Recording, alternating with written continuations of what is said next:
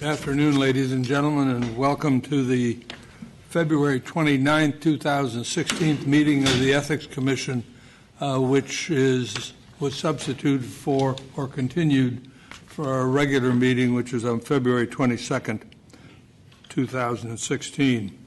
I'll first call the roll. Commissioner Andrews. Here. Commissioner Hand. Here. Commissioner Herr. Here. Commissioner Keene. Here. All commissioners are accounted for. Turning to item 2, public comment on matters appearing and not appearing on the agenda. Do I have any members of the public who wish to comment at this time? Yes, good evening, Commissioners and Director Pelham. Dr. Derek Kerr. During your January meetings, 4 of you expressed resistance to the Mayor's directive to cut your budget by 3% over 2 years. It's troubling that your funding depends on the good graces of the same City Hall folks that you're supposed to monitor. That inhibits your independence. If you bite too sharply into city corruption, your funds can be choked off because your budget is your leash. There's enough control just by having your appointments made by elected city officials. Compare your funding to that of the Comptroller's City Services Auditor Program. It too was placed on the ballot and approved by the board and the voters, but its funding is a guaranteed 0.2% of the total city budget. That makes it fiscally independent from City Hall. Since you are the city's ethics auditor, why isn't your budget set like the city services auditors? So consider a charter amendment to liberate the Ethics Commission. Ask for an automatic fraction of the city's total budget instead of having to grovel for a City Hall allowance every year. Thank you very much. Thank you. Any other public comment at this point? Hearing none, we'll turn to the third item, which is a presentation and discussion of University of San Francisco Masters of Public Affairs candidates' recommendation to improve the transparency of the San Francisco Ethics Commission. This is a class taught by Alex, but anyway, but he has presented, all the students are here and they're going to make their presentation, and let me say I've looked at the slides that you initially filed, and I'm impressed with the work and looking forward to your presentation, and thank you very much. You may proceed. Good evening, Chairperson Rennie, Director Pelham, Commissioners. My name is Sebastian Kahn, and I'm a graduate student at the University of San Francisco. Today, I'm joined by my colleagues, Bridget Mahoney, Kieran Parmar, Jasmine Conrad, Hanouf Kala, Ben Biscocho, Trevor Martin, Joanne Wang, and Rebecca McDowell.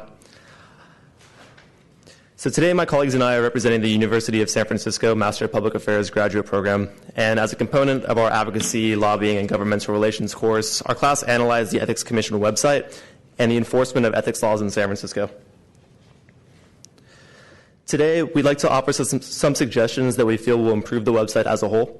We hope you'll consider the following achievable recommendations as they aim to increase standardization, efficiency, and transparency throughout the Ethics Commission site. We'd like to acknowledge that the website section titled Lobbyist Activity has already identified discrepancies that exist within the Mapping Reported Name section. In San Francisco, lobbyists are required to accurately self-report all information required under the lobbyist ordinance. However, names are frequently misspelled within the site. We'd like to express that all lobbyists and firms mentioned in this presentation are not mentioned in any negative light and are being used solely as examples. By using these examples, we hope to illustrate problems in the website that allow for these inconsistencies to exist, and it is of no fault to those that report to the Commission. So under the Mapping Reported Names section of the website, we see a list of typographical errors that have already been corrected by the Commission. In the section titled Reported, as we see, Edmund Egan is spelled incorrectly, Edward Egan, and Ted Egan. However, it's been noted that these 3 names should be displayed as Edmund Egan. This is problematic as it impairs the public's ability to easily find information within the site. Now, we'd like to share with you a video that we put together that's not playing right now. So let's say we wanted to search for Uber under our client name if you go to the reporting inconsistencies on the site. If we type in Uber Technologies Incorporated, the search yields only 3 results. Now, obviously, Uber is a huge company in San Francisco. They're doing a lot of work. Now, the problem with that is that if we go back and type in Uber Technologies without Incorporated at the end, the search yields over 20 results. It's the same organization, but depending on how you enter the name, you'll receive many different results. And this shows that currently, when searching under one spelling, you're not necessarily getting all of the data, even though it's being reported by the lobbyists that are working on these different issues. From this problem, we've identified our first suggestion, and I would like to introduce my colleague Bridget Mahoney, as she'll be going over the next section of the presentation.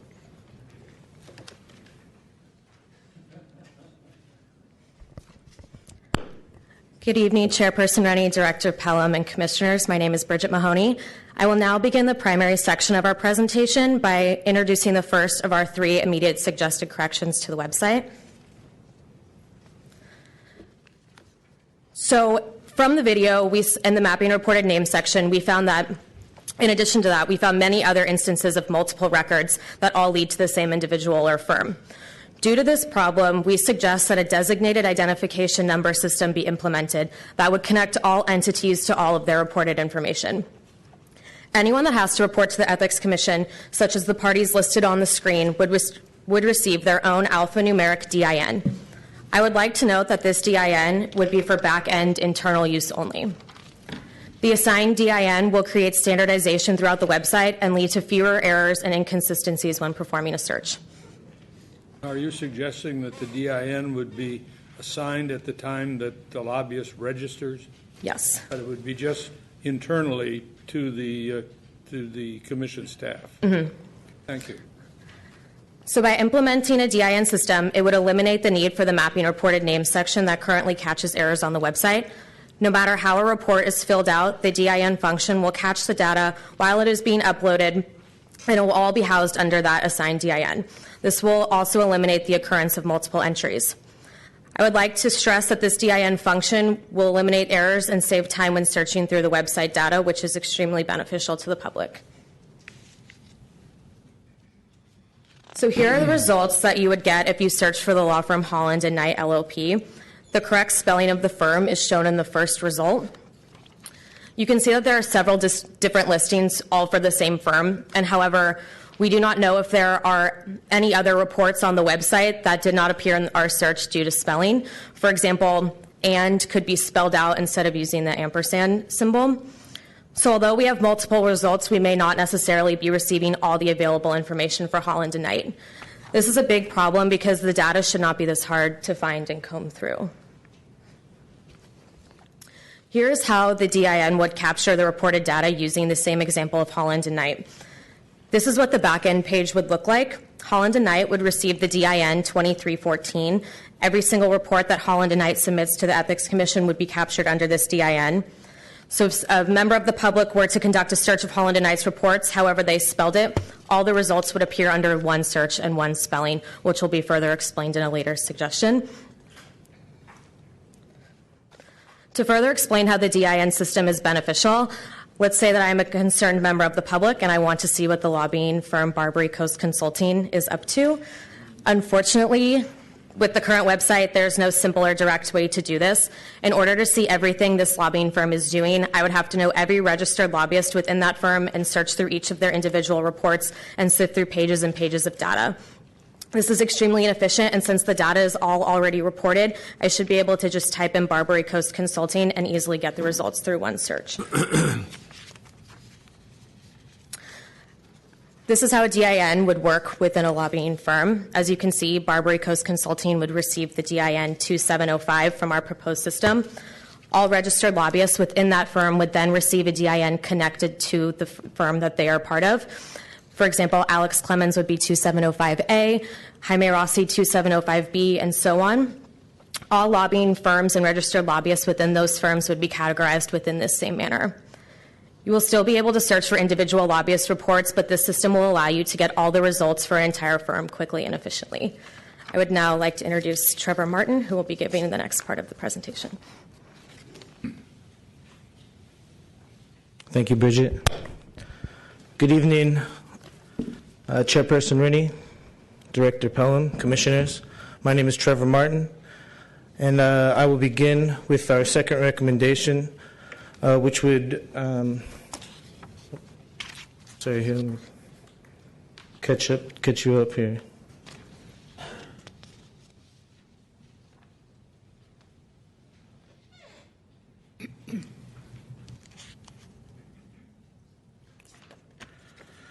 All right, our second recommendation has to do with increasing the efficiency of search options. We suggest that this can be done in two ways. First, by introducing predictive text within search boxes themselves. Secondly, by including sorting functionalities for all the categories. This is the current search page for individual lobbyists on the ethics webpage. Now, this can be daunting for those who are unfamiliar with the site or have only minimal information to begin their search. Even category titles are confusing and inconsistent, as what used to be client is now referred to as payee, and public officials are now referred to as beneficiaries. When users enter incomplete or wrong data, then they end up with incomplete or wrong search results. That is why we suggest that the search menu look like this, with one search box that is enabled with predictive text. With the inclusion of DINs, predictive text would make the search process easier for the user to find all of the available information about all of the entities on the website. The benefits of a sorting function can be shown by looking at the lobbyist subject area page, which my colleagues and I think is a great way to find which policies are being influenced by which entities. However, trying to find that information on the web page can consume mass amounts of time. For example, if we look into transportation, we see that all of these entities are in some way involving themselves in transportation policy. However, the only way to filter through this information is by date, as you see on the left. If, say, you wanted to see what a specific legislation a particular official is being lobbied on, you would have to sift through all of this information by date and pull out those instances. Or, say, we would look to see what policy the San Francisco Chamber of Commerce is lobbying on. Or, again, what a particular lobbyist is lobbying on. You would have to go through the entire list searching for that entity's involvement. With a sorting function, as we show in the above categories, we could use the list for the information to be in alphabetical order and bunch these entities together, that way enabling the user to extract large amounts of data with relative ease. Finally, our third recommendation, which would be implemented with existing data if you so choose, is to create hyperlinks for all quantifiable or categorical information. Each category listed on an entity's profile, which would include all entities, whether they be clients, lobbyists, firms, or public officials, should be hyperlinked to make data easier to locate and view. We will use the profile of Barbary Coast Consulting as an example. All of this reported information should be hyperlinked. Reported contacts, payments promised, activity expenses, political contributions. As it stands, users have to perform multiple searches and sift through multiple reports to find desired data. For example, we see that they have 40 reported, Barbary Coast has 40 reported contacts here, but we don't know who made these contacts or who those contacts are to or how many individual contacts were made, without going through each lobbyist within the firm and combing through their quarterly reports. Here again, we see that there are nearly $20,000 in payments promised. But to who? How much are those individual payments? And who made these promises of payment? To find out again, we would have to comb through multiple quarterly reports.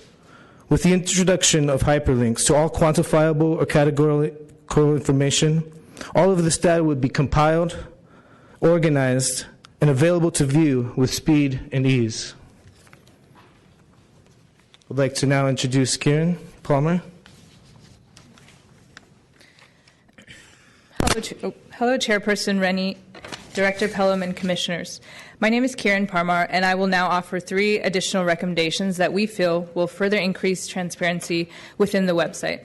However, these recommendations will require minimal data to be reported and gathered by all entities. The next 3 recommendations will greatly enhance the public's right to know and will further show that the City of San Francisco is a leader in ethical reporting. We recommend that lobbyists who make donations exceeding $500 to nonprofit organizations voluntarily report these donations quarterly.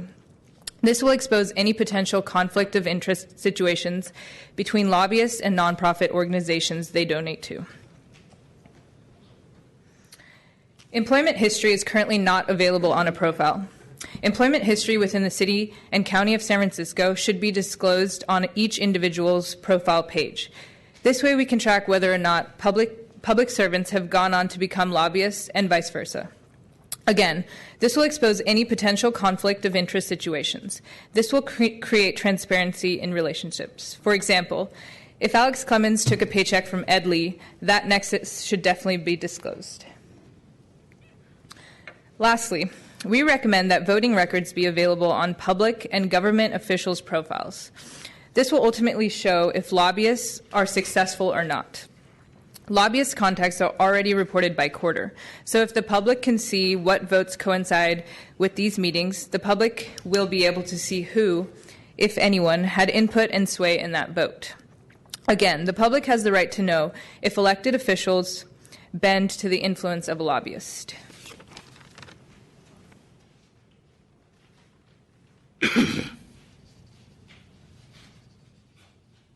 Good evening, Commissioners, Chairperson Remy, and Director Pelham. My name is Jasmine Conrad, and I will end with a brief recap of our recommendations and end for questions. As we have stated, our first set of recommendations will not require additional data and aim to increase efficiency and standardization of the data that's now available. Those 3 recommendations are use of one internal DIN, search boxes with filter options and sorting functions, and hyperlinks for every category. Our second set of recommendations do require additional data and maintenance, but aim to increase transparency. Those recommendations are disclosure of nonprofit contributions by lobbyists exceeding $500, disclosure of employment history, and combining voting outcome data with lobbyist activity to illuminate potential instances of influence. The inspiration and intention behind our project and our findings is a combined appreciation for the mission of the Ethics Commission as well as that of the University of San Francisco. We hope these recommendations aim to increase transparency, efficiency, and standardization of information available on the Ethics Commission website. On behalf of the 13 students of the Advocacy, Lobbying, and Governmental Relations class at the University of San Francisco, we thank you for your time and are happy to answer any questions. Thank you. Thank you very much. It was a very, very informative presentation, and I think some excellent suggestions that the staff will have to deal with and implement. But I want, on behalf of the Commission, I want to thank your class for the thought and work that you've put into this, and also the enthusiasm that you show for what I think all of us feel is one of the most important things, and that is increasing transparency and ability of the public to quickly get information and not have to sort through all sorts of records. Do any of the commissioners have any questions or comments? First of all, congratulations. Very impressive. I'm wondering if you're all planning to be lobbyists or you're going to be government officials or ethics commission members. What I think is particularly important and impressive with your recommendations is that the simplification, the ease with which anyone could find this information is extremely important. I know for myself, I'm not a policy wonk. I'm not a legislative wonk, and to try and find this kind of information to me is difficult and arcane, and I think most members of the public would feel the same. So to know that there could be ease of access removes the intimidation factor in wanting to find out this information. Now, of course, I would like to hear from the public and, of course, from our executive director in terms of how difficult or how easy it will be to implement this. I'd like to think that it won't be a big problem, but I look forward to hearing those comments. But thank you. I think it's terrific and, as I said before, very impressive. I share the views of my fellow commissioners. Thank you for your efforts, and know that they're going to be useful to the public here in San Francisco. And I know it took a lot of work, but we're going to look very closely at these. I did have a question. I don't know who is best suited to answer it, but what, if any, involvement did you have with Stephen Massey and with the staff as you prepared this presentation and looked into our system? Ms. Conrad, are you the designated spokesperson for these questions? Apparently. We became familiar with the website just through our own, I guess, we did it on our own, and I think Alex Clemens was really great at, suggesting things that we might want to look into, but other than the class in the fall, that was kind of our first instance, or at least mine, going through the Ethics Commission website and looking at ways that you could look through data sets and figure out things, but it just, it was confusing and there's a lot of things to download, but that was the extent of our involvement with the Ethics Commission website. So the class, I'm not sure if the class is over, if it's continuing. Oh, yeah, no, it was last fall. Okay. So this was the first chance we all had to get together and present to the commission was today. Can I request that if Mr. Massey or the staff wants to get in touch with you all to discuss your implementations, whether you'd be willing and available to continue to work with us on it? Oh, yeah, absolutely, yeah. Okay, right. And you're authorized to commit for all these people? It's too late now, but yeah. No, yeah, it's on the handout. The email for our program director, Angela Fleekop, is on there, but we would be happy to answer any further questions and provide any further recommendations. Great, thank you. Any other commissioner?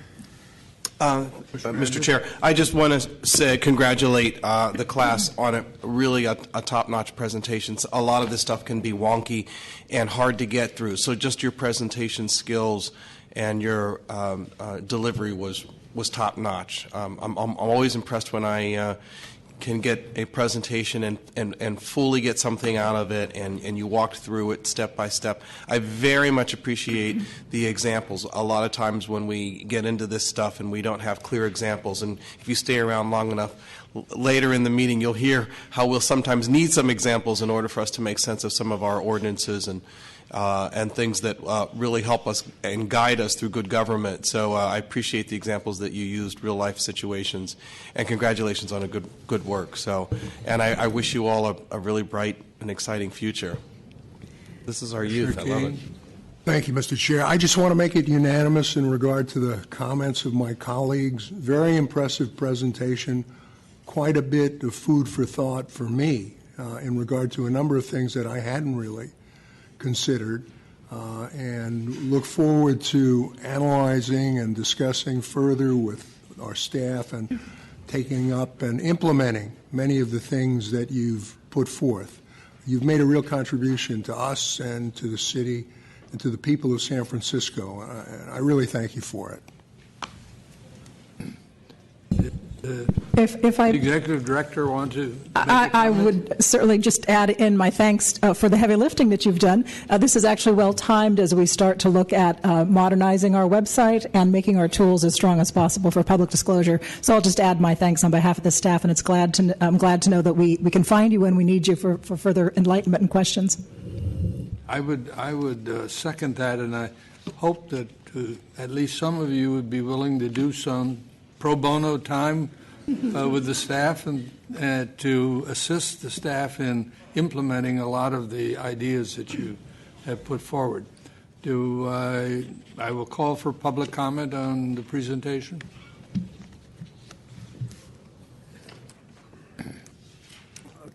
Chair Rennie, members of the Commission, Larry Bush from Friends of Ethics. It's very exciting for us to see new people being heavily involved in these issues. They're critical.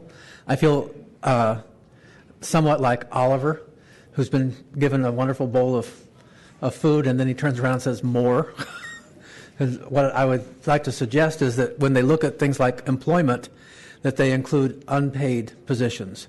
Because people who are lobbyists are sometimes put on a task force.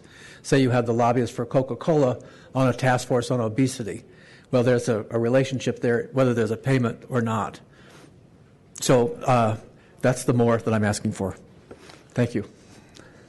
Thank you. Good evening, Commissioners. Mark Solomon here, and I am a legislative wonk, a policy wonk, and my day job is software engineering. And computers are hard. They really are. So the ability to actually take a DIN, which would be awesome, is really difficult to actually implement because you want to give filers the ability to enter their data unprompted, right? You don't want to go ahead and suggest them what the right answer is and be sure they get it right. And then how do you actually do the normalization of the data so the various data sets line up? It's a very tough computer science problem that doesn't lend itself to an easy solution. When the city took filing and outsourced it to NetFile, that really kind of let the Commission lose some control over how its software evolved. So you've got this independent contractor relationship instead of DDoS doing it. So it's a trade-off between competence and flexibility. That's something that you might want to revisit. And also, it might make sense to get some sort of an independent technical advisory body to come to the Commission and talk from a disinterested perspective on how to make these systems work, because you don't have the expertise in-house anymore with the DDoS people. And it's basically you're relying on a contractor to get the answers right. So folks like this could be really good for that, and a wide range of other folks that have the technical knowledge to really get the brass ring of saying, if you do lobbying or if you do contributions, then how does that play out on the votes? And really tying that together from soup to nuts is what this Commission's mission writ large should be. And it's not an easy problem, but it's a really cool problem to tackle. Thank you. Thank you.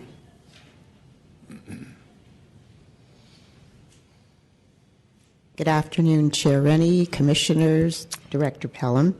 I would just like, first of all, to echo everything that all of you have said to the students. Kudos to all of you for a tremendous presentation. I noticed in the area of their presentation 3 additional recommendations. On page 21, they speak about employment history. I really have more of a question. San Francisco voters made it clear they demand transparency, which is why Prop C passed with such an overwhelming percentage. Nonprofits are the biggest opponents fighting against Prop C disclosure regulations, especially those related to staff time reporting. Commissioner Brett Andrews' entire work history is in the realm of nonprofit organizations, and currently Commissioner Andrews is executive director of the nonprofit group Positive Resource Center. But more to the point, he also serves on the Human Services Network Steering Committee. Doesn't this present a conflict of interest issue? Might it be in the best interests of ethical standards that Commissioner Andrews recuse himself while this commission establishes regulations for Prop C? I would also like to remind all of you, gaining the public trust is a very worthy goal for this commission. I would like to believe this agency, staffed with a new executive director, will work in the best interests of voters who not only demand but deserve transparency. Thank you. Thank you.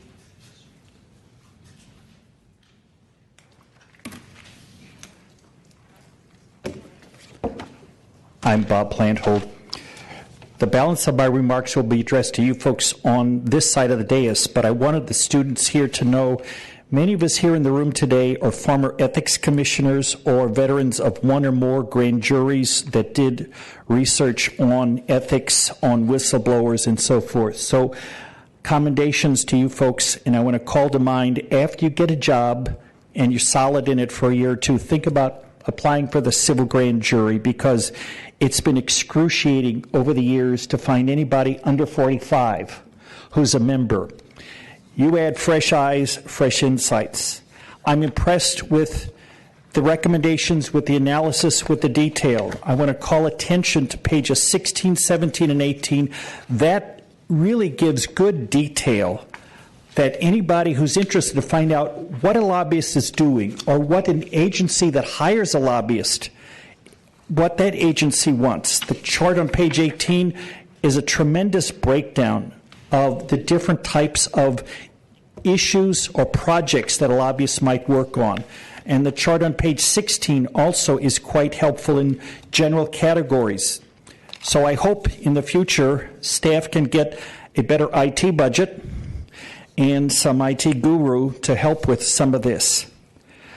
I wanted to go beyond this and then talk of the one recommendation that needs follow-up about a $500 donation by a lobbyist to a nonprofit. I think that's worth pursuing, whether in the context of C or subsequent, because it could be that a board member or a executive staff member of a nonprofit serves on a commission that has power and authority, maybe planning, maybe MTA board, maybe public health. And to know that certain agencies got money from a developer or from Coca-Cola or from Google can help understand what's the background subliminal motivation, because again, money talks, and nonprofits are often not rich, and so they will be more responsive, as politicians may be, to money. I want to support something that Dr. Kerr said, in that you have to go to the mayor to get your budget approved. The second significant comment at the bottom of their summary sheet, promoting a common good that transcends the interests of particular individuals or groups. Here again, you have to try to do that, because for right now, you don't know what the mayor will decide. You also don't know what any one of the 5 members of the Supervisor's Budget and Finance Committee decide. There's any number of people outside you that could thwart or hinder the performance, the effectiveness of this body by cutting your budget. So I urge you to look at that for a future ballot measure. Thank you. Good evening. David Pilpel speaking as an individual. I wanted to start out by disagreeing in part with Mark Solomon's comments. I think the Commission now has actually better control over its lobbyist disclosure information by going with NetFile rather than DTIS, because over time DTIS proved to be less responsive and more costly and more of a delay. And so the choice was made to contract with NetFile, and I think that's worked well. I support the recommendations from the students. I would ask you in particular to ask your executive director to come back next month with a report after talking to Stephen Massey about how much the 3 changes can be implemented, or how soon, on the website without legislative changes, and to come back to you with amendments to the lobbyist ordinance to consider the other 3 recommendations that would require legislative changes. I think we should see this happen sooner rather than later, because otherwise this could get buried or take months. And just finally, if I have a question about what Alex Clemens or Barbary Coast are doing, I just call up Alex, and he's very forthcoming about it. But everyone should have access to that information on the website, and I think the additional search tools and other suggestions that the students made are very well taken. So thank you very much. Any other public comment? All right.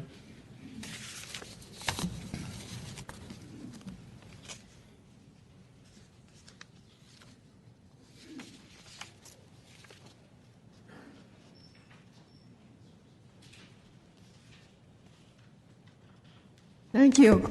I'm here without giving a name because we need a whistleblower protection in what I'm saying, and I am disappointed that the whistleblower doesn't include people who are outside the official and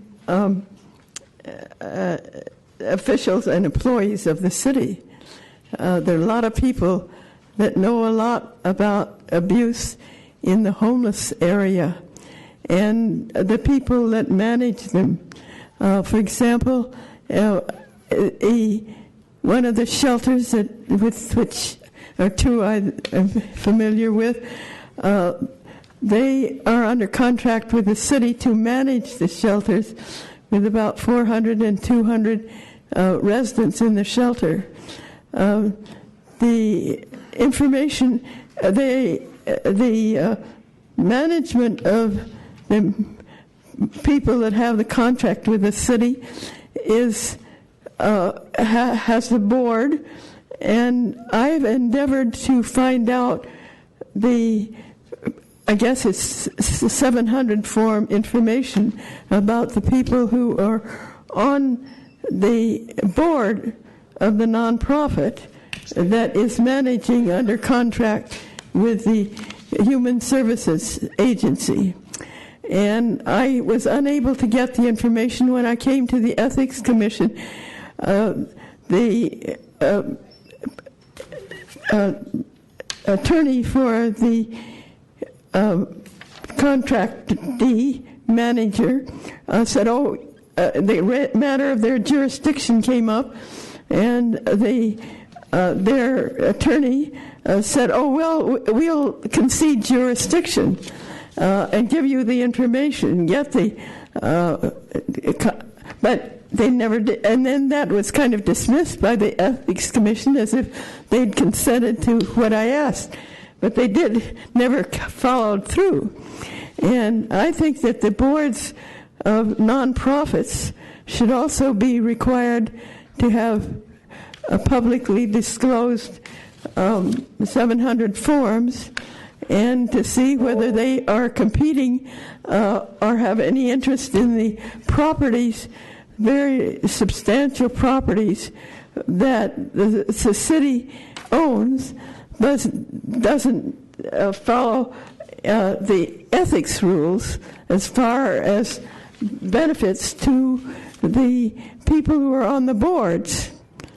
And I would like to see the people on the boards included in what is described as the information that is required, and also that the people who are supposed to be beneficiaries of these big contract things that involve thousands of people is looked into in an ethical sense, and not as subordinates to be punished for their being homeless. One of the things, I have something else that is maybe beyond the presentation here, but I would like to be able to bring that up too. I will give you one more minute, but you have exceeded the time that is allotted to each speaker on a public comment. But go ahead. I see. It was a comment on something else. I came at this matter of dysfunction in the homeless area by looking up that topic among different reports of the grand jury. And I got to one in 2002, Homelessness in San Francisco, which I started researching, and I found that there was no response, the kind of described in the penal code, from the people who were responsible. And that when it went to the Board of Supervisors, it was suppressed in a subcommittee without a Brown Act notice or even any kind of notice, and kept from going to the full board by a 3-member subcommittee, which the public couldn't find out what was going on, and reputed by somebody who said they were there, maybe in a clerical capacity, said that they decided it was not in the public interest for it to go to the full board. And I would like to see things checked up like this, and that we have a response to the Homelessness in San Francisco grand jury report of 2001 to 2002. It has some very pertinent ideas for what we have missed for all the time from then till now. Thank you very much. You're welcome. Thank you for the extra.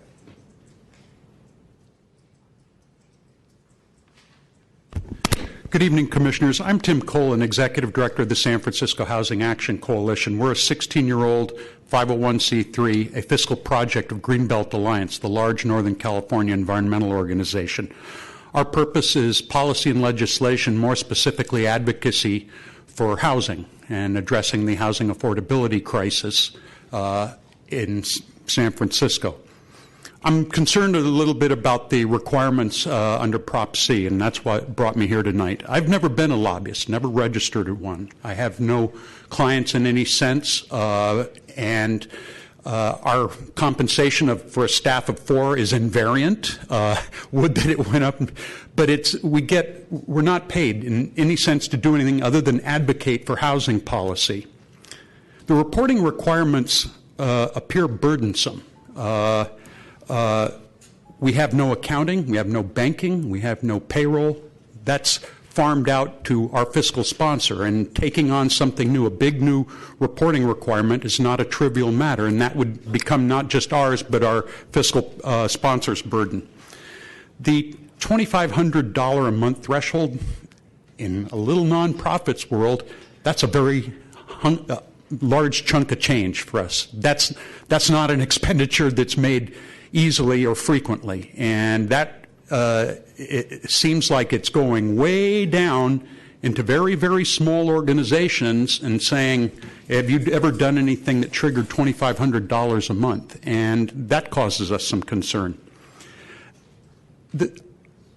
My purpose in coming is to say that we fully understand and support the need for transparency in our public process, and an erosion of that confidence is bad for the city and in enacting policies that we need specifically in our area for the housing affordability crisis. But we do think that there are probably going to be a lot of nonprofit organizations that are going to fall into this saying, wow, we didn't realize you're going way, way, way down into very small groups that aren't actually lobbyists in any sense, and getting them into a very cumbersome reporting requirement. It's cumbersome not in the sense of we object to transparency, but for a small organization without the resources to do it, it's taking on a considerable new function. So I'd urge you to look at the report staff did. There's a lot of folks that came to one of the meetings and expressed their concerns as well, and I'd urge you to take them to heart.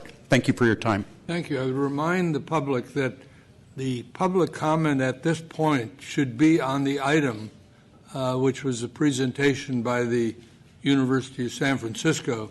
There will be more than ample opportunity to comment as we go through the Prop C proposed regulations. If there's no other public comment, I will again want to thank the students, and because his cover is blown, to Professor Alex Clement for shepherding this project and galvanizing the students to take it on. So with that, thank you very much. All right, we'll turn now to item number 4, which is a discussion and possible action on revised draft regulations for implementation of Proposition C. And unless any commissioner would like to have us do it differently, I would propose that we take the regulation, one regulation, have discussion of the commissioners, have discussion from the public, and either reach a conclusion, yes, that is a regulation, or however we may amend it in the process, but then call for a vote as we each one separately, so that I would ask the members of the public, when you are doing your comment, keep it specific to the draft regulation that's being under consideration. You'll get plenty of opportunity as we go through it to deal with each one that you may have some objection to or may have some concerns. And I would like to say that, and I appreciate it, that there has been a lot of written communication between the public and the commission staff on the draft regulations that were first circulated and the revised draft, which I believe the public had some 2 weeks ago, close to that, or 10 days, and we've gotten responses back. And so with that, I will ask the Executive Director to turn to the proposed report and start with the first regulation, and we'll go down the list. Okay, thank you. Mr. Chair. Yes. I wanted to address the Commission and the public as well, and about what concern has been raised around some potential of conflict of interest as we discuss these regulations. I do want to say a few points. I had an opportunity to go back and look at my comments that I made in June 29th, I believe it was, of last year when we started to discuss Prop C. What I can say now is what I said then. My concerns are the same. My concerns were the same as I had an independent vote in the affirmative to place Prop C for better transparency on the ballot. So in principle, I fully support Prop C. I am concerned about how it does impact nonprofits. I will remind the Commission and the public, I am an executive director of a nonprofit named Positive Resource Center. We do provide direct service. We don't do advocacy. We don't do public policy. We don't do lobbying. We provide employment services and benefits counseling to people disabled by HIV and AIDS and mental health disabilities. I'm a member of many member associations, Human Services Network, the HIV/AIDS Provider Network, the nonprofit of Workforce Coalition, the National Working Positives Coalition. So I feel when I'm speaking about what is happening in the nonprofit community and how potentially they could be impacted, it is because of my 24 years of being an executive director, my last 13 here in San Francisco with Positive Resource Center. But I want to be very clear here.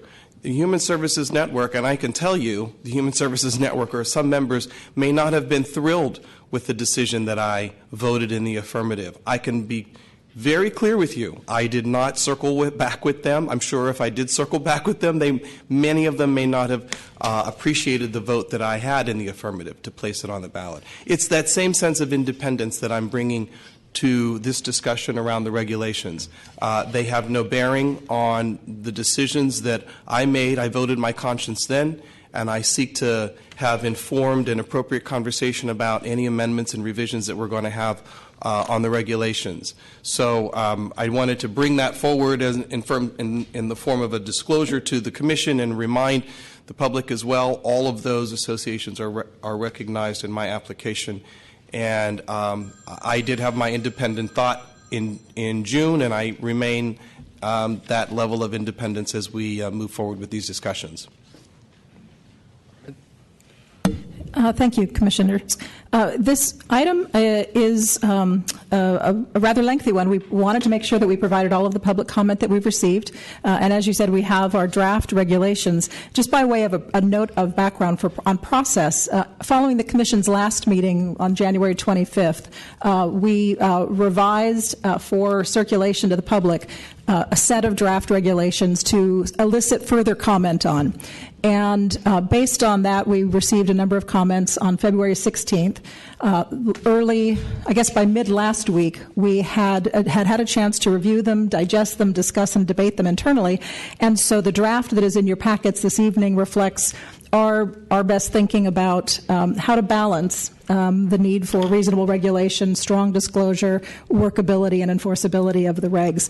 There are clearly, from the comments, still discussions to be had here in the room, and so I hope you, I'm sure you'll do that very rigorously. Our intent was to provide some language that provides a starting point for that conversation and hopefully gets us a little bit closer to the sense of the Commission about where you see these implementation regulations playing out.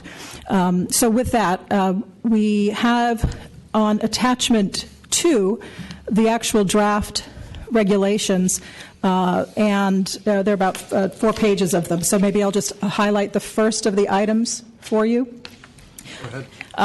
The first is a question regarding a section in the ordinance that defines activities that count towards the qualification as an expenditure lobbyist, and then the level of those activities that trigger the requirement to register and file monthly reports. We had some public comment and questions early on following our interested persons meetings in December and January about what counts, how and when those activities are to be counted. Under the first regulation, proposed regulation, excuse me one moment, 2.105-5A, we try to address when a payment is considered quote-unquote made for purposes of qualifying for registration. And so this regulation proposes that a person makes a payment at the time the expense is incurred for the activity to solicit, request, or urge others to communicate directly with a city official in an attempt to influence legislative or administrative action. Any discussion, Commissioners? Commissioner Herr? Thank you, Chair Rennie, and thank you to the staff and to the public for all their hard work on these regulations.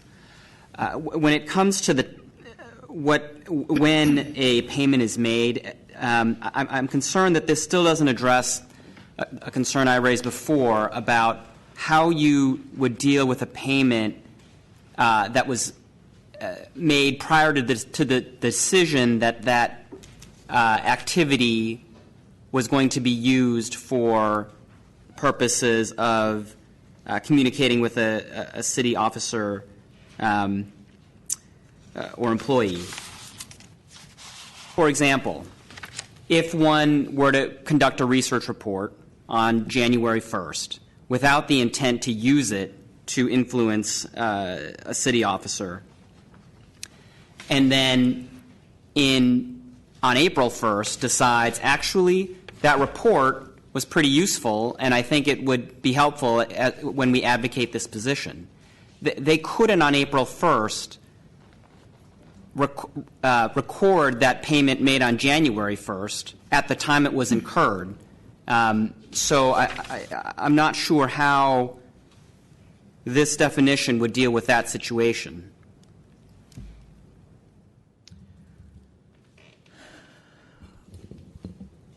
I think that's a fair question. One of the things we tried to clarify in the memo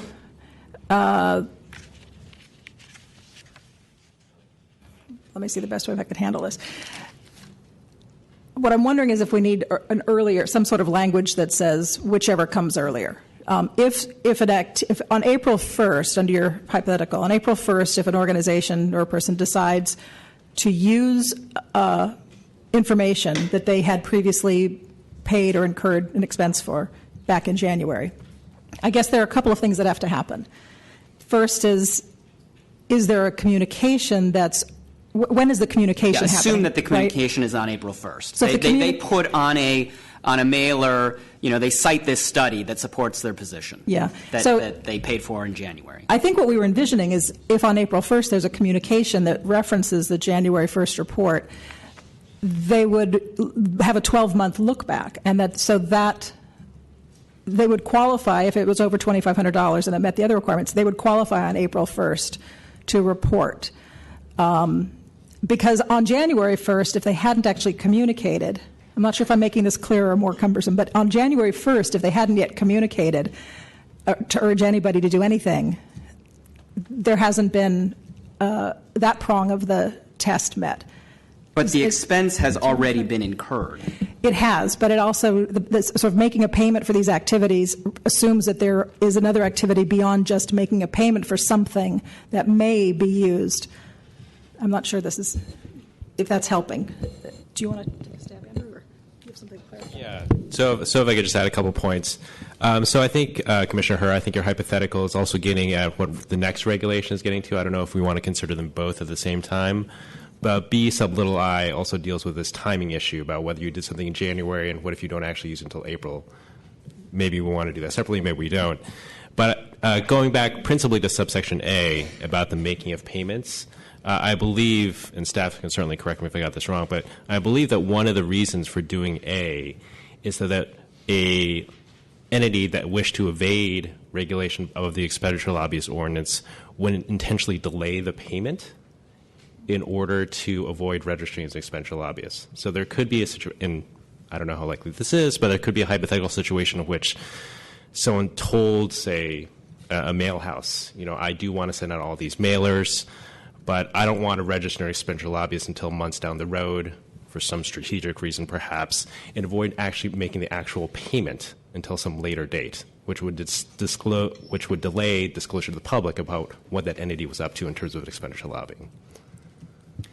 Okay, So the example for that was provided, this $10,000 mailer that's never used. I understand that, but what's confusing is if the time between when the mailer is ordered and paid for is different than the time when it's going to be used by some substantial margin.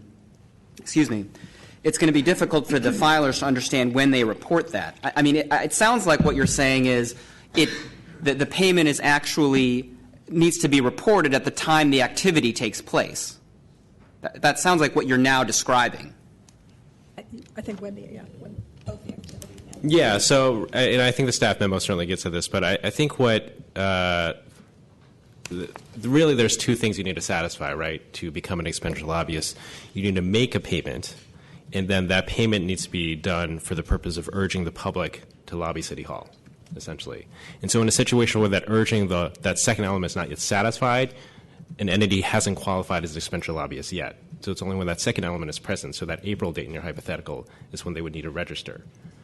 Now, on that registration report, they may need to disclose that they already made a payment in January, but they wouldn't, in fact, be an expenditure lobbyist until that later date.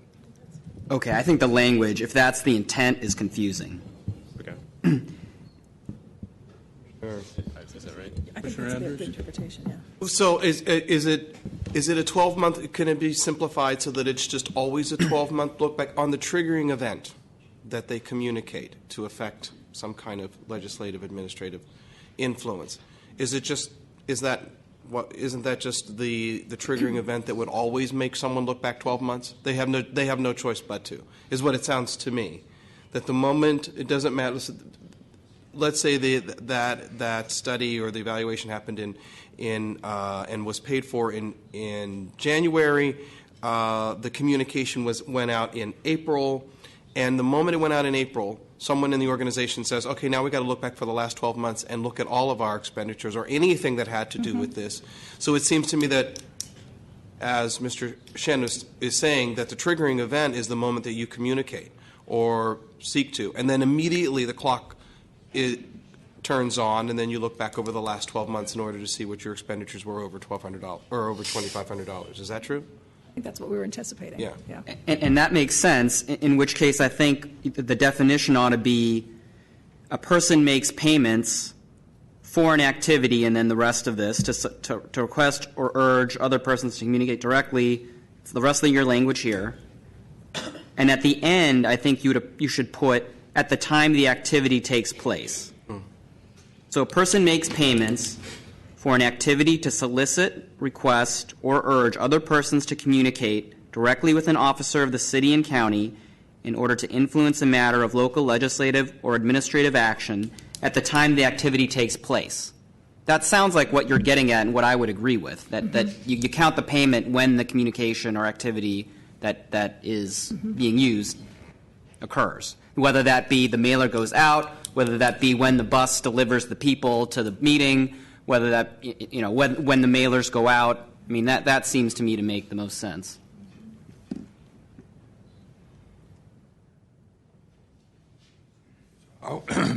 How would you word it? I'm not sure that this is the best wording, but one possibility is a person makes payments, and then I would cut out this phrase, at the time that expense is incurred, leave the rest, and at the end say, at the time the activity takes place. So basically, a person makes payments at the time the activity takes place.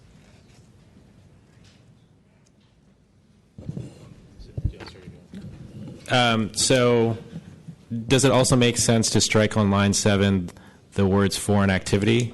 So it would just read, a person makes payments to solicit? And then at the very end, add your additional language at the time an activity takes place?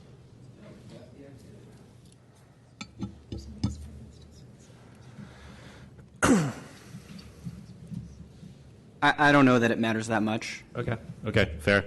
And I was wondering whether you want to say that it's no later than the time the activity takes place. Well, I think we need some clarity on when that research project needs to be reported. And if you say no later, I do worry that they don't know whether they ought to pay for it, when they ought to pay for it. Not necessarily, let me think, no later. Meaning that, what would be an example where that distinction would make a difference? There could be examples in which, someone is making a payment,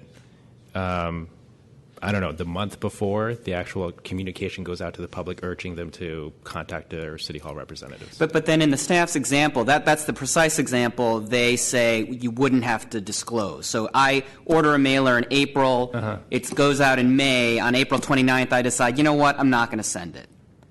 According to the staff, that doesn't count.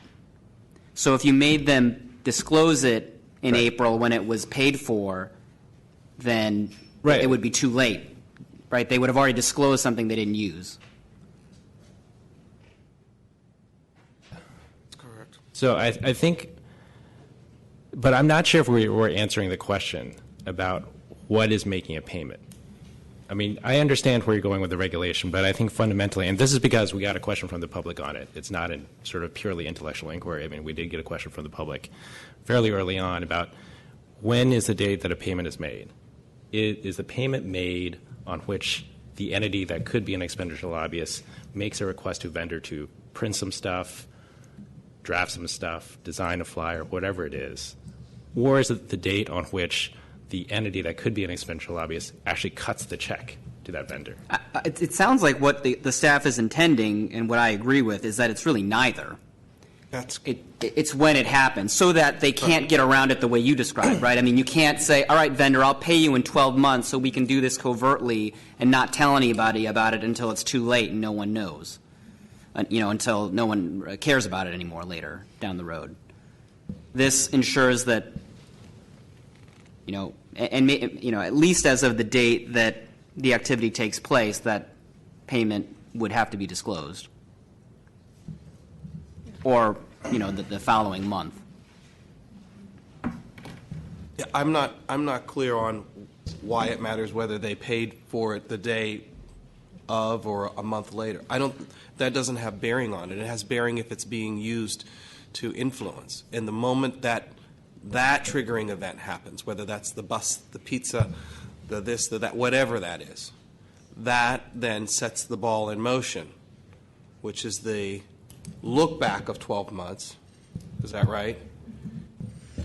And even in this situation where somebody decided that they were going to kind of, feels like a bit of a sleight of hand and say, we'll produce the paper. I will produce the paper in February. We'll publish the paper and we'll disseminate the paper in March or April, but then I'll pay for it in August or September. What happens then? I think under the current, under what's intended, I think you would report it at the time the event happened, not later when it was paid for. I think that's essentially where we kind of started from. We didn't complete the thought, apparently, but starting so that we have when the expense was incurred. There was an expense incurred when they made the stuff that was ultimately used to communicate. So if you incur the expenditure but you never actually send it out, you haven't done an expenditure, you haven't taken an activity that qualifies. But we want to make sure that if under your hypothetical, that money does get reported even if they haven't made the payment yet. I see. Yep, get it, sir. So just one additional point. So the import of when a payment is made is actually kind of important for two reasons. The first is in terms of when you qualify as an expenditure lobbyist, right? When you need to file it, when you need to register or file your first report with the Ethics Commission. And secondly, once you do qualify as an expenditure lobbyist, you have to do these monthly disclosures, of course. And on those monthly disclosures, as an ordinance currently requires, you need to report the date that payments are made. Now, if we're taking a universal definition that the payment is made when the activity takes place, the expenditure lobbying activity takes place, then we're actually not really adding any information, at least for the purpose of the monthly disclosures. I think your point is well taken in terms of when you qualify, but then we just sort of have this sort of an odd way to interpret that in terms of the monthly reports that an expenditure lobbyist would actually need to complete. Sure. Well, I'm wondering if with the language that Commissioner Herr suggested, there maybe needs to be a subsection 1 and a subsection 2, or at least a subsection 1, for purposes of monthly reporting. A person makes a payment at the time the activity to solicit is incurred or paid, whichever comes first. Does that kind of approach clarify for purposes of quarterly or monthly reporting what making a payment, what payment would have to be reported and when? Well, not really, because if you've made a payment and you chose not to use it, I think this would be for reporting once you've already qualified. So arguably, if you've qualified but you never used that item that you incurred a payment for, then that's probably not an activity that is an expenditure lobbyist activity, period. Right, but even at the time you just need to report, you could incur an expense that ended up not qualifying as something you'd have to report. Right. So I mean, actually, maybe we go back to what Mr. Shen suggested and say no later than. If you know it's going to be used for lobbying and you want to report it on January 1st, I guess there's nothing that prevents you from doing so, and perhaps that's beneficial. But I do think tying it to the date that the activity takes place provides protection for the public, because soon after the event that we're going to get disclosure of the activity. And it also provides convenience for the filer, because they know exactly what date the items have to be reported by. I just want to say that after we've talked this through, we have to somehow make it very clear for everyone who has to do this filing. Just this alone, a little bit just gives me a portal into the layperson who is trying to do well, the lay organization, whomever it happens to be. So I guess I'm maybe a lone wolf here. I think you're over-complexing a simple issue. Is that when some entity or individual decides that it's going to go and make a communication, and the cost involved in making the communication is above $2,500, they've got to report. Now, whether they incurred the $2,500, I don't even know why we have a 12-month. They incurred it 2 years ago, but they used what they paid for 2 years ago to try and influence the public on a given issue. It should be reported. When? When they initiate the communication. Okay, well, that's what we're talking about, though. Right now, I don't think, if I read this, I think it's 2 years ago when I paid for the study. I mean, if I were when I read it for the first time, that's what it screams out to me. At the time incurred for an activity.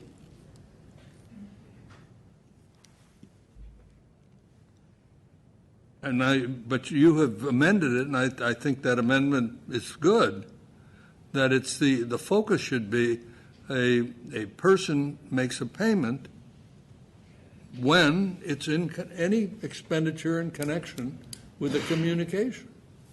Okay. Or am I oversimplifying? Nope.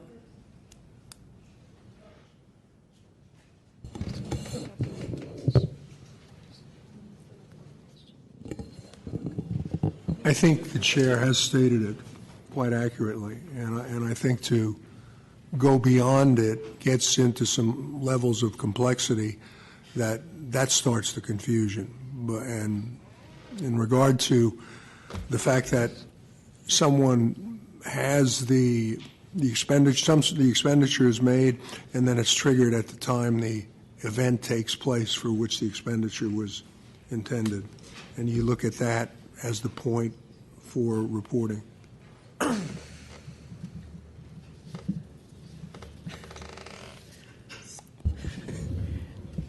So do we have a recap of the language that was just most recently being discussed? Sure. So a person makes payments, and then if you're looking at the proposed language of the staff, I would delete at the time an expense is incurred. So a person makes payments for an activity. All the rest of the language is the same.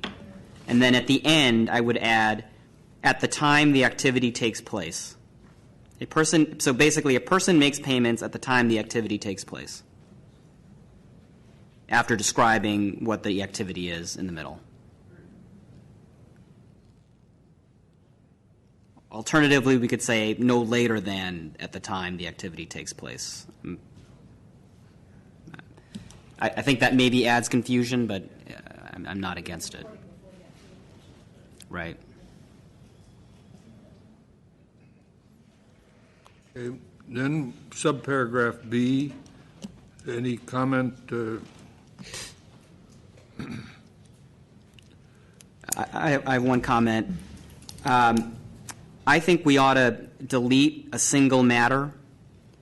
That my view on that is related to my view on D, which is I agree that we shouldn't be requiring payments made to employees to be included.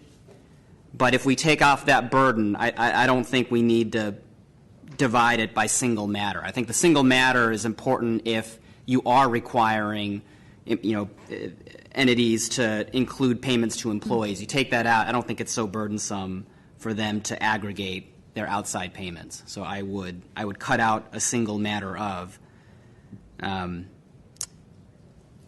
in B.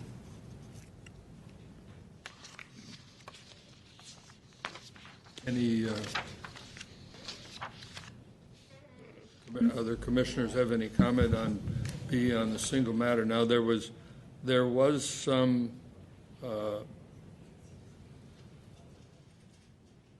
public opposition to limiting it to a single matter as being a means by which a organization or an individual could sort of play games by parsing what is meant by single matter. And I, to a certain extent, I'm sympathetic with that argument and wondered if there's some other language that would capture the idea that it's an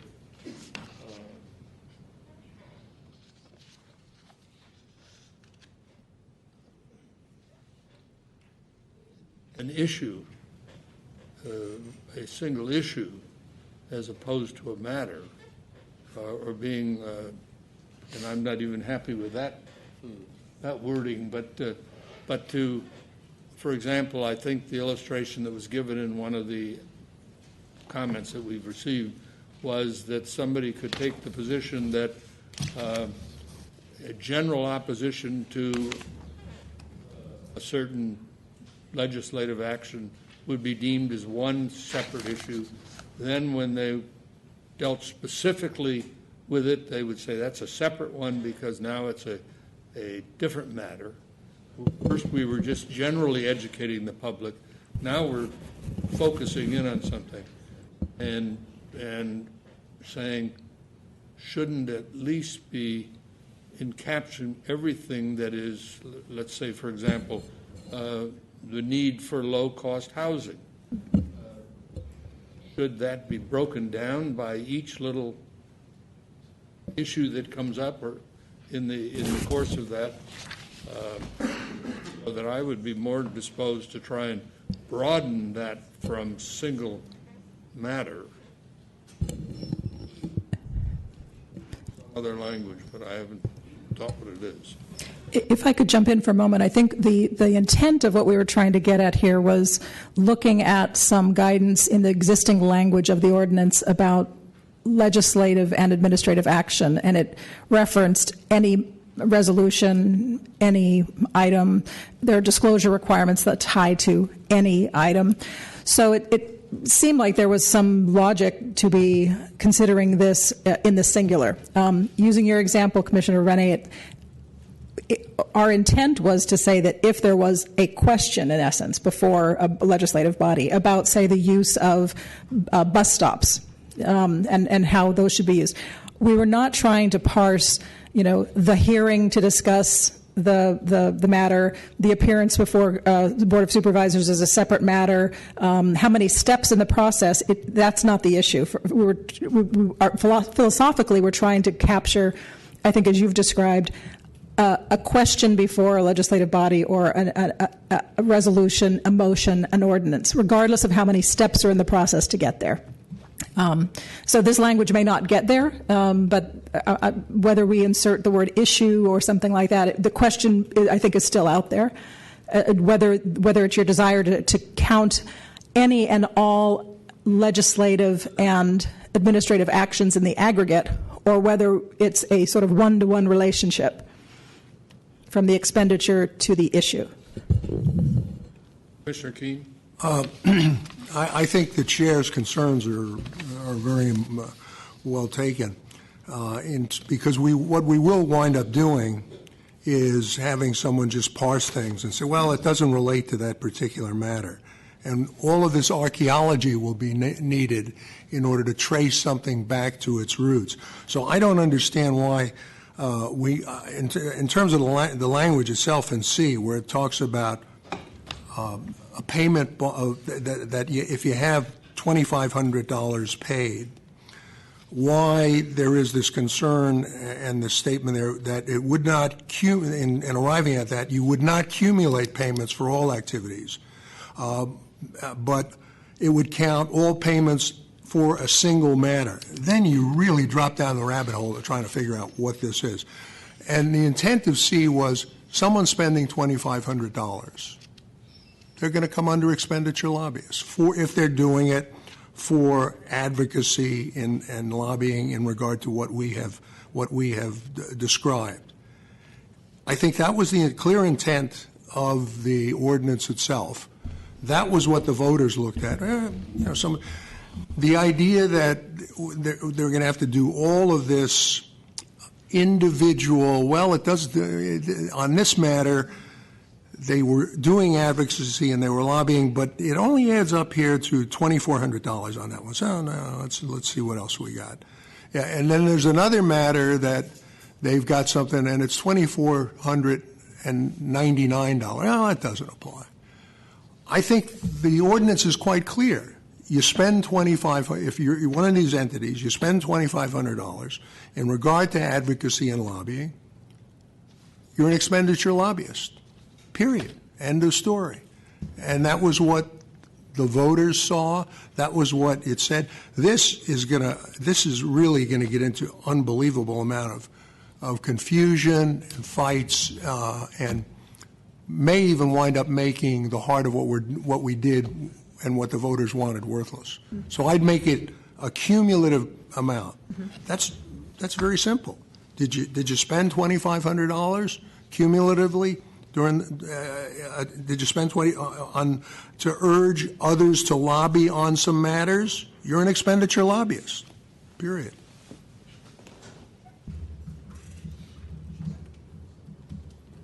You would delete the phrase "a single matter." Just yes, say, I would. To read in order to influence local legislative or administrative action. Exactly. Otherwise, we are creating a set of problems that is.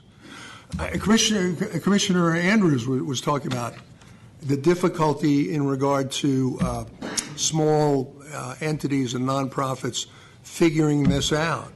Under this, they'd be spending all of their time saying, well, that thing we did back there where we bought a carnation for in order to go to Supervisor Jones's daughter's wedding. Well, does that apply?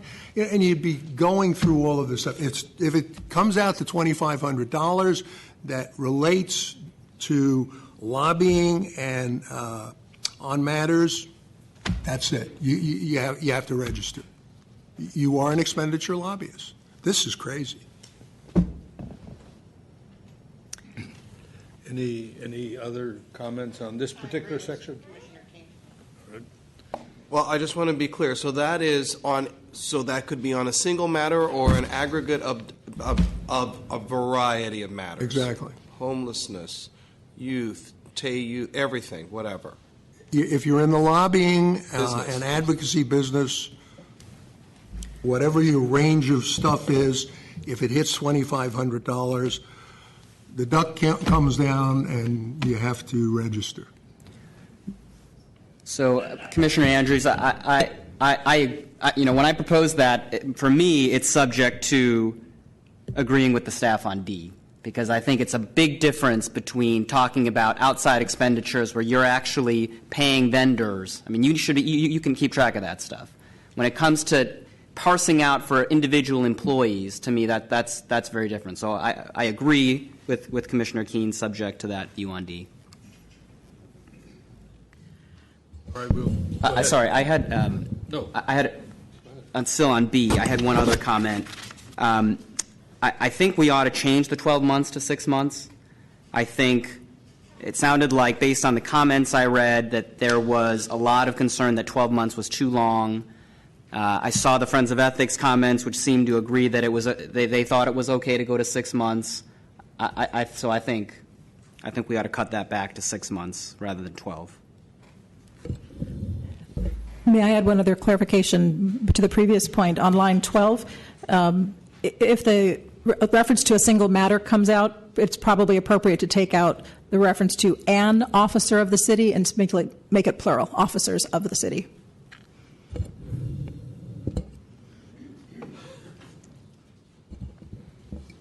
All right. And your suggestion is that we reduce it to 6 months. I guess why, if it's a payment that was made 2 years ago, but it's then being used, why is it not covered? I mean, again, it's an issue of burden for benefit. I think it's pretty unlikely that someone commissions a study on January 1st, 2016 for the purposes of influencing legislation when the actual lobbying is going to be done on December 31st, 2016.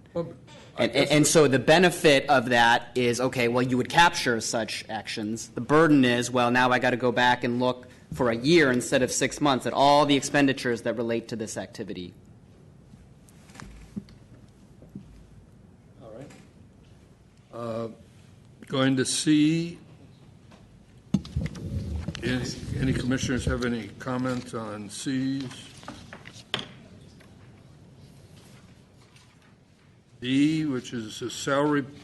Salary is one where the draft has optional language. One would completely eliminate salaries paid by employers to an employee from counting toward the $2,500 threshold. And the other one was put a 50%, if the employee spent more than 50% of his or her time, then his or her salary would be counted. Comment? Okay. Any commissioners comment on that one? Commissioner Herr?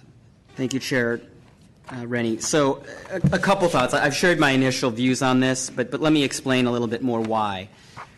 When I read through this ordinance, and when we were putting it together, discussing it, drafting it, I don't think it was clear to the public, and it certainly wasn't clear to me, that this was meant to capture payments to employees of the expenditure lobbyist. It's a little bit different than the language we have for contact lobbyists. And so, this idea that, yes, we want to implement what the voters agreed upon. Well, I'm not sure the voters actually agreed and believed that that was what we were capturing. Secondly, this is a very broad ordinance, and I think that's good. It doesn't just capture legislative action. It doesn't just capture what you have to report on IRS 990. It also captures administrative action. It requires great detail, and it requires it on a monthly basis. And that is a great benefit. And what we were initially interested in when we talked about this was, if there's a Board of Supervisors hearing and you've got 100 people there, and wow, it seems like the public really cares that, Company A is doing the right thing, and so, all these people support what Company A wants. Well, we want to know that actually those people were paid to be there, or they were provided dinner for being there, that a limousine bus picked them up and brought them there. I mean, that's the sort of outside expenditure that we seem to be most interested in at the time. Requiring the employer to look at, especially for nonprofits, to look at what this employee is spending on, how much time for activity A, B, or C, I think is quite onerous. The reporting requirements are onerous, and I don't think we're getting that much bang for the buck from it. I agree it's harder when it comes to some 501c4s, but on balance, I think it would be better to go with what the staff proposed for D. Well, this is not limited to nonprofits. Wouldn't it, if, and maybe Pelham or Mr. Shen can educate me, but if some employee of a major corporation is paid to round up people to go out and come down to meetings, would he be covered? If we excluded all employees' salaries. No, under that scenario, that employee's time doing those kinds of activities would not count towards a threshold or reporting. So the reason that we bracketed some optional additional language was to have this conversation, whether the Commission thought that salaries paid to employees in an organization for activities that urge others to communicate, lobby, whether that should count or whether it should not count. I can see the concerns about nonprofits, but this language, if I read it, unless I'm reading it wrong, means if PG&E wants to have a full-time employee whose only job is to agitate in the community to get people to go down and support positions that PG&E wants, he wouldn't report. They wouldn't have to. They wouldn't be an expenditure lobbyist, and they wouldn't be, and that employee wouldn't be considered a lobbyist, would he? I think that's correct. Oh, he's not a contact lobbyist unless he personally goes down and contacts. But if he's out there, his job is to go out and agitate the public, and he's being paid thousands of dollars as a full-time employee, why should that not have to be reported?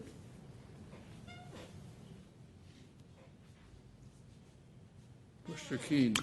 Again, I agree with you, Chair Rennie, and I'd like to point out a couple of other things. One of the things that you mentioned, the basis of the concern in terms of, well, should it be 50% of the employees' payments, 50% of the employees' time spent on stuff they're being paid having to do with advocacy or lobbyists, or should it be exempt altogether?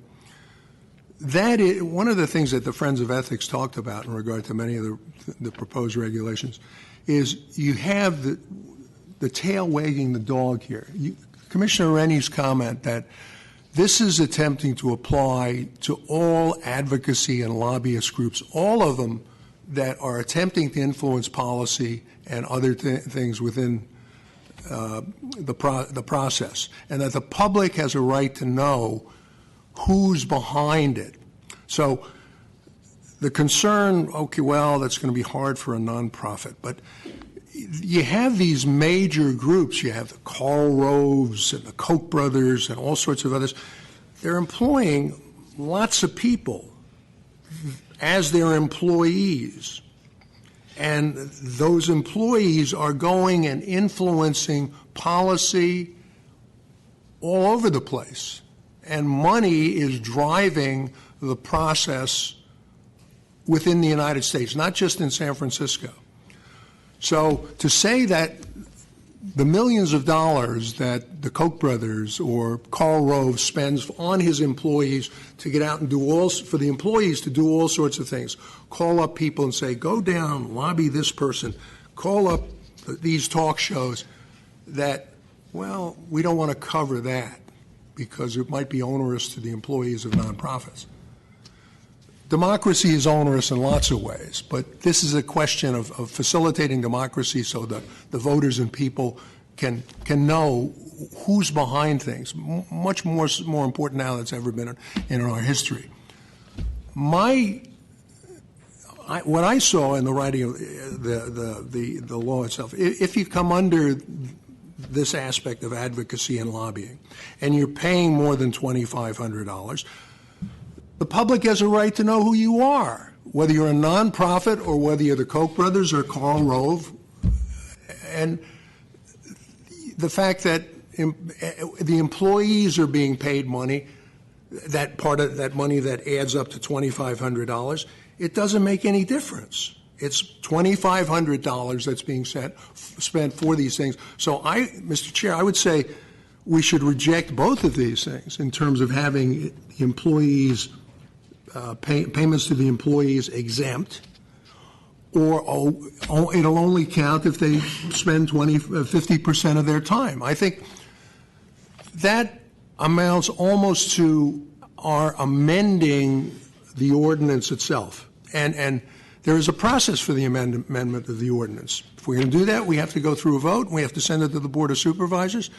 And to amend it and change it in these very drastic ways because, well, we're really helping out some nice organizations, and granted they're nice organizations that we're in favor of because they're doing things for housing or they're doing things for little children or whatever it would be. That's wonderful. But we're losing the grand scheme of what's behind this ordinance.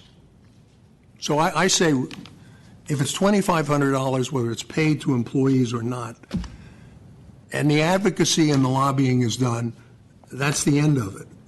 We're creating all sorts of problems with this ordinance. 75% of the voters voted for this ordinance. 75% of the people in San Francisco voted for this ordinance. It was clear what it said. It didn't say anything about, well, what we're going to do is later on we're going to tinker with it, and that $2,500, this isn't going to be part of that $2,500 because employees' salaries, and there might be some small nonprofit, and we like that nonprofit, and it's going to be tough for them to do it. I don't think we have the right to do that. Well, I disagree with Commissioner Keene, but most fundamentally, it's not clear to me that the ordinance anticipates talking about employee salary. And so when we talk about what the voters voted for, I think we disagree on what the voters thought they were voting for. And certainly, it wasn't clear to me when we were putting this together. I don't think that reducing the argument to what the voters wanted is the answer here. I mean, I think we need to look practically at what it means, how it's going to be implemented, and what benefit we get from it.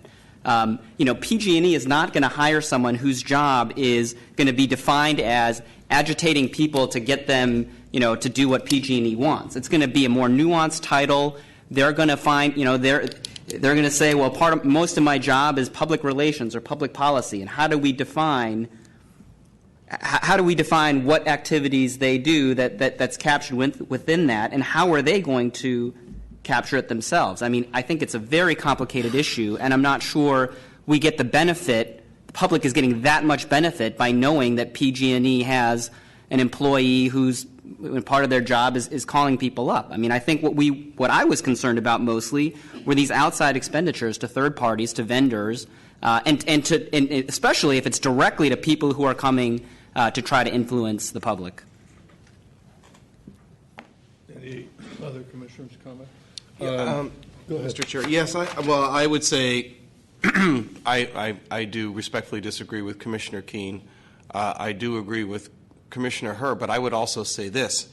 I'm hoping that we're not seeking to just be so expedient that we, out of hand, completely not consider an amendment, in which case some things could be taken care of through some revisions of regulation, and there may be other things that we may need to pick up. So if it turns out that we still want PG&E to register, but it also turns out that in 2 or 3 or 4 or 5 of these that nonprofits do get impacted, then maybe it's worth picking up that conversation and parsing that out, and still and finding those ways in which you can do 2 things: protect the nonprofits and make sure that they don't run afoul consistently and constantly, but at the same time keep it broad enough so that PG&E does have to register these particular people. But I agree with Commissioner Herr. It's way more nuanced. It's the director of community engagement that they will hire that individual and do those things. And will PG&E ever think that they need to register those employees? I don't know how you get at that. I don't know how you, Commissioner Keene? Well, then, force that. If that's the case, Commissioner Andrews, then what we're saying is it's going to depend upon what sort of job title that these companies give. And then we're lost, because the job titles can be made very innocuous, but the actual activities can be advocacy and lobbying. And so if we keep it in terms of the simple language that we put forth to the voters in terms of advocacy and lobbying, we don't have that problem. The other thing in terms of what you said was you were hoping that we as a body would not reject out of hand an amendment. I don't reject out of hand an amendment. I'll listen to any proposed amendment by any of my colleagues. But an amendment means that we go through the amendment process which the charter requires. We have 4 of us vote in favor of it. Then it has to go to the Board of Supervisors and get a supermajority there.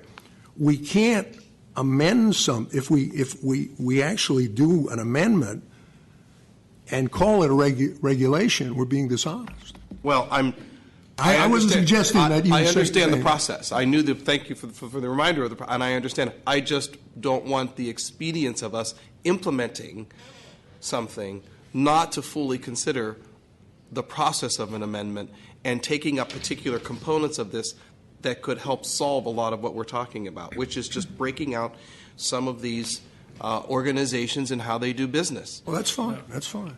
Let me ask,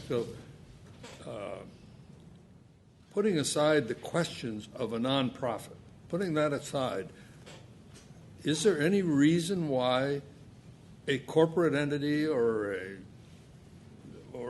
partnership or individual who is spending money to have employees of the entity agitate to affect legislation? Is there any reason why they shouldn't have to report? Is it complicated? I think it is complicated, but when we start with your first question, I'm much less opposed to having them break it out if you take out the 501c3s from that requirement.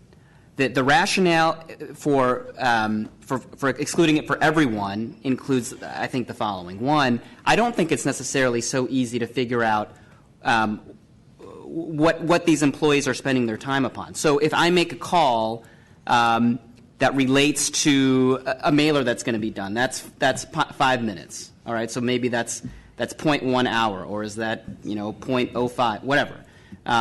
And so wouldn't they need to then track all their time to figure out whether, and then you take that time and you divide it by their total salary, and then you determine on a monthly basis whether that's above or below $2,500. I mean, as a law firm, we do track our time like that, as you know, but most companies don't, and most companies, the people who are in these community development, director of community relations roles, not everything they do is going to be what's captured by expenditure lobbying. So I do think it is complicated, even for the for-profits. But like I started off with, I'm much less concerned if you take out the 501c3s. Now, when we get to the 501cs and 3 and 4, which I am not a tax lawyer, but there's indication in some of the materials that the Friends of Ethics filed that there are certain filings that apparently identify truly sort of nonprofits that are representing public interests as opposed to the Karl Rose. And they make some reference to if they file an Internal Revenue Service Form 990-N or a 990-EZ, which I take it are requirements that the Internal Revenue Service has put in for specific organizations that are sort of different than other 501c3s and 4s. Is that right? So I'm also not a tax expert, yeah. but what I understand on the 990 is that the nonprofit is not allowed to do more than a certain amount of lobbying type activity to maintain their 501c3 status. That's for the C3. Right. For the C4, they can do as much lobbying basically as they want. I don't know that they need to report with the same level of granularity that we're requesting. Maybe somebody, do you know, Andrew, what is Form 990N, which I take is for C3s, and 990EZ, that there's something that limits it below what would be a normal Form 990. Right. So my understanding is that the different classification of 990 forms turn on the sort of how big the organization is. So if you're a smaller organization, you file easy. If you're a bigger one, you file like a different 990 form. Now, I did skim some, again, not a tax expert, not a nonprofit lawyer, but I did skim some of the 990 forms, and it does seem that the 990 forms do ask for this kind of information. Now, exactly what level of granularity, I don't know. How closely it maps onto the requirements of Prop C, I'm not sure. But it could be something that we could, public commenters could share with us if that's something you're particularly interested in. You know, to the extent there are people here from 501c3s, 501c4s, and are at least involved in the preparation of these documents, maybe they can tell us a little bit more about the detail of what they do and if any tracking they maybe do that would help them fill out those forms at the end of the year. Or by the tax deadline. That could be helpful. Sure. Can be both. And maybe Brett knows. So, I was just saying that some entities have a 501c, some 501c3s have a 501c4 arm in that regard, which is a different type of reporting, and I think more detailed and kind of lays that out. So, I'm sorry, Commissioner Keene. Yes, Mr. Chair, I may be wrong, but I think I saw some materials in the stuff that was submitted to us by Friends of Ethics that actually address this point in terms of the differences relating to the reports and the reporting that go into it. Well, maybe we'll get into public discussion.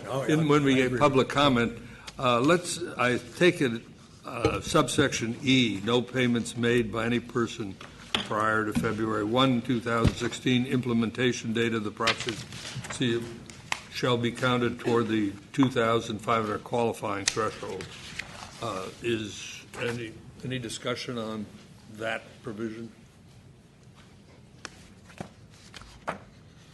All right, with that, I will ask for public comment relating to 2-105-5, and you can address any one of the A, B, C, or D sections that you wish.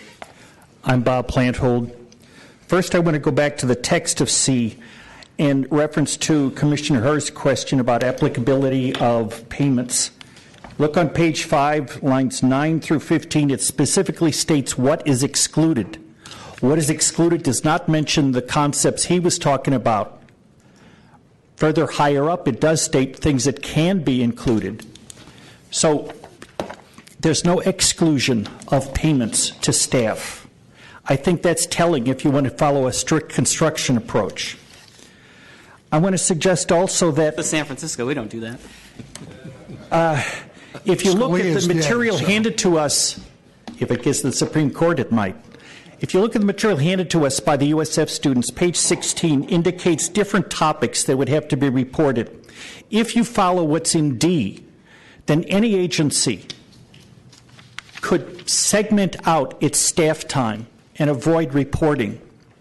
You haven't talked in concrete examples about real issues now. You're very abstract. You haven't played out how this would apply to current issues. I'll give you an example. The commuter shuttle program. Google or Bauer IT could assign one person to talk upon the economic development benefits of having this and have people go to the Commission on the Environment. Another person to go to public health about the health benefits of lessen pollution. Another person on transportation. You could segment out various topics of an overall issue and never meet the threshold, never have to report if you follow D. That's profit making. There could be a mega nonprofit that wants to substantially rezone the city, provide for inclusionary housing, provide for services, health services to people. So again, you could have mega nonprofit assign people to different commissions and try to get people to go to each of those commissions and never report. I think that's where you fail in your obligations. You're not looking at this concretely. Finally, I want to go back to what last Commissioner Rennie pointed out. If you look at E, you're putting everybody in trouble because this is the 29th of February. The legislation was supposed to have started February 1st. If you pass anything tonight, you could put people in a conundrum. What's going on for February? They don't know what the rules are. They haven't reported anything. They haven't done anything. Yet by this language, they could be in trouble.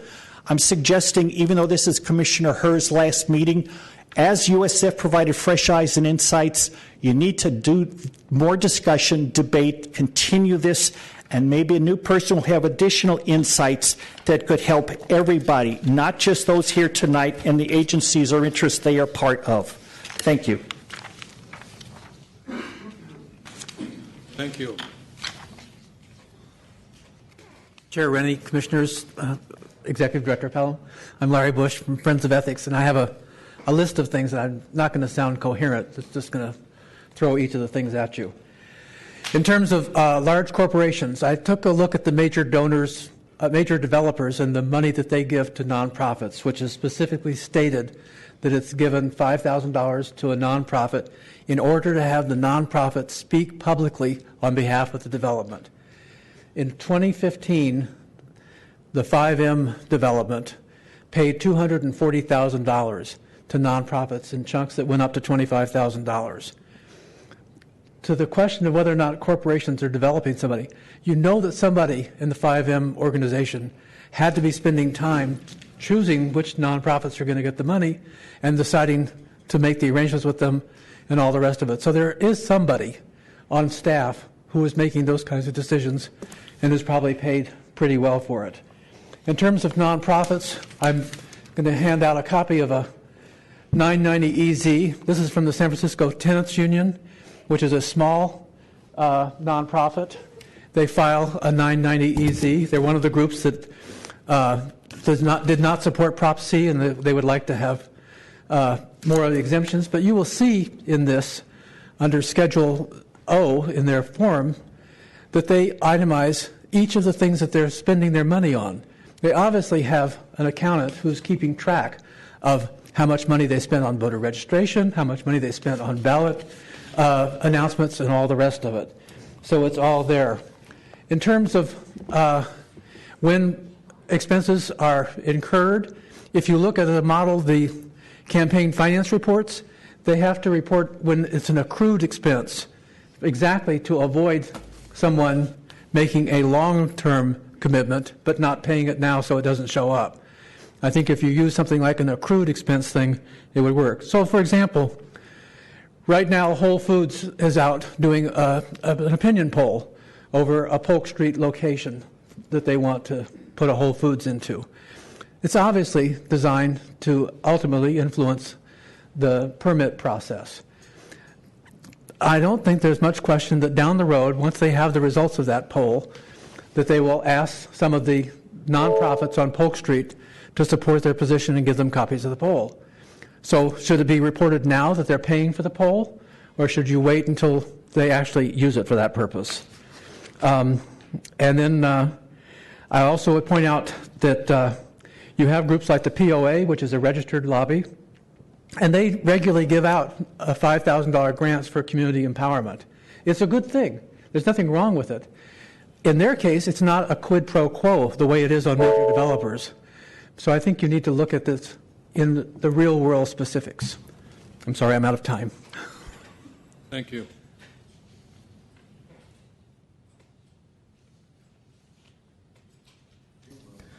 Hello again, David Pilpel, speaking as an individual. So I wanted to just speak to the specific language of the regulations. The way I understood or would write subsection A, a person makes payments for activities, plural, to solicit, request, or urge other persons to communicate directly with an officer of the city and county to influence local legislative or administrative action when those activities occur. I think that's more clear. It pulls out a couple of words. For B, a person qualifies as an expenditure lobbyist if they make payments totaling $2,500 or more in a calendar month for activities to solicit, request, or urge other persons to communicate directly with an officer of the city and county to influence local legislative or administrative action, period. Again, so it's consistent, fewer words, less interpretation. I'm not sure if the sub-I is needed with that clarification because I think, again, if payments occur when the activities occur, then you don't necessarily have to do this look back because they only appear when the action is taken that relates to that. In sub C, I don't like the language charitable organizations. That's a new concept that doesn't appear anywhere in the law. I would suggest using the language nonprofit organizations throughout. And again, I don't know what a charitable project is. It could be for a project. I mean, there certainly are entities that are fiscal sponsors, but I just don't like this idea of charitable because it's not defined anywhere. For D, I think you've had a long discussion. I think it cuts different ways. As Bob Planthold indicated, on page 5 of the law, there's language about what constitutes payments. I think that's actually fairly clear. And I tend to think, although I'm certainly open to hearing more about it, that salary payments should be included here, and that if someone wants to get salary payments exempted, that ought to be by way of an amendment to the law. The law itself doesn't, in a plain read, suggest that salary payments should be excluded for-profit, nonprofit, or any type of organization or person for that matter. Those are my comments. If this is continued to the next meeting, I would ask that you have additional copies of the proposed regs. There were only copies of the packets, and I could have marked this up if there were additional comments. Thank you.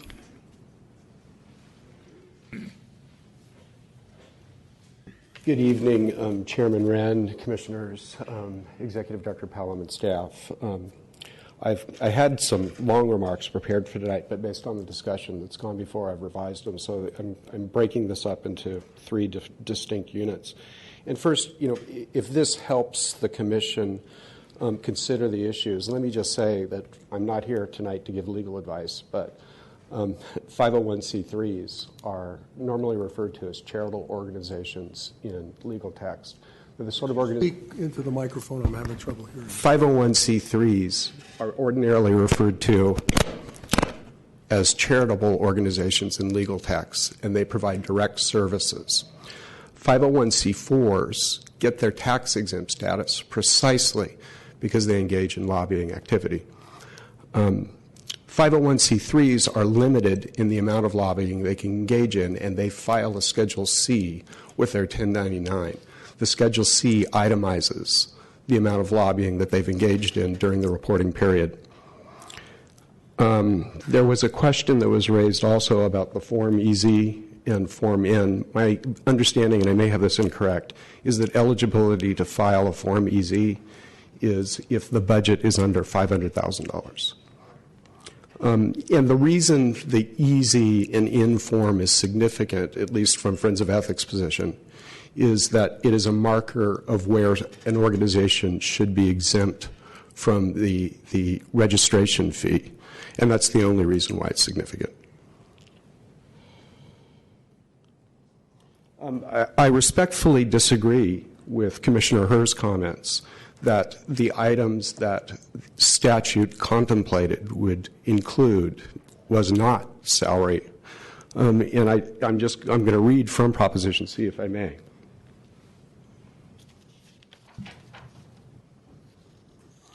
Examples of types of activities for the payment for which can count toward the threshold in the previous sentence include but are not limited to public relations, media relations, advertising, public outreach, research, investigation, reports, analysis, and study. That's exactly the sort of activity that 501c4s engage in in-house. And I'm going to run out of time.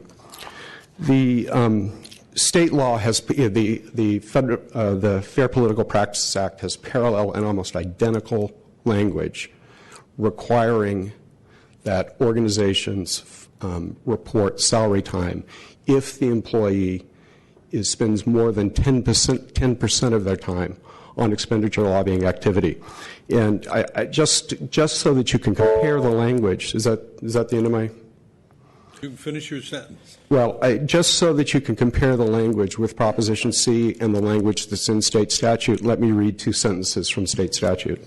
Any person who directly or indirectly makes payments to influence legislative or administrative action of $5,000 or more in a calendar quarter must file periodic reports. Payments made to influence legislative or administrative action include payments for or in connection with soliciting or urging other persons to enter into direct communication with any elective state official, legislative official, or agency official. And I'm happy to provide citations. Thank you.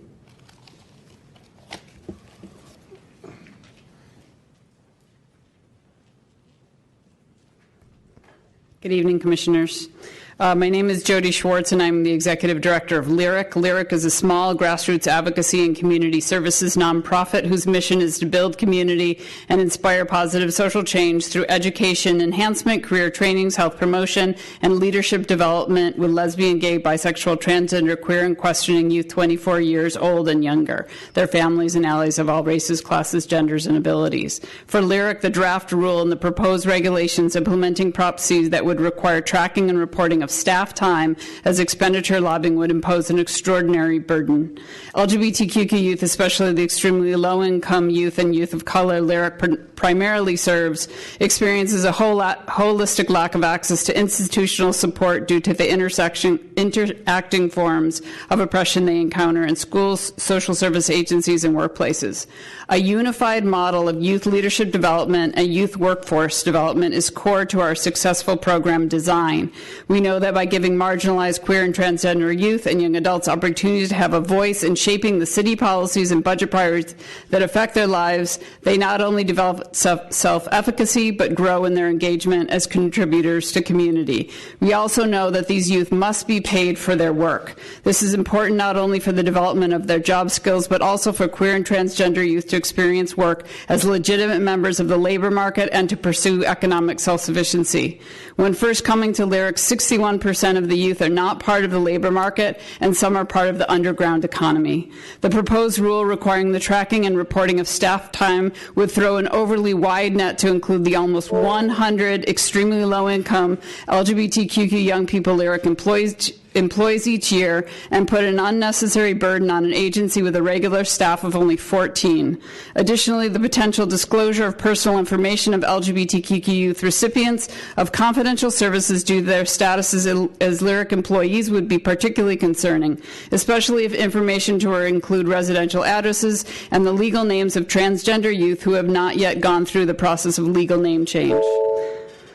I have one last. Go ahead. Developing the leadership skills and creating opportunities for civic engagement of highly marginalized and disenfranchised group of youth needs to be shared priority of our city and of all of you as members of the Ethics Commission. These young adults already have enough barriers to overcome. Please do not create yet another for them and those of us who are dedicated to seeing them thrive. Lastly, I wish to state my support for the amendments to the language to be later presented by Peter Cohen of Choo Choo. Thank you very much. Thank you.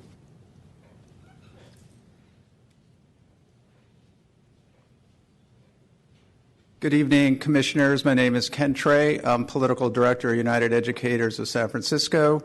We're the about 6,300 paraeducators, classroom teachers, speech pathologists, counselors, and so on who make sure our public schools run day in and day out. So I was a civics teacher, a government teacher for most of my career. I stepped out of the classroom to take my role as political director. And guess what? Virtually every staff person in United Educators who interfaces with government officials is actually a classroom educator who stepped out of the classroom to represent their colleagues and the students and the families we serve. It goes without saying that the people of San Francisco are certainly very, very wary of the activities of folks like the Koch brothers and voted for this Prop C in order to contain the influence of corporate money, secret money, astroturf groups on the decisions that our government makes.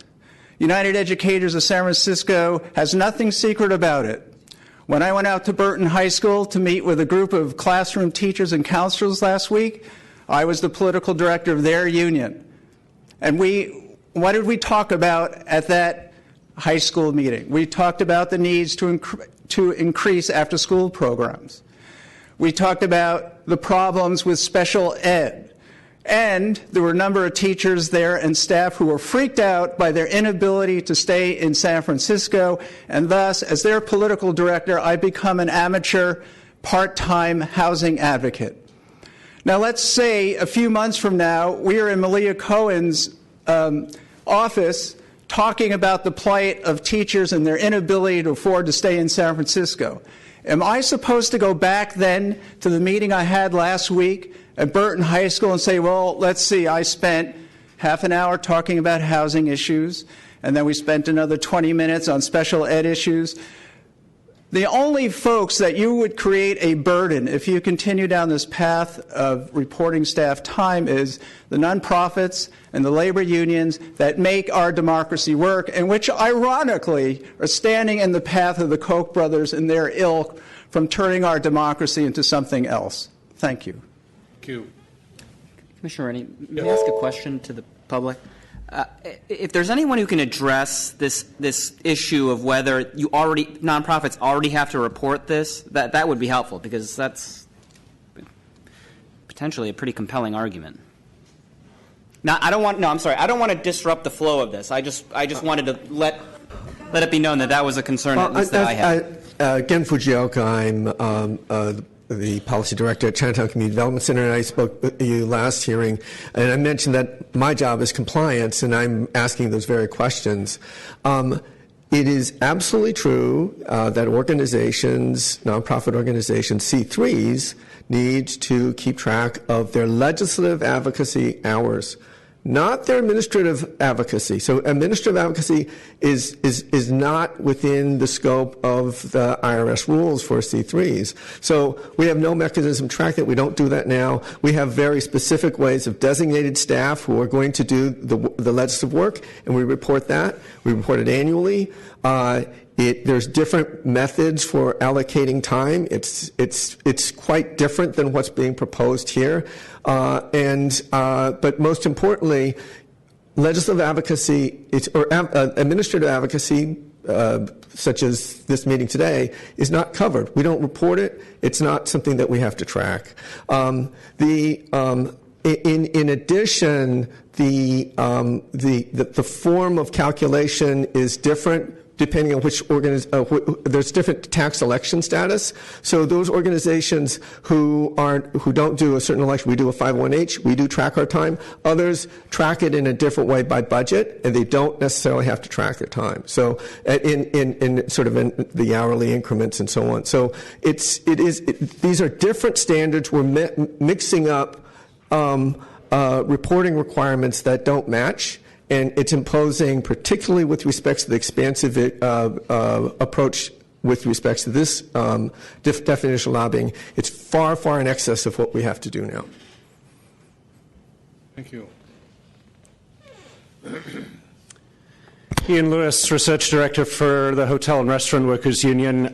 We are neither a 501c3 or C4, but if you think we're a deep-pocketed organization, I invite you to our Union Hall on Golden Gate, or to look on the DOL's website and see what we pay each and every staff person every year. You know, every last penny of our budget is paid for by housekeepers and dishwashers and workers in the hospitality industries. And if you think that putting more obstacles and more burdens on them furthers democracy, you're mistaken. Those women and men face down giant corporations every single day and risk their livelihoods to do so. If this law posed a threat, if it did advance the cause of democracy, you'd see more corporations here testifying in opposition to some of the rules that you're presented with. Now, let me just make some very concrete examples. Just in the last couple of weeks, we've had staff documenting wage and hour abuses, health and safety issues, disability access, transfer of real estate, corporate mergers, any number of which could be matters for legislation or regulation in this city anytime. Now, you may be equipped to document how every single staff person of the Ethics Commission spends every minute of their time. We are not. I could not come back 10 months from now and tell you if there's a discussion arising around revising gross receipts rules that we had a staff person spending 2 weeks of their time documenting issues that became germane months later. The idea of us documenting every single staff person's time down to the minutes is only designed, it can only be designed to hamstring community and worker-based organizations that are trying to promote public advocacy. I used to have unqualified respect for this commission and the work it does, because the overriding problem in our society is the imbalance of power between rich corporations and working people. That was certainly the rhetoric that voters heard when they voted for Prop C. I strongly urge you to keep the elimination of staff time as reporting, and keep the restriction on single issue tallies towards the $2,500 limit. Doing anything less than that only puts more burdens on the working people of this city, and we don't need more obstacles. Thank you. Hello, I'm Deepa Varma from the San Francisco Tenants Union, and I got into this work because I care about civic engagement. And I personally think that the biggest single obstacle we have to having a fairer society is money in politics. But what Prop C does in its current form is hurt us. It doesn't hurt the big businesses, and that's, as you heard from the representative from SEIU, is that Unite Here, I apologize, from Unite Here, is that this is why you're not seeing PG&E here. PG&E doesn't have organizers on staff. We do. We are what we want to do, none of our money comes from big corporations. None of it comes from developers. None of it comes from the city. All of it comes from small member donations. When we get $100, we consider that a major donor. But what this will do to us is prevent us from sending our tenant organizer to a building when we've heard that there are problems in that building, and checking in with other tenants to see if indeed there's a problem. This would prevent us from sending people to the rent board to testify about, to actually encourage the laws that have already been passed to be upheld. We don't have anyone on staff to help report this. We have 1.75 people on staff. And even our accountant is a volunteer. So yes, it actually is a burden. We want to follow the existing laws, but putting more burdens on us could shut us down. So please don't. I think of this language as being like spraying DDT to get rid of AstroTurf, but what it really does is it kills the grassroots. So think about it that way. Thank you. Thank you.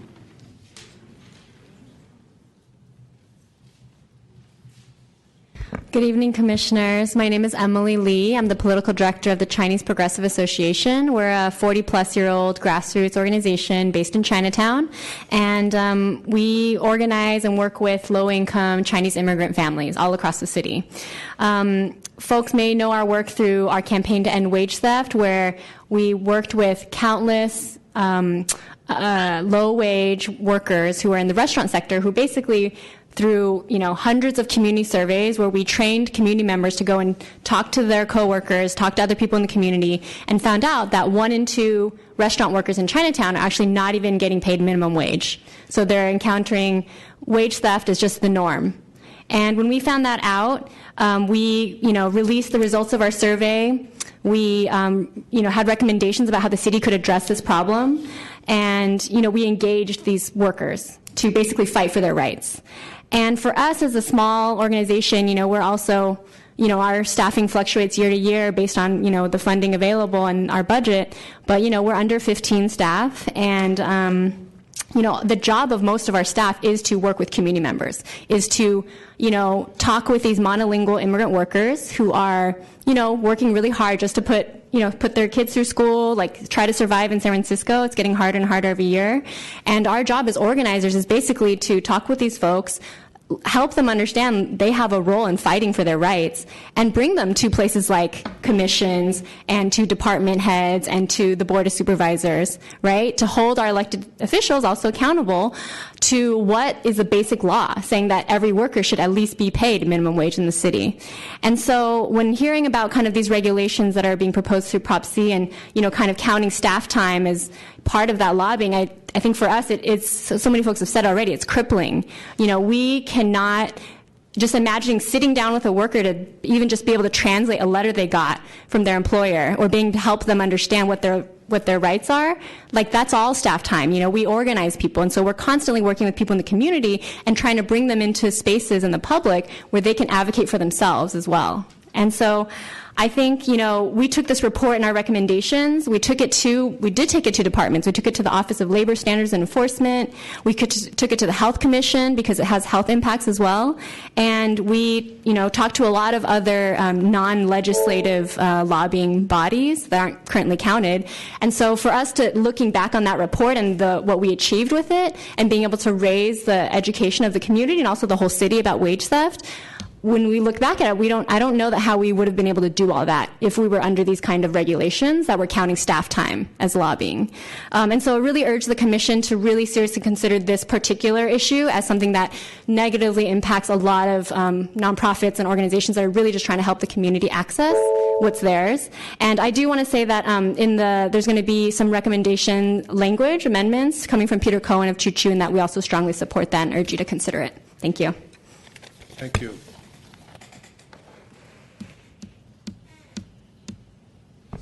Good evening. My name is Sarah Sherburn-Zimmer. I'm from Housing Rights Committee. We're a citywide tenants' rights organization. We're mostly city-funded. We are definitely not funded by developers. We are really supportive of reining in big money, PR, and the way that these big companies and even huge organizations fund PR forums and lobbying forums and spend money to twist these processes. But no one I know who voted for Prop C thought that groups like us were a problem. I want to tell you about one situation which sort of shows this. 1049 Market. It was going to be 150 units in 3 buildings. The landlord was trying to evict everyone. That would have been the largest eviction in San Francisco since the I Hotel in the 70s. Those tenants rented their units thinking they were legal. They got a letter from their landlord saying they had to be out in 60 days.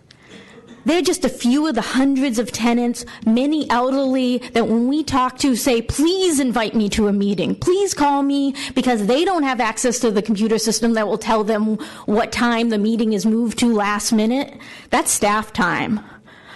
With the 1049 Market Street tenants, We turned them out to meetings. Staff time meant coming to talk to DBI, talk to Planning Commission. We called the mayor's office, who was actually supported on this one, supervisors' offices, and the rent board, trying to solve a really complex problem. Many of those tenants are still in their homes. We're a small nonprofit. I want to say to some of the folks who are advocating this for small nonprofits, which staff should take time away from the task they're doing to do this reporting? Which building of tenants who are being thrown out will we not help because we're sitting in an office trying to figure out which 10-minute segment we were talking to who about? And shit, honestly, looking at all, you guys argue about a subsection, it's so complicated, we're going to have to get legal counsel so that we can even figure out which task we're doing would qualify. Part of our funding from the city is to most of our funding from the city is to do these very tasks. How are we going to do this? We too support the amendments that Peter Cohen from Choo Choo is going to present to you. And so please, please look at small nonprofits as different from huge organizations. It's really a different ballpark. Thank you.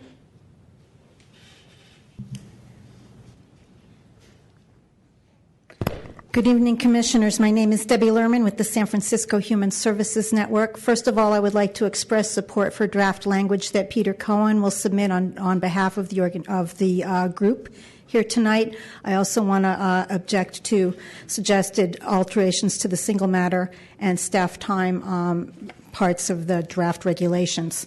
I want to focus on the research and reports piece tonight. The current staff version would have any work product cited for grassroots lobbying purposes within 12 months create retroactive obligations to register and report expenditures. This is arbitrary and outrageous. Prop C had no language that would transform an unbiased non-lobbying report into a lobbying expenditure because of a call to action many months later. These expenses are very hard to track, particularly if staff time is reportable, because you don't know what report might be used down the road. It's very unpredictable. Even in jurisdictions that have similar rules, 12 months goes far beyond what other jurisdictions require. There needs to be proximity between the report and the later use to show that there's some nexus, some lobbying purpose behind it. So we urge the Commission to adopt a 3-month rule as an appropriate time period. We also asked originally, and it was not accepted by staff, to accept reports if the true source of funds is disclosed, because that shows transparency. I am suggesting an alternate proposal that jurisdictions commonly have 2 exemptions for reports and research that are clearly not lobbying. These are widely accepted. There's an exemption for nonpartisan research, analysis, and reports. These are educational materials. And Friends of Ethics even cited that exemption in their comments. And there is also an equally common exemption for examinations of broad social concerns. This is not lobbying, even if it's used later. HSN did this report in 2001. It's a comprehensive survey of our sector. We surveyed a couple hundred nonprofits on over 200 data points, and a few of those points have been used in advocacy many times since then. But it was not and has had no lobbying whatsoever. And the idea that this would transform into expenditure lobbying because of a call for action on one data point 10 months later is absolutely absurd and a tremendous overreach above and beyond what any other jurisdiction requires. So I ask that you take a look at these reasonable exemptions that have been accepted by many other governments. It is in the Peters language, but I did make some separate copies just of this language that I'm going to submit here for your consideration tonight. Thank you. Thank you.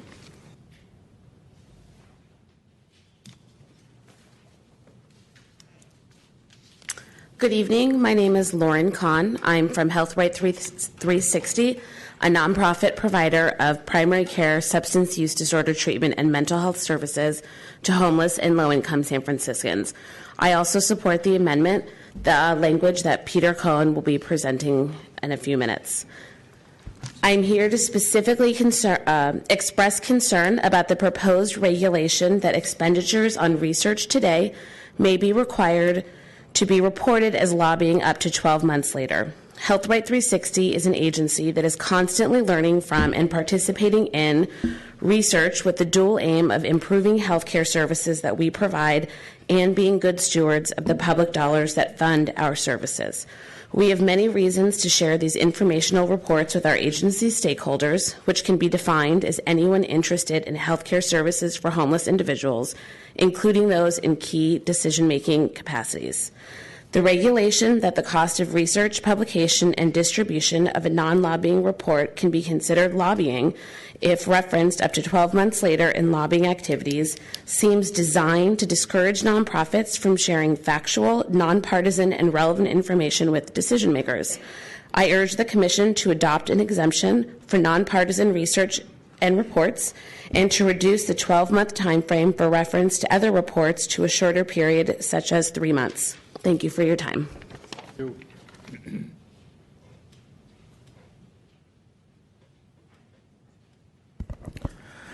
Good evening. My name is Kevin Bogus. I'm the Director of Policy at Coleman Advocates for Children and Youth. At Coleman Advocates, we believe that education is a human right and that all students and families deserve to have their kids get a high-quality education that sends them to college and allows them to have a career that allows them to live in San Francisco and be successful. What we see in San Francisco is that's not the case for a lot of African American and Latino students, especially ELL learners and special education students don't seem to have the same educational outcomes as a lot of other students. Last week, a bunch of students from Lowell High School walked out because a bulletin board at their school was filled with racist material around black people. And being a small minority group in that school, they didn't feel that they had a voice or an avenue to get the support they needed. What we see here puts a barrier to the work that we do with our student impaired members in schools to make sure they get a high quality education. People don't know this, but San Francisco's education system is great if you're not African American or Latino. You're more likely to be arrested, more likely to be suspended, more likely to not be in school, more likely to not graduate college and career ready. So I ask you today to take that into consideration as you make your decision today, and understand that these have real life applications and harms for people who don't have a voice right now and who are being denied their rights. What we do is try to make sure that everyone is treated fairly. These regulations prevent that and create barriers to us that make it more difficult for us to do what it is that we do, which is make sure that low-income families have an access to an education. I don't think that's what the voters voted for. I don't think voters want to see a school district that is the worst in educating African Americans compared to white students, what we have now. We've had a lot of successes in actually passing policies and getting things to get us moving in the right direction. These regulations create a barrier to making sure those things get implemented, and could lead to students not having a right to get a high-quality education and going back to the school district that I graduated from that didn't prepare me to go to college, didn't have counselors available for me, that put African American students in special education classes because teachers didn't have supports to deal with them.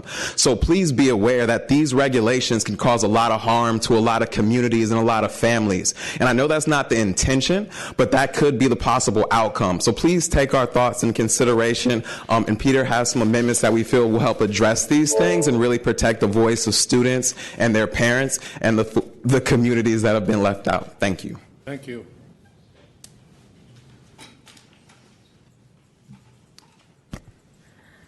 Good evening, Commissioners. Thank you for the opportunity to speak before you tonight. I'm Rachel Richmond, and I'm here representing Professional and Technical Engineers Local 21.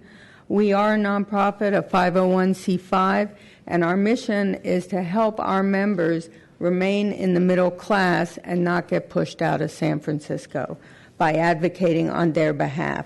I want to address two issues, staff time and the registration and reporting threshold. I strongly urge you to adopt the draft regulation option A found on page 3, lines 23 to 26 of the proposed regs. It's also referenced in a couple of other places in the regulations. Staff time is already largely reported under the contact lobbying requirements, and requiring it again does not really give a whole lot more information, except that you might know if more people are doing more things. Concerns has been raised that large corporations with an extensive in-house capacity will use this exemption to avoid reporting when they have a major push going on. This concern is based on a hypothetical advocacy model in which an organization would theoretically call people on the phone or talk to them in meetings, and somehow, to mobilize them, they would never incur an external expenditure. I know of no organizing model or organization or business who, when working on a major local issue, manages to avoid all external expenditures. For example, can you imagine Airbnb doing this?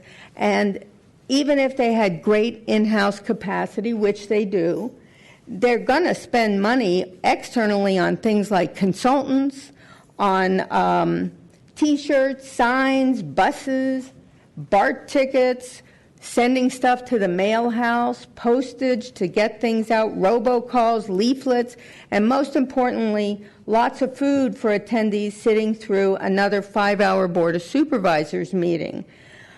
A corporation that reports $30,000 in postage is definitely up to something very big. And that's what the goal is.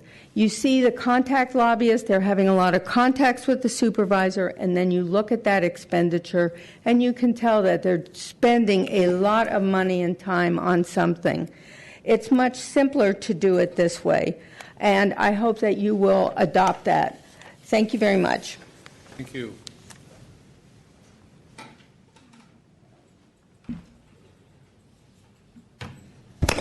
Good evening, Commissioners. I'm Robert Van Ravensway. I was four-person pro tem of the 2013-14 Civil Grand Jury and did the ethics report. I've got some comments here. I'm just going to focus on this question of the reporting threshold and the insertion of language about a single matter constituting the threshold, because this has the effect of amending the language that was passed by the voters. And whether 2,500 is the right threshold or not, that's subject to amendment by you and the Board of Supervisors, and certainly has been debated to some extent. But that's where it is right now. And there's no concept of a single matter. The reporting entity is the organization.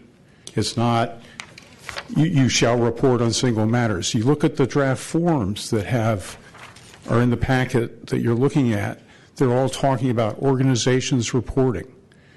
And when you start breaking it down by a single matter or say that it's by a matter, which isn't defined anywhere, and certainly can be subject to a lot of different interpretations, I think you're going to have a really hard time enforcing this ordinance if you put it in a regulation.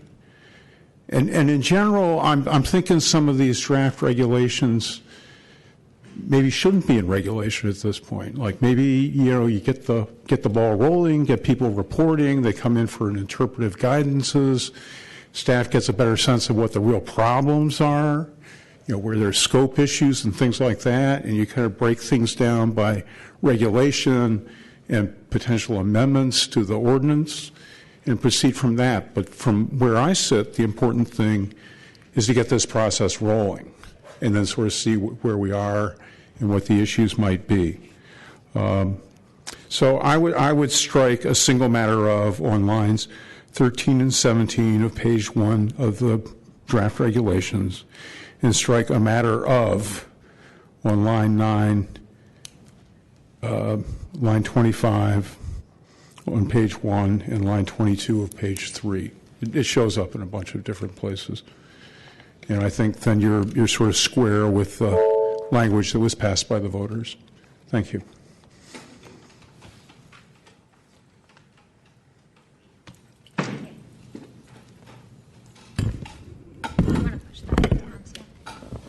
Otherwise, I can't see them.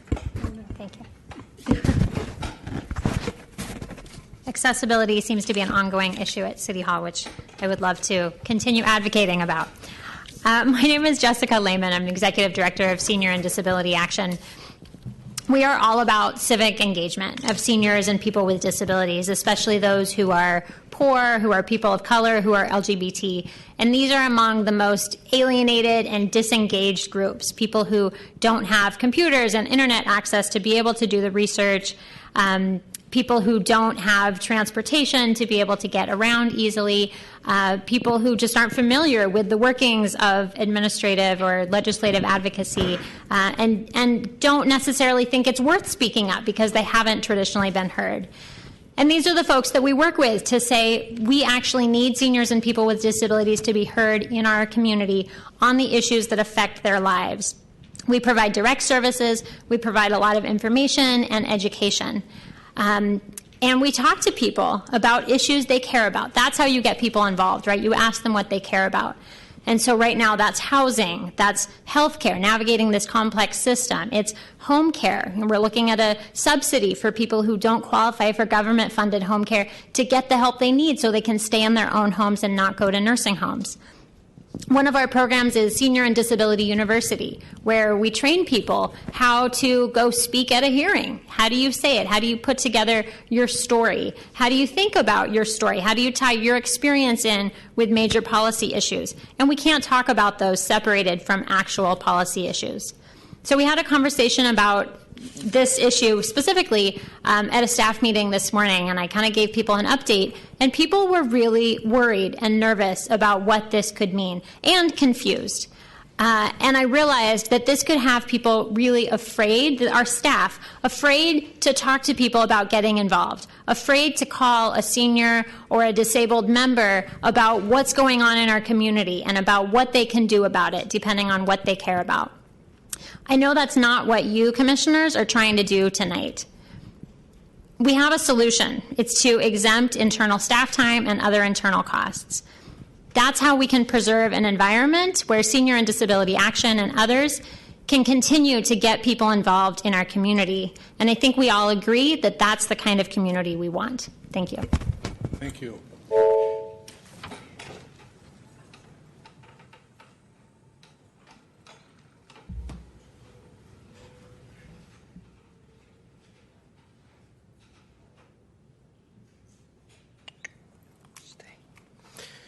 Good evening, Commissioners. My name is Bruce Wolf. I'm with Alcohol Justice, the Haight-Ashbury Neighborhood Council. I also work with many other nonprofits in the city. Just to iterate that I support and we support the amendments that are about to be presented to you shortly. First off, I want to notate that San Francisco has public disclosure laws for nonprofits that are contracted with the city. Specifically, they direct that the work of the reporting should be cost neutral. That means not costing them any money. That has been, my question to you then is, has there been a study on the cost effects of Prop C on all nonprofits, including those not contracted by the city? I want to reiterate my first comment to this body on the subject on Prop C's intent for exactly what Commissioner Keene's description of the kinds of nefarious groups he named, which we are concerned about. The nonprofits here in the room represents the kinds in San Francisco which are definitely not those. In fact, most are not, quote, in the business, unquote, as he put it. Those are set up specifically for and only perform legislative and political action. Overgeneralizing what the voters voted for, we all know is also very simplistic. So I'm very concerned about the belief in the intent of the proposition on the ballot in the first place. That said, which nonprofit designations are we really referring to here? Federal? State has its own too. So I'm not quite sure. We talk a lot about C3s and some about C4s, but there are C6s out there, there are C12s out there. There's a whole list of them. So I'm not quite sure what designations with regards to nonprofits this is referring to. Also, how many times can a report be dinged for an expenditure? What if the same report was being used in multiple different pieces of legislation? Do you have to report the same thing each and every time? And what about if only part of that report is being used, not all of the report? The report covers many different things. For instance, at Alcohol Justice, we may have done a study on powdered alcohol. on the harm that it does to young people and the general public. All of a sudden, there's some interest in banning it in the state of California, and they're going to use that report for it. Do we have to count that? It has no legislative part to it at all, except that obviously we should ban it. That's what the society would want. So if a report was done at some time prior, even a year or two, with not the intention of addressing any legislation, but it somehow is used or spun for legislative purposes, it should be exempt. Medical journal articles on the harms of all kinds of things, or the good things about it, should also be exempt. Thank you. Thank you. I'm going to ask for a 10-minute recess, and we will reconvene at 8:15. Thank you.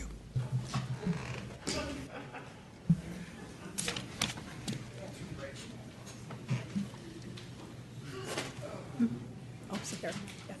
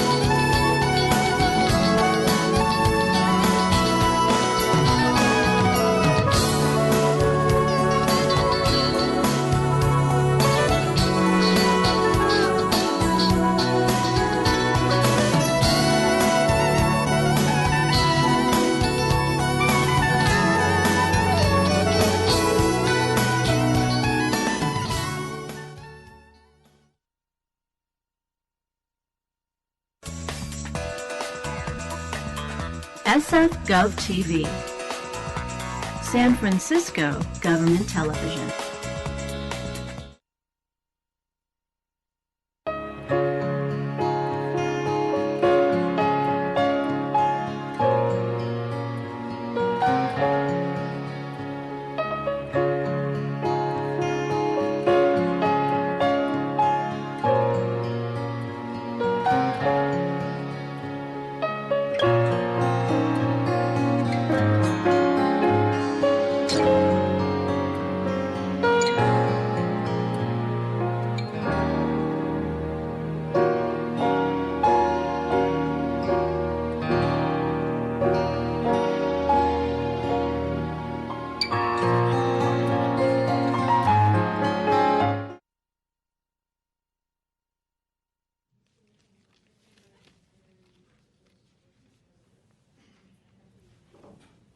All right, thank you, ladies and gentlemen, for your patience in letting us take a break. And I will now ask for additional public comment. Good evening, Commissioners. Peter Cohen, and I'm with the Council of Community Housing Organizations. We have 24 member nonprofit organizations, and we're all in the housing advocacy and housing development world. I had submitted copies of, I think it's a 2-page set of amendments. Commissioners, over the course of the last 2 months in several hearings, interested persons meetings, you've been asking for specific language in the regulations that might address some of the issues we brought forth. And so that's what we have here in front of you. I know you're taking these section by section, so really the first page are amendments germane to what you just discussed, and the second page has the other 2 sections. It's interesting listening to you deliberate and then also hearing the series of speakers really talking about, if you will, the real world, the world of grassroots advocacy and civic engagement and bringing people into the public conversation. That's what San Francisco's democracy and the San Francisco model is all about. We feel that these amendments are very fair and speak to that kind of real world thing that we do, whether it's the reporting provisions that Debbie Lerman talked specifically about. We do think that the single payment thing or the single issue thing is very important. We're happy to talk with you more about that. The idea of shortening that period of time from 12 months down to 3, which is what our proposal is, so you're really talking about payment in real time relative to activity. The addition you'll see at the bottom of the page of a provision specifically about advocacy related to the enforcement of existing laws, which we do not think is what Prop C was about, which was rules changing or new policies and legislation. You heard before a lot of advocacy related to enforcing existing rules, and we'd like that called out. And then lastly, and most importantly, Section D, which is about staff time and internal expenses. This is the crux of it for a lot of the labor and nonprofit organizations you heard from. This is the day-to-day work that happens to engage people, again, in the public policy process. And to start covering that and saying that's what Prop C was all about is really baffling to a lot of us. And we do ask you to, again, really consider that as right now fundamentally the most important issue on the table. Lastly, in saying, I hear the examples that are brought up. I wrote notes: AT&T, Airbnb, the Koch brothers, Whole Foods. And then we hear about, the Ron Conways or the Simon Snellgroves, the big givers. They're not in this room. They're not in this room. The irony of what's happened with Prop C, and it's why a lot of us took a principled position against it, is it suddenly becomes all about what we're doing. The little foot soldiers trying to actually push against the Airbnbs and the Koch brothers and the Ron Conways. But they're not here. We're the ones that feel like we're fighting for our survival. We really ask you to make prudent amendments that help us continue to do what we need to do in the spirit of Prop C. Thank you.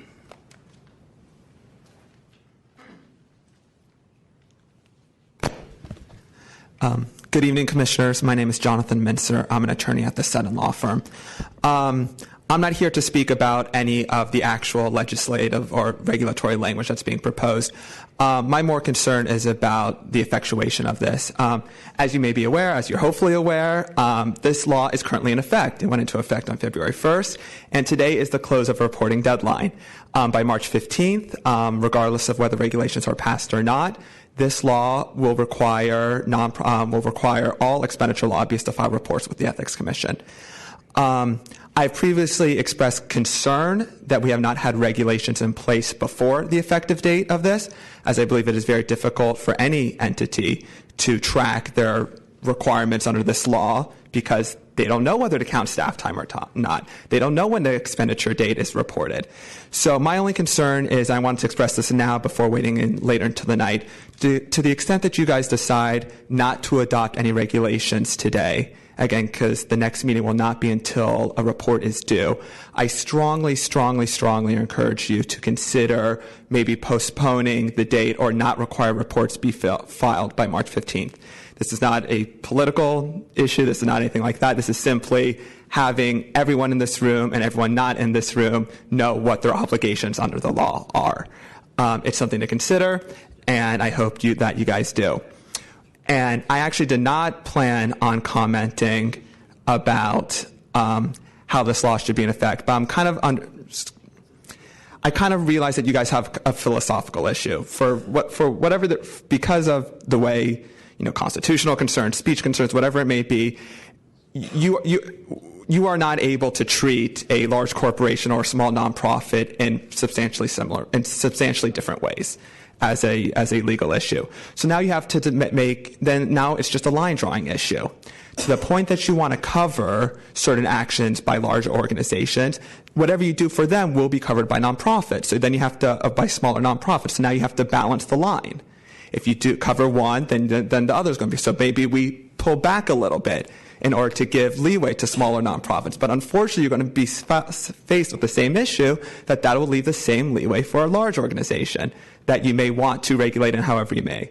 So I really think you're dealing with a fundamental line drawing problem here. And while it won't be a perfect process, I encourage you to kind of think about it in those terms. And maybe some solution will be found on these give or take issues. Like what has been said before, it's all cost benefit. It's going to go one way, something else will happen. For every action, there's a reaction. So I'm not saying it's an easy task. Good luck with that. And but my main concern is the effective date, March 15th. A report will be due currently. Thank you so much.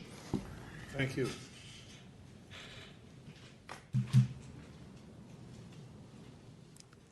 Good evening, Commissioners. Anita Mayo, Pillsbury, Winthrop, Shaw, Pittman. Just very brief comments as the last speaker on this issue.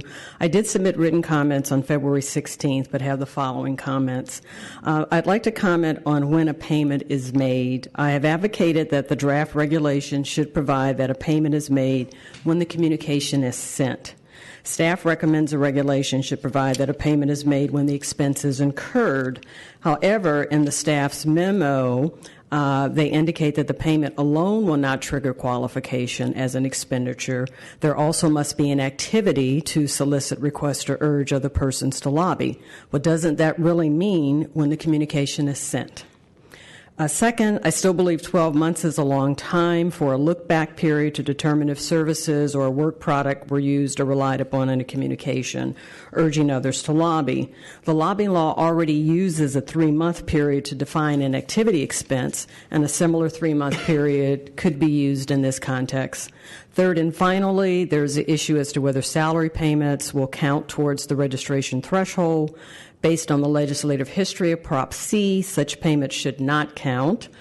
In addition, excluding salary payments will not result in the non-disclosure of an organization's efforts to influence the public to lobby, even if the organization has in-house communications and public affairs staff which prepare and conduct the outreach to San Franciscans. Only the salary payments would be excluded from the calculation of the $2,500 threshold. All other payments made to communicate with the public would count, such as your advertisements, your mailers, etc. Thank you.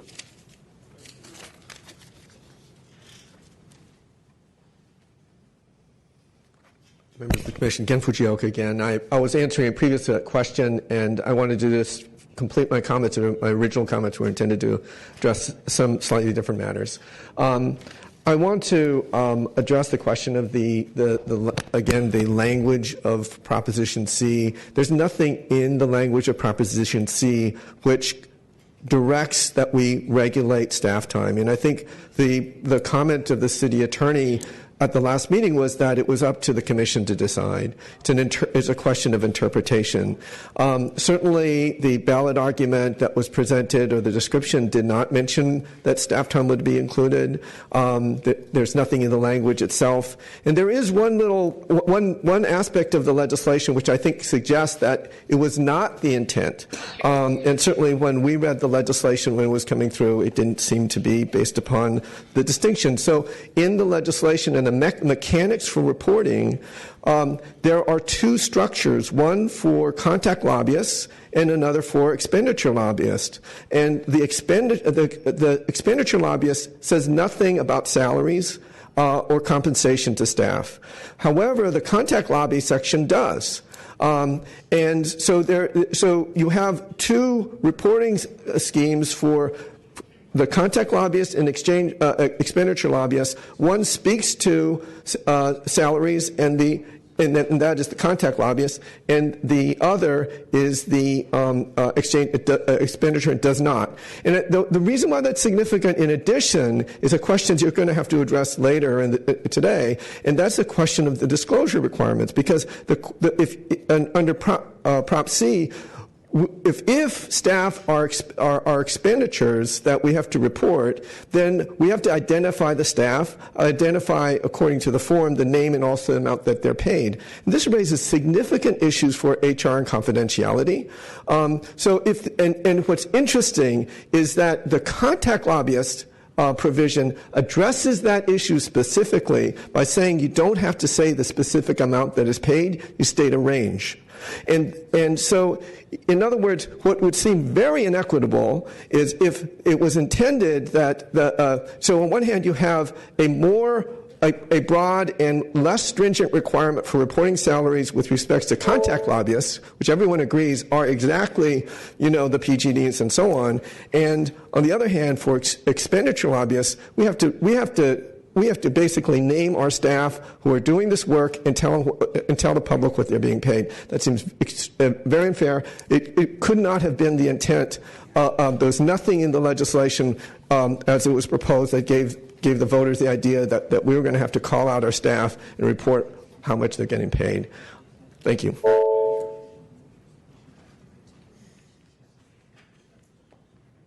Haven't you spoken before? Not on this matter, no. Pardon me? No, not on this matter. I spoke previously. I'm batting cleanup tonight. Good evening, Commissioners. Mark Solomon again. I would like to raise, Chair Rennie, the issue of Commissioner Andrews' possible conflict here. The Positive Resource Center gets about 6 figures in funding from the city. The Commissioner is not just on the HSN, he's on the steering committee of the HSN and has spoken today bolstering HSN's position. The appearance of improper conflict here is rife and should be dealt with. I'd note that Friends of Ethics circulated our proposed amendments widely. The nonprofits kept their amendments secret from us. Boulder Advocacy is a group that advises nonprofits, and the HSN has used it. Boulder Advocacy says nonprofits need to keep records of their lobbying activities and expenditures in order to demonstrate compliance with federal limits. Track your total lobbying expenditures, including staff time, is what the nonprofit consultant says, yet we have these people here saying we can't do it. The language we're hearing today is the sky would fall if the language of the law were not gutted for their convenience. But the sky is falling in San Francisco, and the nonprofits are doing practically nothing to stop it. They may be working hard themselves, but compared to the task we face, they're not up to the challenge by any means. If they couldn't beat Airbnb, they couldn't pass a moratorium in the mission. There's a lot of sound and fury signifying very little. For all the nonprofit organizers in the mission where I live, our community remains terminally unorganized, and people are paying the price for it in evictions and displacement, and there's no feasible move to stop that. I'm tired of going to meetings myself full of nonprofiteers where I'm the only resident in the meeting. Folks who don't live in the city are coming in saying, we in the mission think this. When they really work for nonprofits, the whole goal of the operation is to organize the community to go ahead and demand more, not more policy solutions, but in general more money for the nonprofits to keep the game going. The fact that they refer to themselves as the community, they're not the community. They are people who work for corporations who get paid by the city to do things. I think that really offends us all. We have to remember that nonprofits are also private corporations. They are not the public. They are private entities without even shareholders, just with boards and staff that are wholly unaccountable. We had to go pry out 2 meetings from them per year to get an idea of how our dollars are being spent. We have to talk about the CCHO, too, the CHOCHO. They're a conglomerate cartel of a bunch of very large nonprofits, of which $250,000 cycles through per year, and they're going for more of it. With that kind of money, I think there's sufficient resources for CHOCHO especially to do what they need to do to make sure we know how they're organizing. And this idea of hiding behind tiny nonprofits for this is really a non-starter. What I think we should do is get the government to help the nonprofits to meet their obligations under the law so that San Franciscans can know how our tax dollars are being cycled through this nonprofit economy to influence public policy and really insulate government from real demands for change. Not only do these nonprofits lobby for money, but they also insulate their preferred politicians from demands that might be negative from the public. Thank you, sir. Thank you.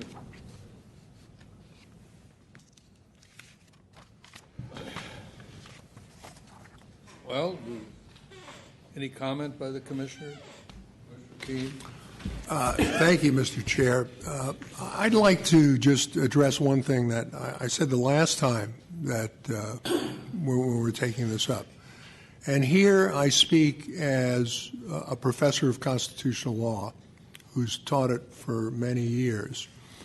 And in addressing the First Amendment in terms of who is speaking, it doesn't make any difference what the size of the corporation is, what the motivation behind the corporation is, what the motivation beyond of the entity is, or how much good one entity is doing as opposed to another.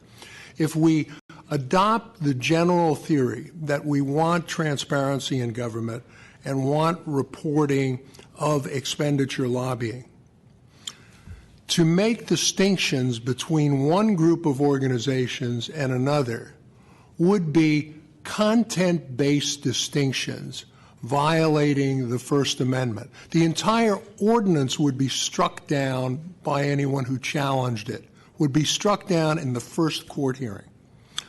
The example there are a number of cases on this area, but the main example had to do with picketing in terms of where a number of communities back in the 50s adopted laws that you can't picket in residential areas. Communities can do that because they have an interest in not disrupting the quality of life in a residential area.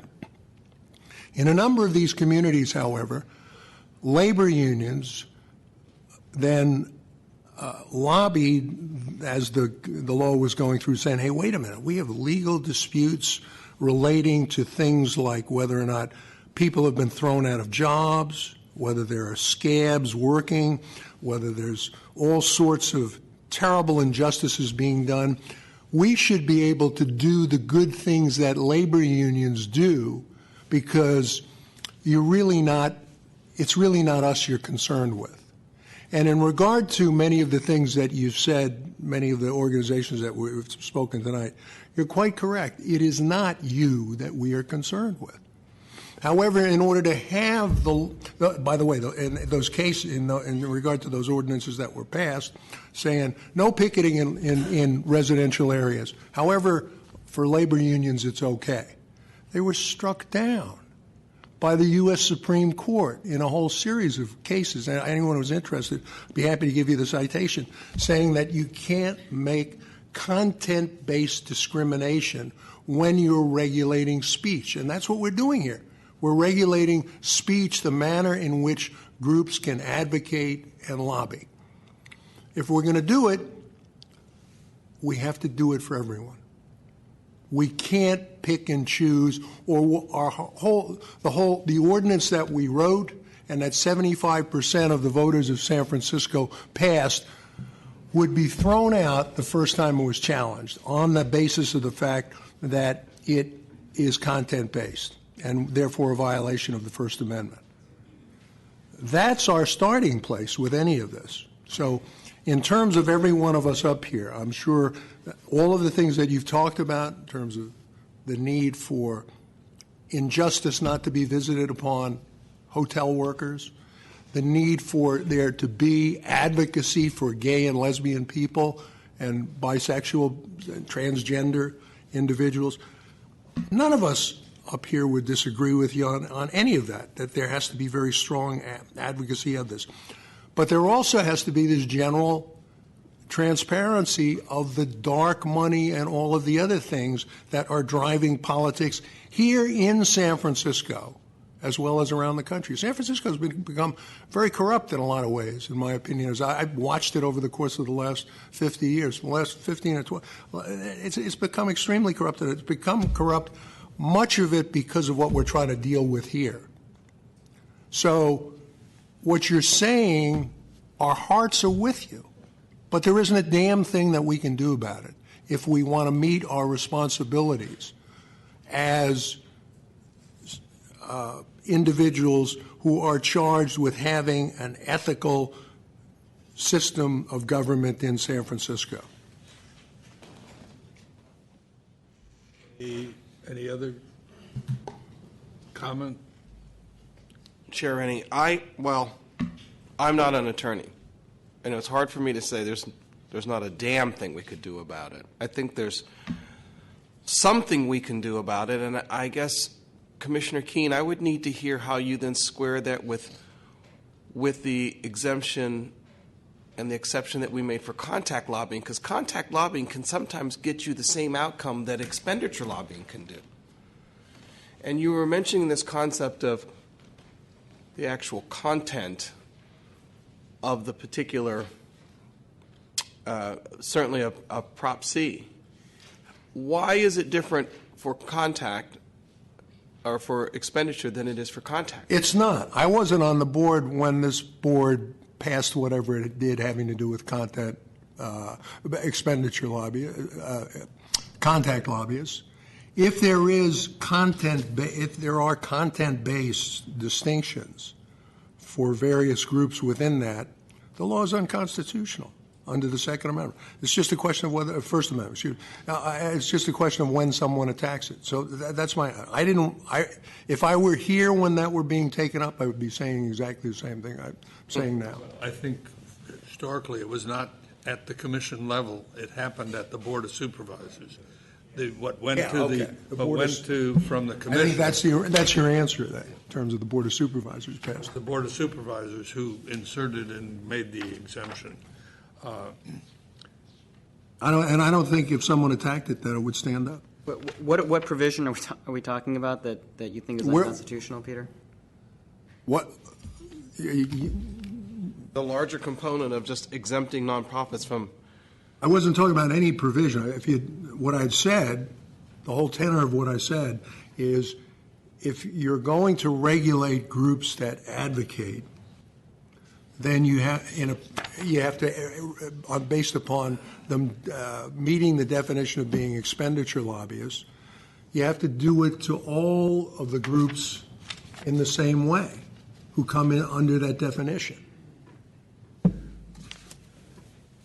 Well, no, I don't necessarily disagree with that. I don't think that's a. I don't disagree with that. Okay. My concern here is strictly practical. You have a benefit, which would be you would have 501c4s, other organizations where we want to know this information. And we have a number of groups, nonprofits and labor unions, for whom this is going to be quite burdensome. And so, to me, balancing the benefits and the burden, I think we are getting a lot of benefit from Prop C, even without this. And I think we eliminate the vast majority of the burden if we agree with the staff on D. And that's why I propose that we adopt it. That's why I'm going to move that we adopt 2.105-5 with the amendments I proposed in A, B, and B1. Having to do with the $2,500 must be for a single matter, and all of those. Well, I proposed that we eliminate that, a single matter. If you had heard me. I think I'm the one who proposed it. Well, actually, you agreed with me, but that's fine. All right. I propose that we amend 2.105-5A so that a payment is made at the time that the activity takes place. I propose that we amend 2.105-5B1 so that the 12 months is reduced to 6 months. Those are all fine. And I agree. I propose that we otherwise adopt 2.105-5 as proposed by the staff. One thing that one of the public mentioned is that a single matter of is identified in a number of different places, and the staff should make that consistent. None of the things that you've talked about has anything to do with picking out one group of organizations and treating them differently than others. What you're talking about is what the definitions will be in regard to the expenditure of a $2,500. That's why I started by saying I agree with you. All right. Maybe we're talking past each other. We may be. If so, I apologize. So moved. Commissioner Herr, may I ask for a clarification on subsection D?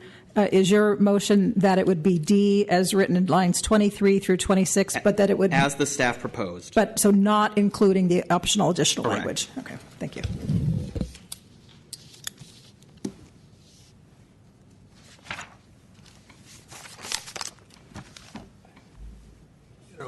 One of the concerns I have.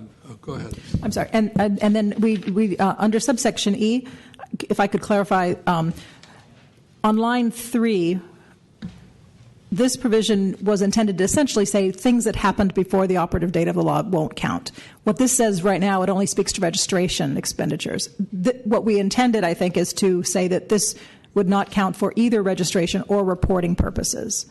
So I think for clarification, we would be on line 3 proposing for your consideration to strike the reference to 2,500, leave, and then say it would not count towards the qualifying or reporting threshold, period, on line 3. So I just wanted to raise that issue. But how about changing line 1 from February 1 to February 29th? Those both sound fine to me. Pardon me? Those both sound fine to me. Probably wise. I guess the difficulty I'm having dealing with this is because I really sympathize with much of what was being said by these organizations that whose primary purpose is advocacy, is to organize the community, and that's what they're publicly known that that's their purpose. It's not a question that there's something being hidden from the public. And it seems like we're in a position where it's an either or, that we either exempt all employees for any organization, regardless of what it is, or we exempt nonprofits, but make the private sector private sector report. And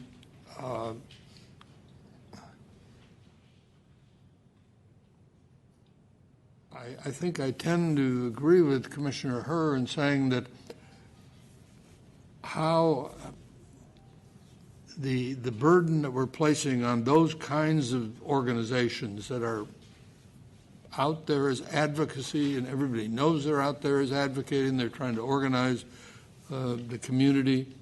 The burden we put on them, as opposed to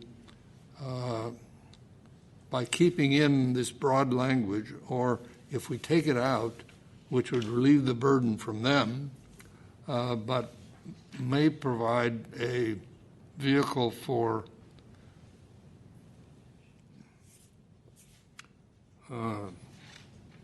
chicanery by the more moneyed interests who are smarter and can think of ways to get around any regulation we have.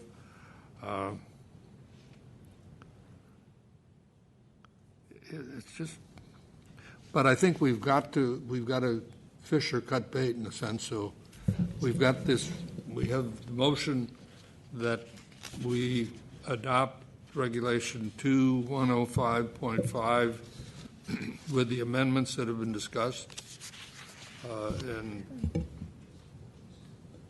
The commissioners have any discussion? I'll second the Excuse motion. Excuse me, could I just raise a clarifying question regarding subsection E?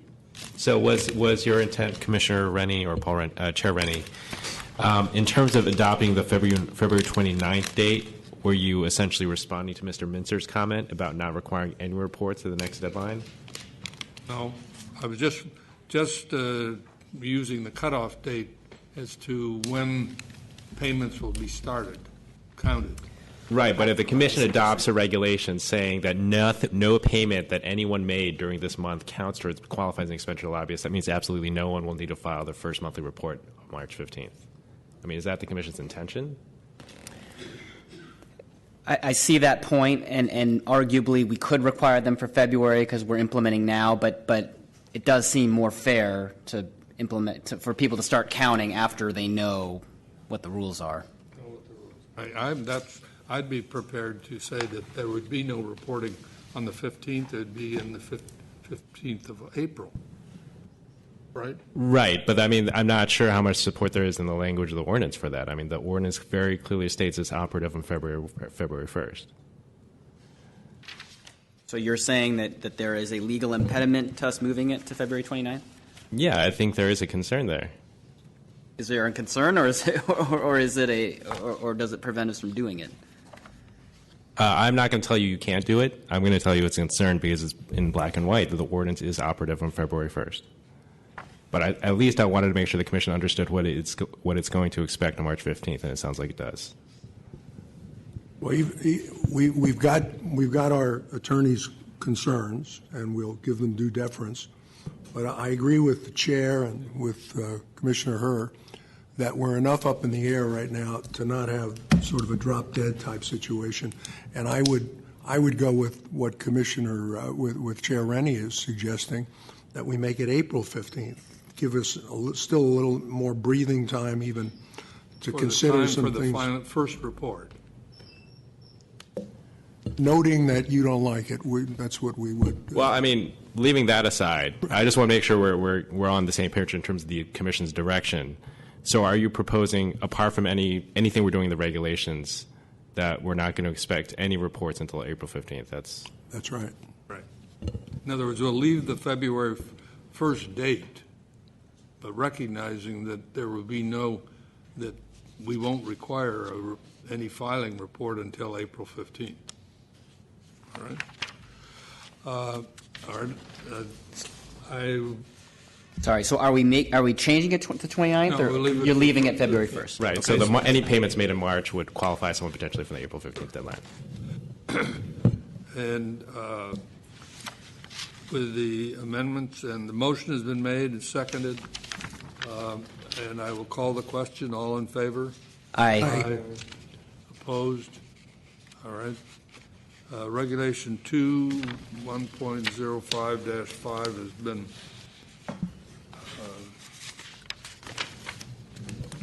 approved. Let's go to Regulation 2.105.6. Sorry, Chair Rennie, one thing. So there is going to be some grammatical cleanup that results from the changes we've talked about. I assume that's all encompassed in the motion. Yes, we discussed making reference in line 12 for example, to with officers, plural. Those changes would be made consistently throughout. Deletion of single matter reference would be made throughout. The optional additional language would not be included. Okay. Thank you. And the change in language A, of course, in subsection A. I would just say on E, that looks like consistent with the Commission's language. It could simply say no payments made by any person prior to February 1 shall be. Oh, excuse me. No, they said. We said February 1. They said they went back to February 1. Yeah, the vote was February 1. Right. Shall be counted towards the qualifying or reporting threshold period. Right. We won't need to have the reference of the. Well, actually, if it's February 1, we can leave the language. So strike what I just said. So. All right. Let's turn to Regulation 2.105-6. Yeah, so this regulation is about trying to provide further clarification about the definition of member as the term is used in the ordinance, because it excludes payments made to an organization for membership dues and payments made by an organization to distribute communications to its members.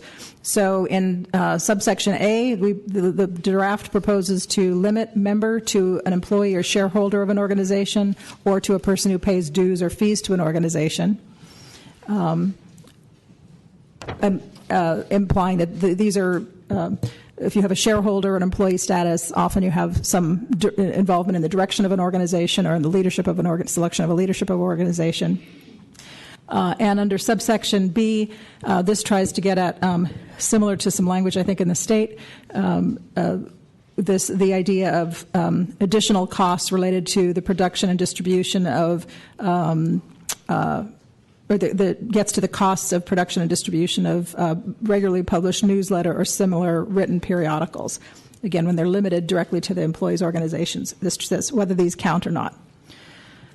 So that's outlined in B and B1. Any discussion or comment by the Commission? Commissioner Herr.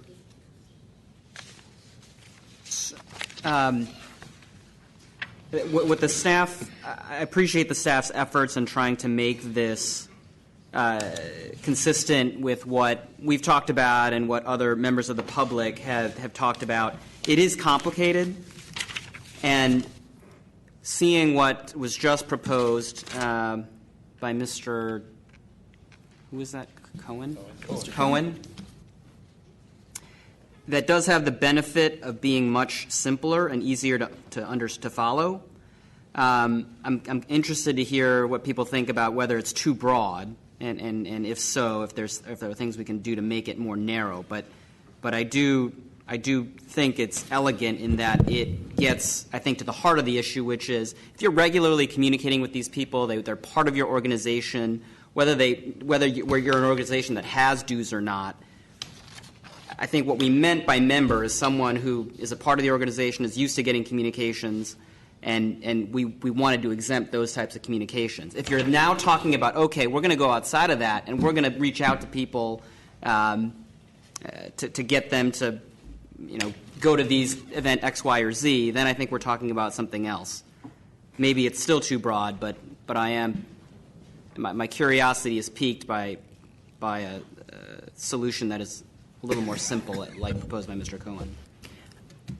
Commissioner Hearn, in response briefly to explain the difference in the language that Mr. Cohen's draft suggests using language that had been in our initial draft that we circulated for public comment. It speaks to including other persons who've taken an affirmative step to regularly receive an organization's communications as somebody who would be included in this exemption.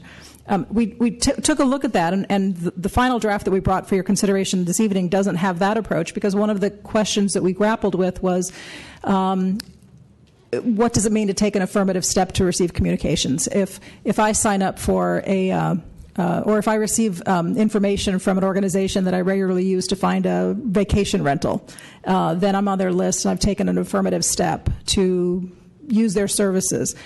Should that qualify for exemption if I'm then receiving a call to action from the organization? Is that the same kind of is that the kind of process that the breadth that you're comfortable with? So we considered that again and thought that it was a cleaner approach to try and narrow it some to more of some other type of nexus to the organization. But again, it's here for your consideration, and there's always beauty in simplicity, but that's the reason we stepped away from that approach. Thank you. That's helpful. That was a concern, that some of these business organizations get people to sign up, and then they send them communications. Well, they don't pay dues, but it's a way of signing up for grassroots organizations. And the language that Mr. Cohen suggests would allow a business to take that route of getting people to sign up, say, to get your communications, and that would be deemed not to be What if it was something like the person had agreed to be a member of the organization, or had a Member. then he's a member if he agrees, So right? then he falls into the definition. But even if he doesn't pay dues. Yeah, well, that's difficult because most of these are these tacit ways in which you become a member. You have to actively unsubscribe after 30 days, and whoever remembers that, I know we all try to put that on our calendar to unsubscribe to things, and we're not so great with that. So there is that way, and I think that's a general way in which a lot of people ultimately end up becoming members or just on an email chain until you actively take the step of unsubscribing. So you catch a lot of people with, I believe, at least how I view Mr. Cohen's suggestion or the amendment. I would want a closer association with the organization and one that someone took a contemplative step to be a part of that organization. Its mission, its fundamental mission.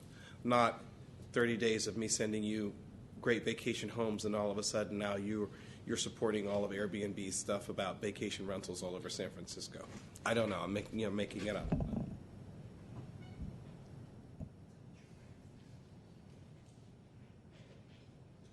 Any other comments or suggested changes?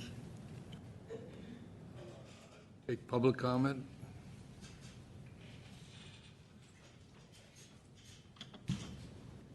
Larry Bush from Friends of Ethics. Thank you, Chair Rennie, Commissioners. I once hit like on my Facebook for Viking River cruises, and I won a cruise for 2 weeks. You did? I did. I couldn't believe it. In fact, I didn't accept the call to tell me I won. I called them back to see was it really me, and it was. But ever since, I am on every Viking River cruise list that you can imagine, and anyone else who has a river cruise. And so I think that if you have to have something that's more affirmative than just hitting a like button or saying that I like to get the recipes from Foods for Us or whatever it is that I have endless amounts of going into my inbox. So I think that it does have to be something narrow enough to say that you have a relationship with the organization that lets you help set policy at the organization, so that you're voting for the officers or you're in some way voting on what policies. I have to do that with my AAA membership. I get to vote on who the members of the board are. I don't get that with my American Express card. You have no complaint with A? The definition that's proposed in A is a member? Yes, with what the staff recommended. Right. I do. I think that's a good recommendation.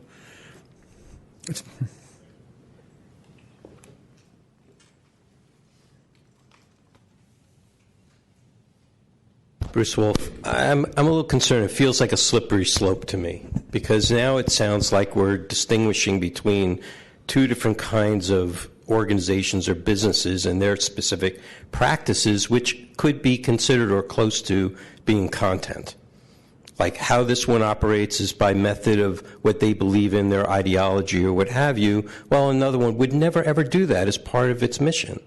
It wouldn't even be a concept to them. So it seems somewhat of a slippery slope.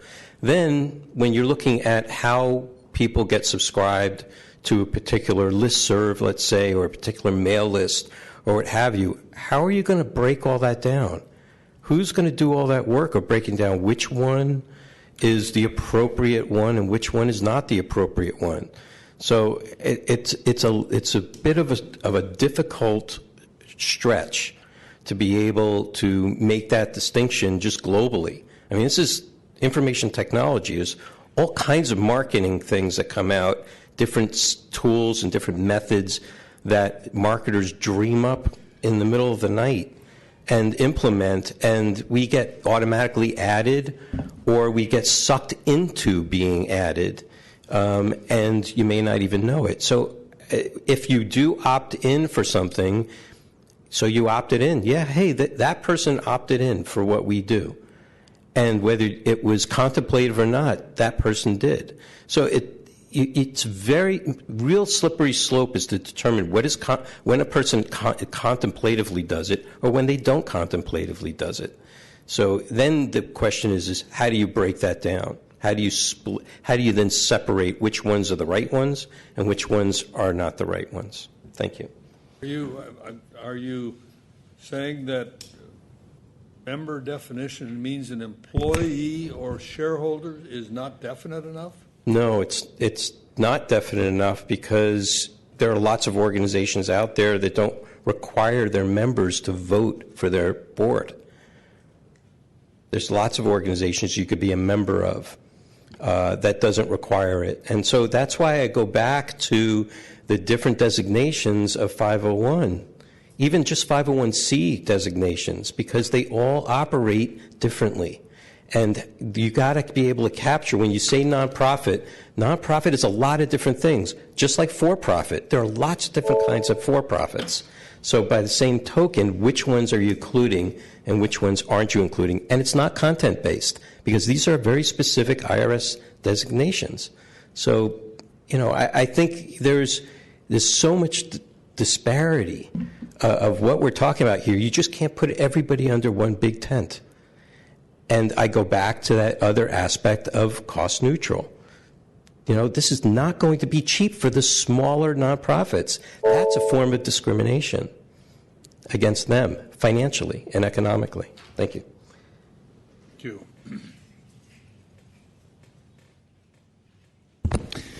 Commissioners, Peter Cohen. So I refer to the second page here. We had two amendments. The first was to, if you will, go back to draft number 2 regulations from staff on February 9th. We thought it was inclusive enough to define membership in a variety of ways, particularly within the kind of community-based nonprofit sector. So rather than coming up with new language, our request is to go back to that. I think the pendulum swung too much the other way. The idea of an affirmative step, you heard folks talk about opting in, subscribing to receive your communications.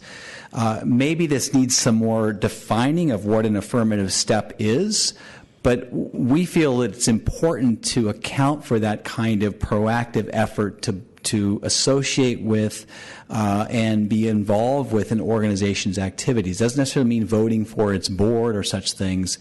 I'll tell you why also having dues paying alone without this other kind of affirmative step actually creates a very imbalanced playing field. So one of our counterpart organizations, we tend to disagree on a lot of policy issues, but nevertheless, is SPUR. SPUR is a nonprofit organization. They have a $15 membership. For $15, you can be a member of SPUR. And they have thousands of members. They have nothing to do with their policy decisions. They have no voting rights for their board. They don't have any influence over the legislature. They go and have cocktail parties and go to brown bags on Tuesday afternoons at 12, which is a cool thing. But by this definition, those are legitimate members they can communicate with, and yet an organization that has an active following and membership and engagement for folks who do not pay dues but who, by their own action, want to associate, would not be considered members. There's something that's not quite, there's not a parity there. So we're happy to think about some more surgical changes to the language, but we felt the original staff proposal got at the point.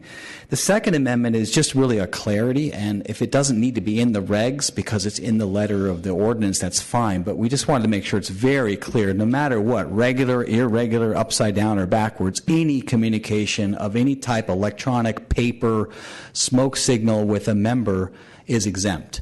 And so that's the spirit of that second amendment in the regulations. Thank you.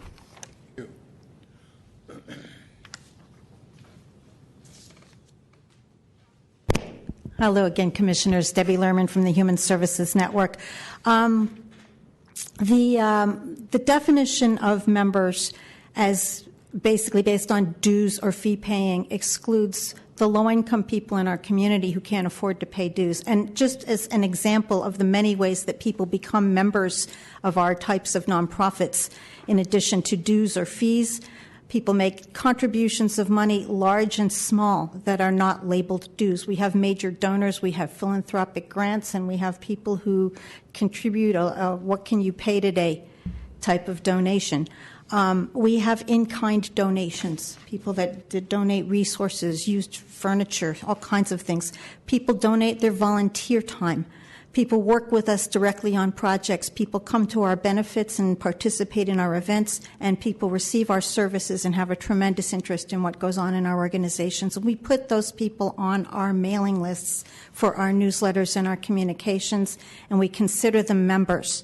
So that is just some of the types of examples why an affirmative step is not a hard thing to define, and why that should be considered member communications for the purposes of the exemption. And I also concur this language around regular or irregular newsletters. I really don't understand what it means. Any communication that only goes to members is privileged under the direct language of Prop C. Sometimes non-members might trickle into those, and if there's a few incidental non-members on a mailing list, maybe their membership lapsed. I don't know. You can't track that stuff every day. It's just ridiculously burdensome to try to say, oh, there's 6 people that we haven't renewed yet. So if it goes primarily to members, then we think that should be exempt. And if there are incidentally some people that are getting it that aren't members anymore, that shouldn't require us to sit there and sift through and attribute costs to lobbying. I just want to say that, nonprofits get sucked into these kinds of legislation all the time. When we're not the problem, everybody acknowledges we're not the problem, or most people do.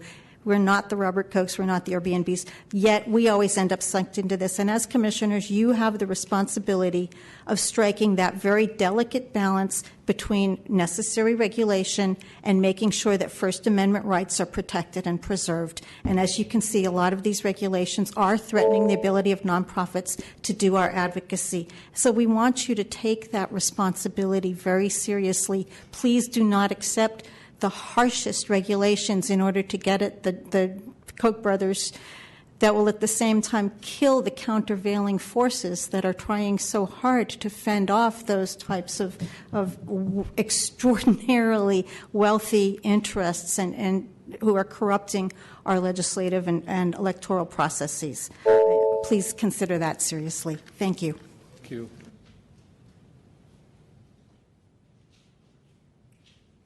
Good evening again, John Sinclair. I want to speak to what I refer to as the newsletter exemption, which is subdivision B. And I want to point out what I think are some drafting problems with subdivision B. So this is going to be rather technical. As it reads, a filer, you have to keep in mind initially that analytically Proposition C has 2 components. It has a registration component and a reporting component. If you reach the registration threshold, then you register, and then thereafter you report certain additional information.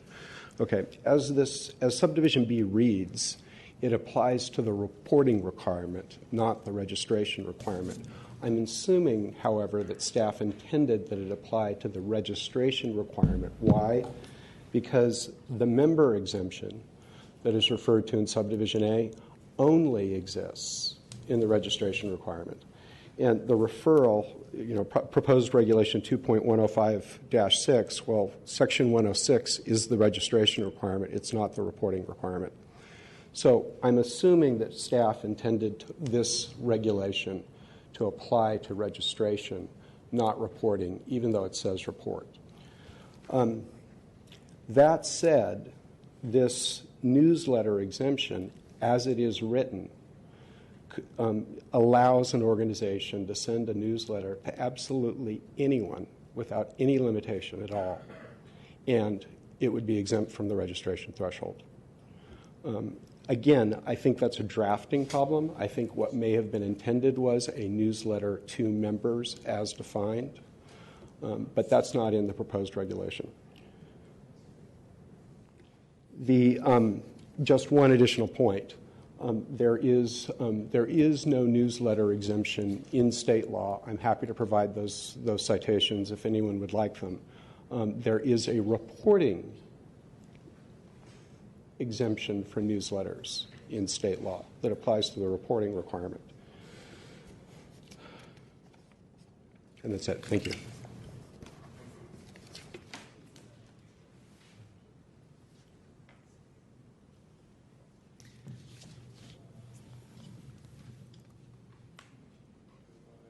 Motion in connection with Regulation 2.105-6.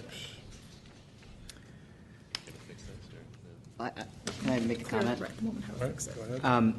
I think it's actually a pretty good point on this other affiliated individuals. It is a little confusing. I mean, presumably, if you have what you call a regularly published periodical, you could jam in everybody basically under affiliated individuals, and then you're basically relying on this subsection B1 to limit what's considered a regularly published newsletter. And I mean, it sounds quite complicated and potentially difficult to follow. I mean, what if we, to Commissioner Andrews' earlier point, tweaked some of the language here in member that Mr. Cohen proposed to be stronger, so that, for example,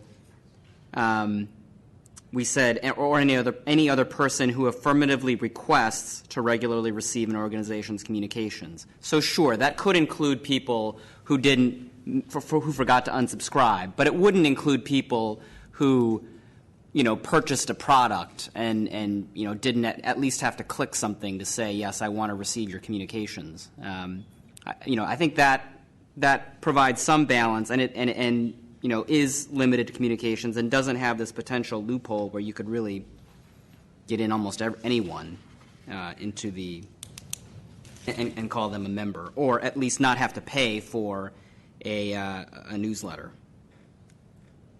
What is the language that you're suggesting for A? Member means an employee or shareholder of an organization, a person who pays dues or fees to an organization, or any other person who affirmatively requests to regularly receive an organization's communications. And I think if we did that, would be it. I don't think we need any of this other language. Just to clarify that suggestion, so are you proposing getting rid of subsection B altogether? Is that right? Yes. Okay, great. Thank you. Do you have any concern about that? No, I don't. I just wanted to clarify. Okay. But I don't know if Director Pelham does. No, I think you're clear. No.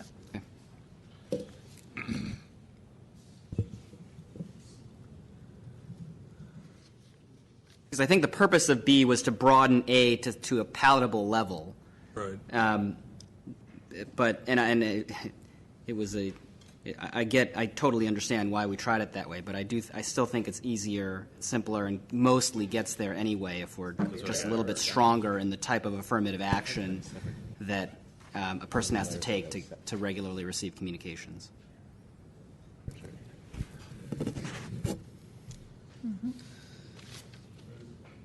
That's your motion? That is my motion.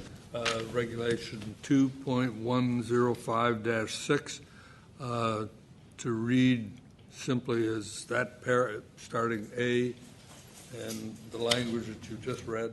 Yes. And delete section B and B1? Correct. Is there a second? Second. Any discussion? Call the question. All in favor? Aye. Aye. Opposed? Turning next to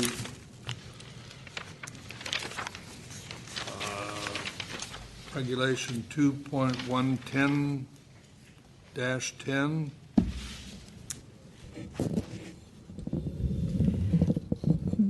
Yes, this proposed regulation references the forms that would be used for registration and reporting purposes.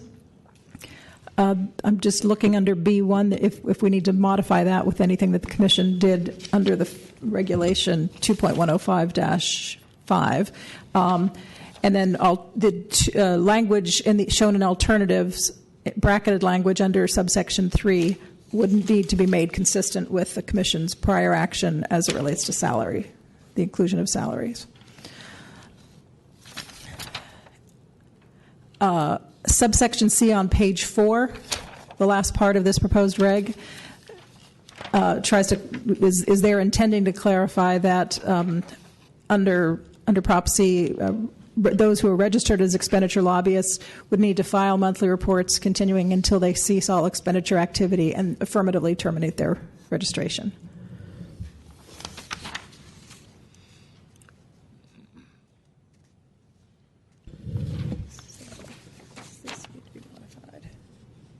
Well, alternative A, which is says salary paid to an employee of an expenditure shall not constitute a payment for purposes of reporting, that, as we amended and approved 2.105-5, which exempted all employees' salary.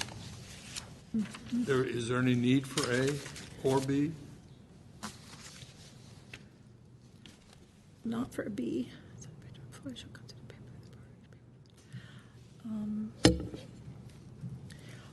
I'm not sure A is need. B is certainly not needed. A may not be needed unless you want to simply clarify that.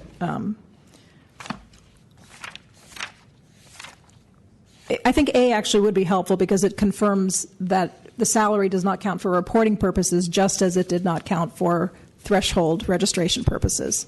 So it's sort of going above and beyond to clarify that it's not an issue in either place. Since the language that was approved under 2.105-5D speaks to not constituting a payment towards a $2,500 threshold. But so this is kind of a mirror of that. But A has something about $1,000.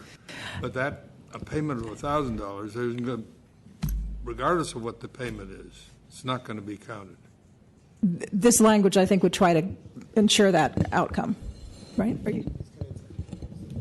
Yeah, so there's really two different thresholds. So to qualify as an expenditure lobbyist, you need to make payments that are worth $2,500 more in a calendar month. Right. Once you qualify and now you're doing monthly reports, on those monthly reports you need to itemize any payments that are $1,000 or more. So I think Leanne was suggesting that we keep an A to clarify for people who have already qualified as expenditure lobbyists in terms of further breaking down and itemizing their expenses. They don't need to do any salary accounting. But to be consistent, shouldn't it just read salary paid to an employee of an expenditure lobbyist shall not constitute a payment for purposes of reporting? Period. Yeah, it could stop there. That would be clean. Yep. Any comments? Mr. Herr? So I agree with what you've proposed in alternative A. I also agree with Executive Director Pelham that we need to make sure that payments made is consistent with what we did in 2.105-5 because it uses the incurred during the reporting period language. The other thing that, and I'm wondering what the staff and city attorney think about this, but I think we need some sort of de minimis threshold. I mean, if an entity is spending $50 on postage for month after month, it seems like we're not getting much benefit from their continuing to report. So I don't know what that number is or whether the commission is open to a threshold or if the ordinance allows us to put in some threshold. But it does seem like we're really not getting much benefit for a fair bit of burden if we don't have some minimum by which you can stop reporting if you don't at least have X number of expenditures or X amount of expenditures. So this is reacting to subsection C? Yes. Right, okay. I don't think there's a de minimis allowed. Mr. Keene? Yeah. I understand what Commissioner Herr is saying. What he's saying makes a lot of sense. But I don't think we could do that without amending the ordinance. Because the ordinance talks about $2,500. It doesn't talk about somehow, and if you hit that, you then have to report. It doesn't then go off and put any kind of de minimis aspect in there. So I don't think we have the power to do that in terms of regulations.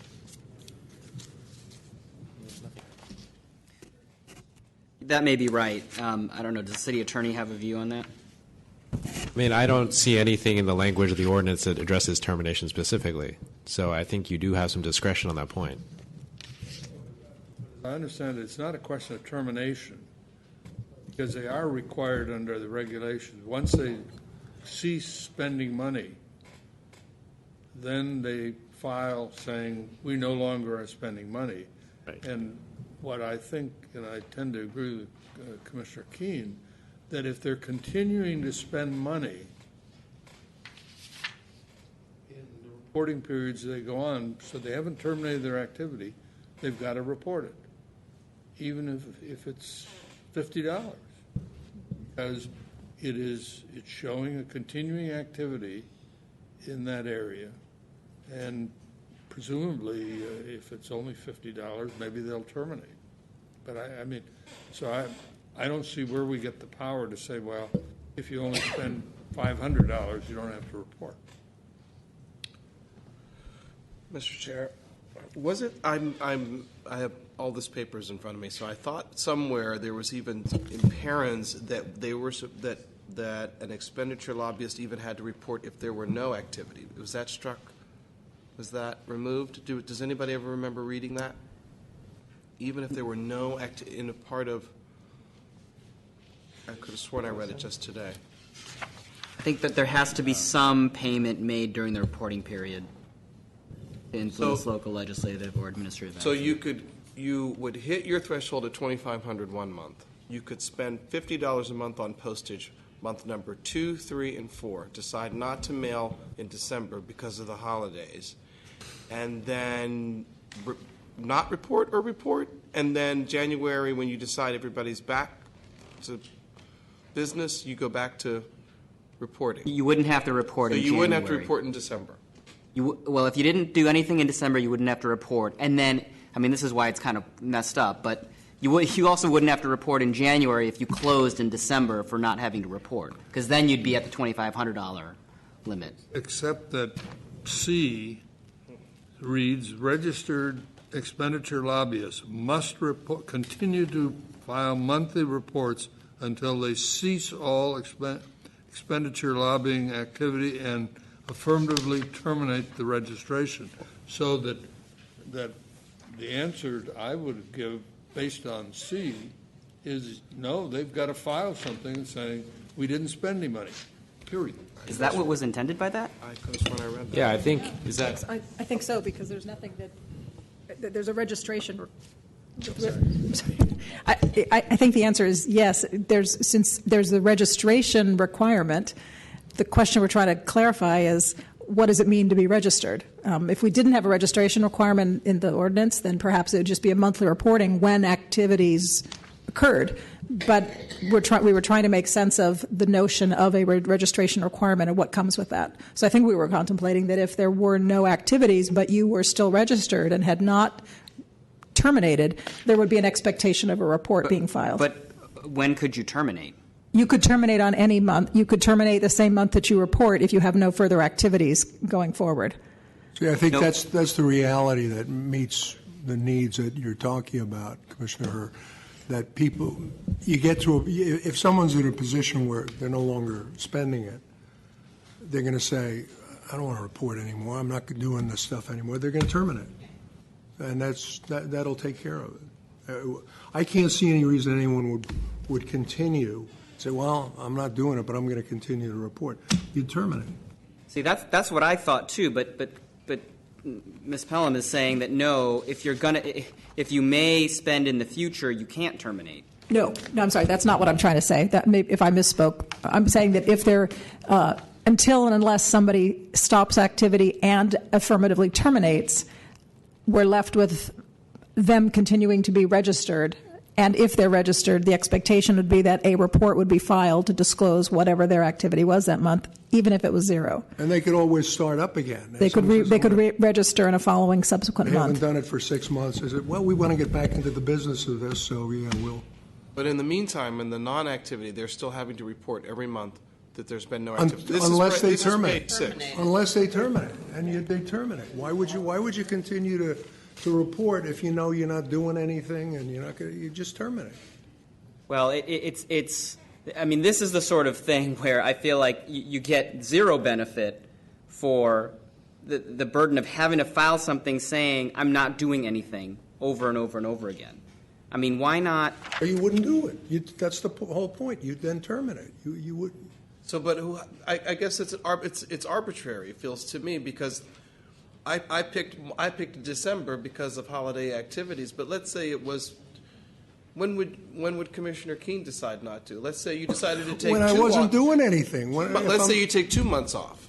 It's not a question if you're going to take off. You can say, well, I'm still in the business of this, but I'm going to have a little breather here. That's not terminating. But it could be. I mean, you could. It could be.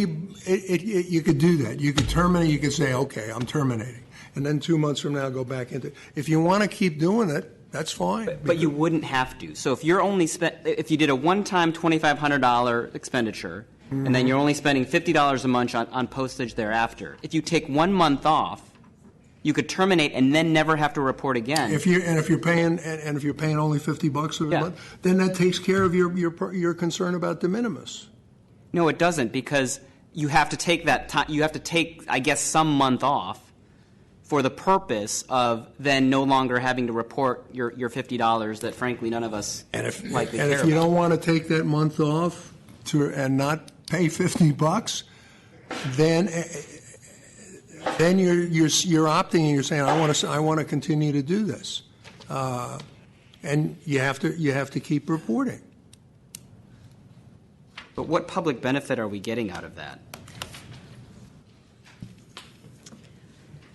What we're doing is we're fulfilling the language of the statute that we put on the books, and that is that you continue to report until you get to the point where you're no longer spending and you actively terminate it. That's what the law says.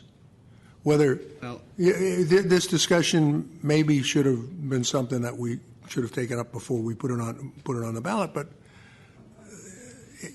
the law says that. I don't see how we get around it. It doesn't actually talk about termination at all, but no, it talks about the continuing duty to report, and then there is this mechanism for termination, which two separate things, but they're there. We have the same requirement in candidates' committees and stuff like that. They have to keep filing reports until they advise us that they have closed the committee. And even if the committee isn't doing anything, they still have to file every month. When you, for example, we're both lawyers. I'm a certified specialist in criminal law. It requires a certain degree of continuing legal education. You've got CLE things as well. You report it for the certification. You report it every 5 years, just like you report the regular CLE. But if I'm not doing this stuff, if I'm not actually getting the CLE during any given period, I have to report that and say I'm no longer fit to be certified. So this is something that I think goes with the territory of lots of places. I don't see that we're putting something on someone. we also don't report our CLE monthly. I mean, we have, we get it once every 3 years, and it's not. The state bar told you to, or you'd be disbarred. But that's why they don't do it. Well, maybe. But to the point of whether we can put in a de minimis. All right. Okay. I mean, if we could, if we could, I'd agree with you, but I don't think we can. Yeah, you may be Public right. comment. Do you want to add this line? Do you want to point this out? Commissioners, I believe there is a section under the existing ordinance, section, this is under 1102, .110, registration and disclosure, and subsection E, subsection 2 says failure to pay the annual fee shall constitute a termination, and the Ethics Commission is also authorized to establish additional processes for the termination of a lobbyist registration. So it appears that the Commission has the authority to do what it thinks is just. So I'll let others comment on that. Thank you.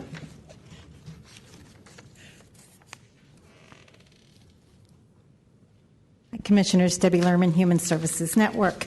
As written, the current regulations would require ongoing reporting even if you only exceed $2,500 once and then spent only nominal amounts. I could buy a few postage stamps every month, and I'm in this registration trap that goes on and on and on in perpetuity.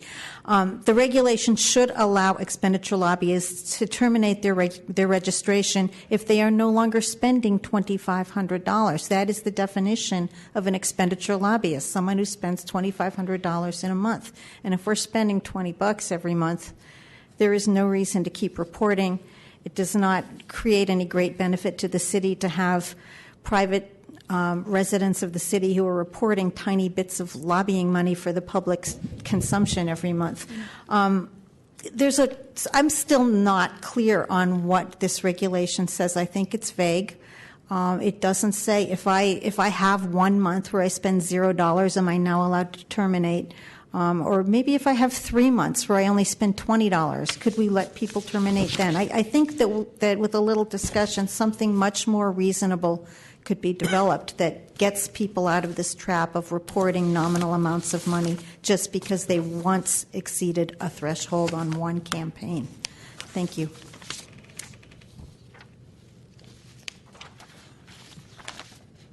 Yes, and Commissioners, I think just to reinforce Debbie Lerman's point, and to use this idea of a public benefit, if the idea is to actually disclose what is now being considered a significant amount of expenditure lobbying of $2,500, if an organization or an individual no longer is spending that amount of money, it's unclear to understand the point of continuing to be registered or reporting. So take a situation, an organization, for whatever set of reasons, spends in a month $2,500 towards activities that are considered expenditure lobbying. They have to register and report. And after that, they're in that kind of de minimis world, as you mentioned it, Commissioner Herr, $50 here, or $100 there, even $500. But they don't hit that $2,500 threshold. What's the point? I mean, it would just seem like you would allow that organization to terminate their registration, and they're no longer considered an expenditure lobbyist until they've reached that threshold again, which could be a matter of months or years, or could be a month that goes by. In our amendments, we'd suggested if that happens in the subsequent month that an organization or individual doesn't hit $2,500, then they can terminate. Perhaps you want to make it a couple or a few consecutive months that they don't hit that threshold. But it would just seem sort of pragmatically that that's the threshold that should be used. I was laughing earlier. It feels like the Hotel California, where once you check in, you never get out. I mean, spending $50 or $100 on stamps for grassroots organizing or something. I mean that's fairly regular activity. I know that the spirit of Prop C was to look for those larger expenditures that signals you're actually having a legislative impact. So we really ask you to figure out what that threshold is. And I think to the point that Gen made, if you find language in here, unless we're missing something, that gives you broad latitude to define under what circumstances an organization, individual can terminate their registration, it's really entirely up to you to define what that threshold should be. Thank you. Curious as to what is done. I'm asking the staff, the report that gets filed month to month, is it essentially the same report, only the amounts that get put in? I mean, is this a great administrative burden to file this monthly report? I'm not sure I can answer that question, but I can refer you to the ordinance language that says what is to be reported on a monthly basis. So the reporting would require the local or legislative administrative action that was sought to be influenced, including some detail about the resolution, motion, et cetera, the total amount of payments made during the reporting period to influence legislative or administrative action, payments of $1,000 or more made during the reporting period, all campaign contributions of $100 or more made or delivered by the lobbyist. So that piece of disclosure, right, is apparently one of the many things that would be reported as well. And then some specific information about the campaign contribution, including, for example, the committee that received it. So those are the main categories of disclosures that are required. I think the question about at what level, what continues to trigger the registration each month, and how does that work with reporting? I think it's an interesting question. I don't think we have an answer other than the one we've proposed so far. Say they have to report only expenditures over 1,000? No, they have to provide some itemization of expenditures that are $1,000 or more. Right. And then a lump sum total of amount of payments made during the reporting period to influence local legislative or administrative action. Go ahead.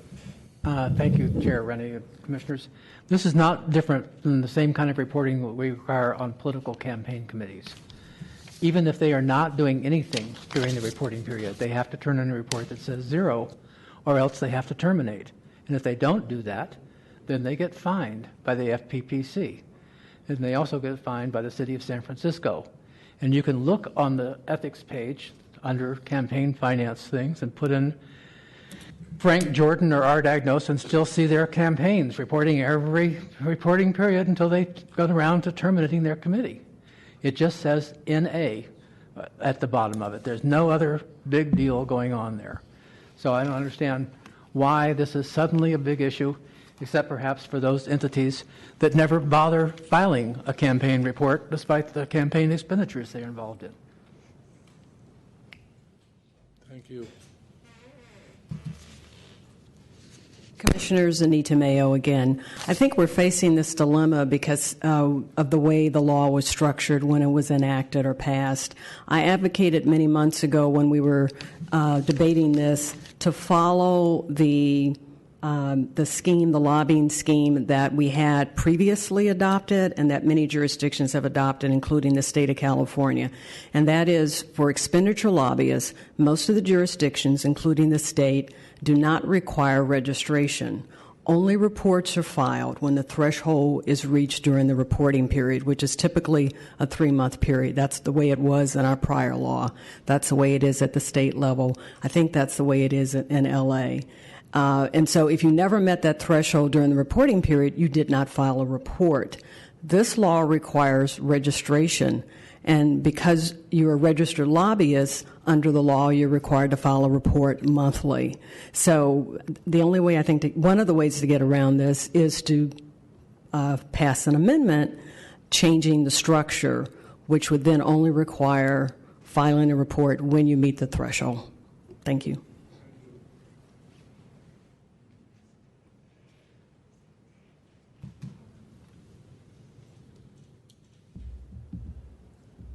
I don't have a lot to add to this, but termination is an issue for contact lobbyists as well. Friends of mine who are contact lobbyists file 0 reports for years at a time. And they come down and they ask staff, can I get rid of my registration? And no. Now, with a contact lobbyist, you have to do some training, so there is some reason to keep it there, just like we keep our bar licenses for a lot of years. But for expenditure lobbyists, I mean, I think this is more of a global issue in the lobbying ordinance that should be looked at in a broader sense for both contact lobbyists and potentially for expenditure lobbyists. Thanks. So, in other words, don't try to solve it in regulation right now. Thank you. Seeing no other public comment, do I hear a motion? To approve. Do you want me to go back to A? Excuse me. I think, Commissioner Hur, you had asked for some suggested language on B1. to conform the payments made issue? Yes. I have some language to offer, yeah. So I think we could modify that, since this reflects a different idea, to say, as used in section 2.110 C, 2B, and C, payments are, quote, made on the date, and here I would just start tracking the language from the very first regulation we consider tonight, are made on the date that an activity to solicit, request, or urge other persons to communicate directly with an officer of city and county in order to influence the legislative and administrative action occurs. I'm okay with that. I mean, this is just for the purpose of conforming it to right. the first proposal. I'm still not sure why we can't add a de minimis by saying you can terminate if you don't have put whatever number it is, $500 or $250 in expenditures. It seems like, as was pointed out in public comment, E2 explicitly says the Ethics Commission is also authorized to establish additional processes for the termination of a lobbyist registration. Why don't we take advantage of that? I mean, I haven't heard anybody say that it's helpful to have $250 or $500 to know about that from these organizations. If someone has some justification, I'd be very interested in hearing it, because it seems like a burden that is a gotcha that has very little benefit. We have a motion, and Commissioner Keene, do you accept the amendment to your motion that was just discussed? Right? Which amendment? The one? Andrew's language. Add the language about payment to conform with 1-105. Okay, but not allowing termination for a de minimis amount.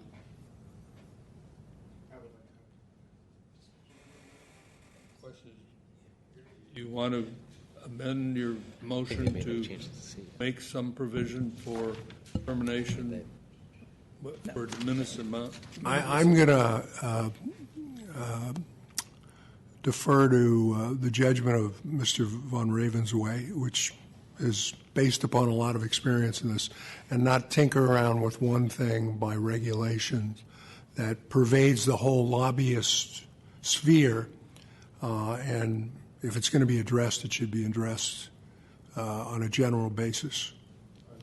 So I will call the question on your motion accepting the amendment to be one that was discussed, but otherwise adopting the language that's proposed for 2-110-10 registration reporting.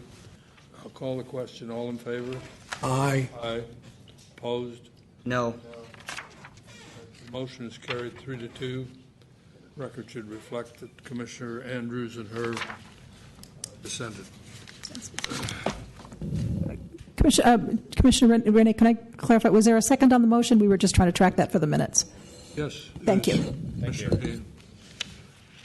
Then Regulation 2.110-11 fees, which provides for a waiver of the $500 registration fee and $500 annual re-registration fee for 501c3s and 501c4 nonprofit organizations.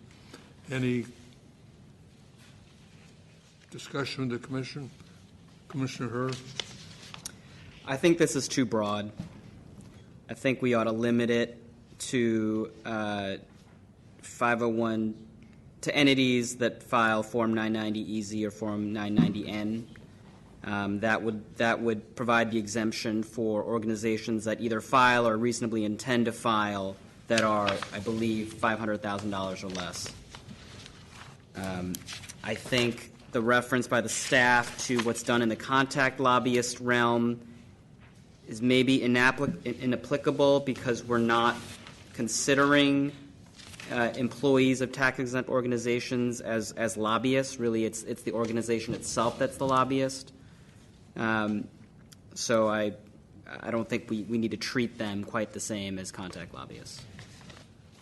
You'd propose that the registration fee for 501c3s who file Form 990-N. Or EZ. I think EZ is just for the fours. I don't know. No, EN is for less than 25,000, and EZ is for less than 500,000. Thank you. All right, so you would say registration fee for 501c3s and 501c4 non-profit organizations satisfying the filing requirements of Form 990N and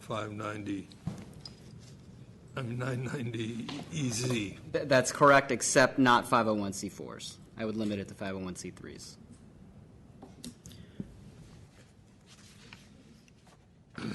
Be striking the 501c4s? So you're exempting 501. Sorry. 501. They shall waive you waive it for 501c3s who file Form 990EZ or Form 990N or who reasonably intend to file it if they haven't filed before. 501c4s. Correct. Right? Okay. I'm sorry, so 501c4s are you striking that or you keep? I want to strike that. I do Okay. not want them to get this registration waiver, fee waiver. Any discussion among the commissioners? So it's just the waiver is confined to those entities that, forgive me, but because we went back and forth, to those entities that are filing the 990N and the 990EZ. Is that correct? Correct. Okay, that's fine. Public comment?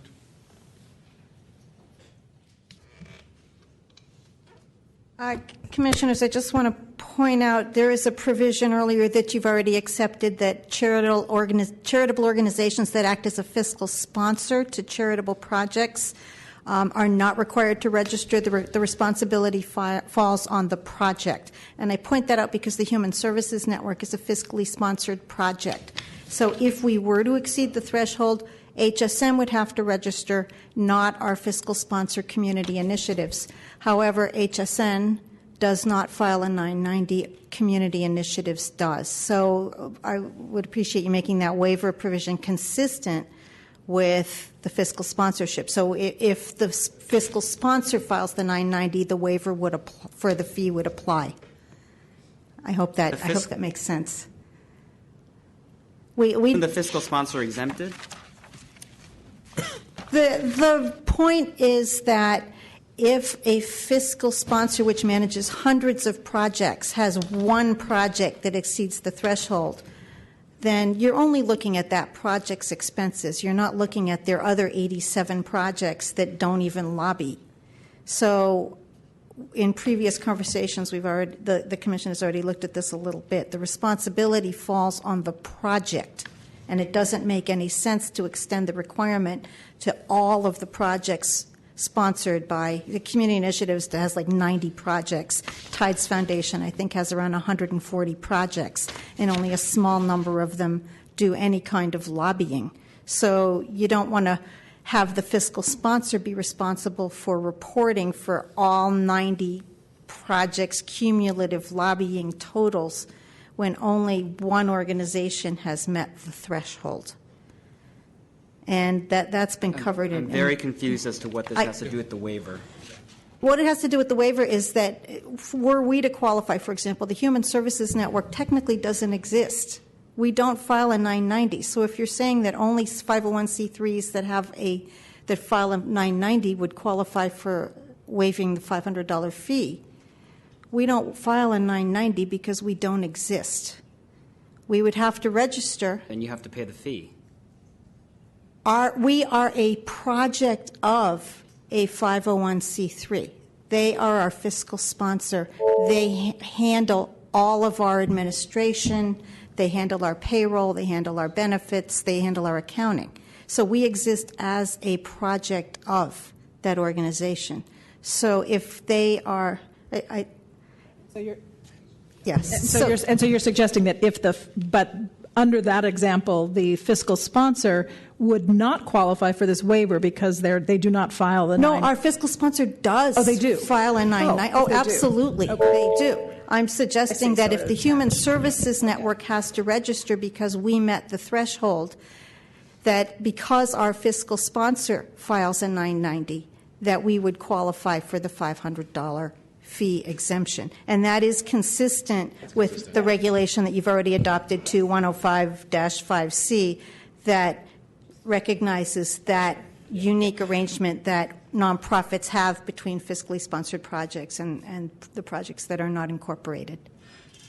Are you suggesting that the language we should insert in here, where we say 501c3s filing Form 990 easy or 590, or where their sponsors organization files Yes, them? where the fiscal sponsor files a 990, that the same $500 fee waiver would apply.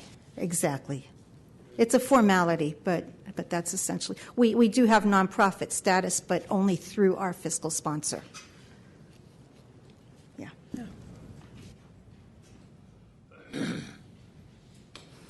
Commissioners, Larry Bush, you've just heard a very good example of what is dark money in San Francisco lobbying. There is no disclosure by HSN of what their income is, what their budget is, how they spend their money. It's all lumped under the fiscal sponsor. And as Debbie has just said, there's about 90 projects under the fiscal sponsor, not one of which is broken out and revealed what they are doing specifically. So if HSN is spending money on lobbying, it's not known to the IRS, it's not known to the Ethics Commission, it's not known to anyone. But if you go to their webpage to see what is the work of HSN, it is to be an advocate on changing city policies. They exist to lobby, and yet they make no disclosures. If you accept this without some fallback position that says, at a minimum, fiscally sponsored projects must produce to the Ethics Commission copies of the forms that they're providing to their fiscal sponsor, you will then put them on the same playing field as those groups that file a 990 EZ. Thank you.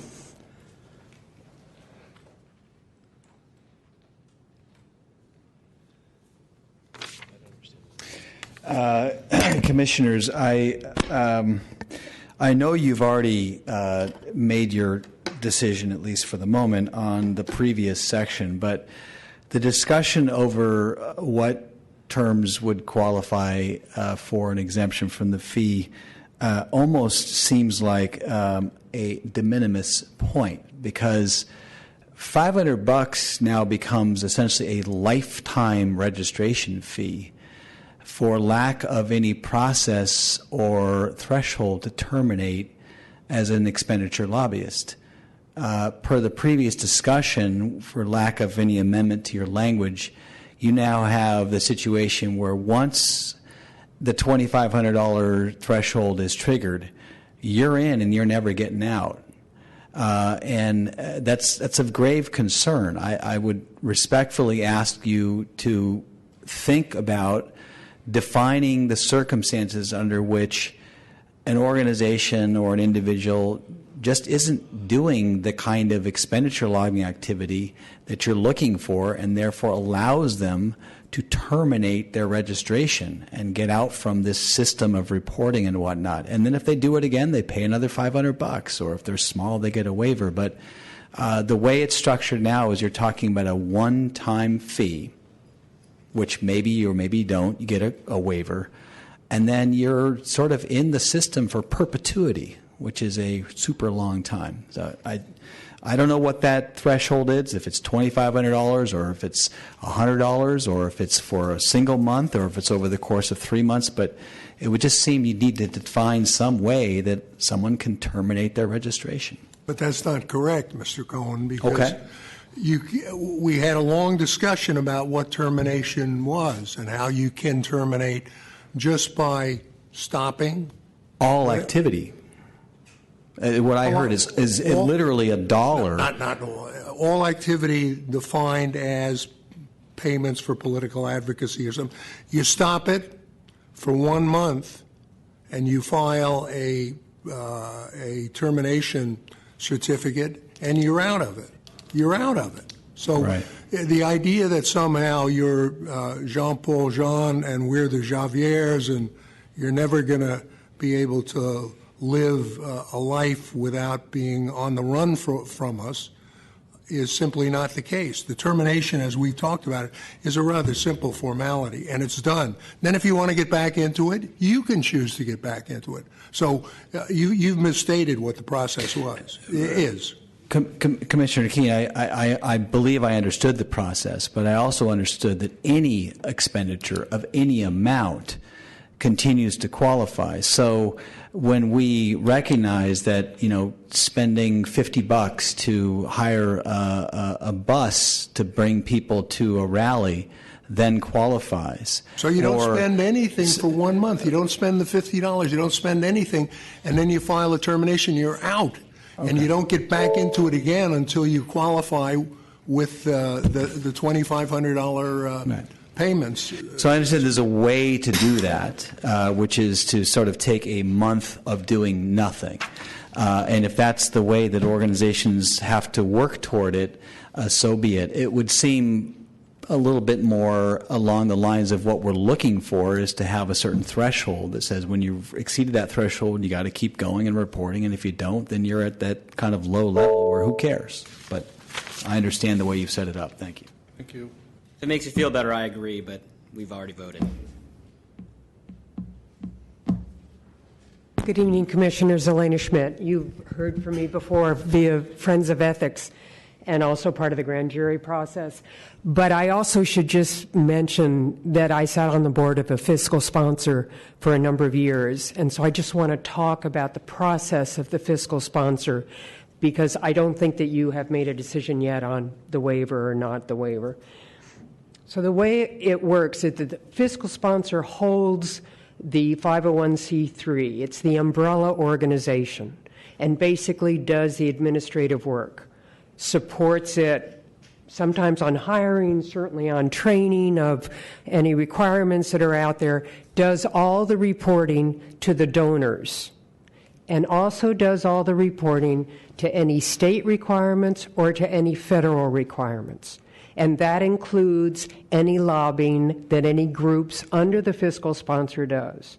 So the groups under the fiscal sponsor does have to report to the fiscal sponsor what lobbying they do. So there is a process. Now, as you all know, they only file it once a year. They don't file it the way you want. But there is a record, and you can build off that record. I think Mr. Bush said you could get copies of what they submit to the fiscal sponsor, but there is a way to track what the projects are doing during the year. They have to do it, because the fiscal sponsor is responsible for reporting to the state and the federal government. Thank you. Thank you. Can someone explain what Ms. Lerman was talking about? Because I really did not follow how. Again, I think she was just trying to be consistent with our decision on Regulation 2105-5 sub C, where we talked about fiscal sponsors and charitable organizations. Okay, but we say fiscal sponsors are exempt, don't we? Yeah, so fiscal sponsors are not responsible for potentially registering as lobbyists because of the activities of their projects. Right. So that's what we already did on C. Okay. Okay. Now, we said in the current fees regulation that, or at least this is the motion on the table, that we are going to waive registration fees for 501c3s that file certain kinds of 990s. Right. Right, and that sort of ties to how big they are. What Ms. Lerman was clarifying, or wants us to clarify, is that project to fiscal sponsors, they don't file any 990s at all. And because of that, the waiver can be waived for projects of fiscal sponsors if their fiscal sponsor files the 990s already specified. But the fiscal sponsor might qualify, but the the project could be much larger, couldn't it? I don't believe that. I don't believe so. So The other way around. Just the opposite. yeah, because the fiscal sponsor is like, taking a step back, is kind of an umbrella organization for all these projects, which are kind of, I guess, almost kind of like baby nonprofits. Yeah, They're not totally then off why the would ground. it ever matter? Why wouldn't? I don't think it would. So if Go you're ahead. so if you're a project of a 501c3 fiscal sponsor, it's theoretically possible that you could qualify as an expenditure lobbyist. You're really active in getting people out to City Hall. You just qualify under Proposition C as an expenditure lobbyist. It's not clear under the current proposed regulation whether or not you, as a project, could ever get a fee waiver. And what Right. Ms. Lerman is suggesting is that you should get a fee waiver as a project if your fiscal sponsor, your umbrella group, would file the 990s that are already specified, or the commission is specifying. Okay, so here's my question. Sure. Does that fiscal sponsor necessarily have to be a smaller organization than the fiscal sponsor? So the HSN of the world has to be smaller than its fiscal sponsor by definition? That's not true. That's not true. It's generally how it happens. That's the nature of it usually, because if a project, or what we would consider a program, like you're the fiscal sponsor and these are like loosely affiliated, they're not even loosely affiliated. They're just some doing their own thing. They're generally, why they're looking for a fiscal sponsor is because they don't have the size in order to keep it going. HR, finance, all of the what we call MSO, management service organizations, fiscal sponsors are often serve as simply that. So that's the role that they play. I guess I just needed to get clarity on if we're waiving for organizations under 500,000 or waiving for organizations under 25,000. What is the situation where a project or a program under a fiscal sponsor is $750,000? Exactly. What happens? Yeah, that's my concern. That's I don't the think we concern. should wait for what that. and I don't know what that looks like. I don't know what that looks like. So why don't we just make it? And I just want to make this one other point. There are many organizations who don't have fiscal sponsors, who are under $500,000, who just run independently. They run out of their homes. They have 1.5, FTE, well-meaning individuals who do that. So we've taken care of them, who are standalone nonprofits under 500,000, under 25,000. I'm not exactly clear on what happens for the $650,000 program under the fiscal sponsor. It sounds like there's reporting that happens by the fiscal sponsor on a state level and certainly on a federal level through their 990s and Schedule C and all those other things that are there. I guess the question on the table is, does that program that is over $500,000 that is embedded under a fiscal sponsor, does it have a responsibility to file, or does the fiscal sponsor have a responsibility to file? I guess that's my question. Well, why don't we say a 501c3 who files a 990N or Z, EZ, or who can prove that its budget is less than $500,000?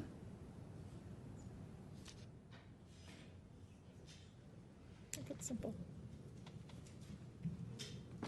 Because I don't think we ought to be exempted. I mean, the whole point of identifying the EZ and the N is that we're only giving the waiver for small nonprofits. So if you don't file a 990, but you can prove that your budget is less than 500 and are willing to share the documents to prove that, then fine. But so I just wanted it to be clear. So the $650,000 organization that is under a fiscal sponsor, they have to do something. They would not get the waiver. They wouldn't get the waiver. So They'd have to pay the 500. Pay the 500, register, report. This has nothing to do. The registration and reporting they'd have to do anyway, but the 500 waiver. 500, okay. So how would you amend the language then of 2.110-11? I would say the Ethics Commission shall waive the $500 registration fee and the $500 annual re-registration fee for 501c3 organizations that file or reasonably intend to file a Form 990N or EZ or can otherwise demonstrate that their budget is less than $500,000. You want to move that? I don't think there's a motion on the table. So moved, unless the staff or anyone thinks there's something messed up there. I'll second. Do we have a second? Yes. All right, Commissioner Keen, second. I will call the question. All in favor of the Regulation 2.110-11 as amended? Aye. Aye. Opposed? It's carried 5-0. That concludes our discussion and decision-making in connection with item number 4.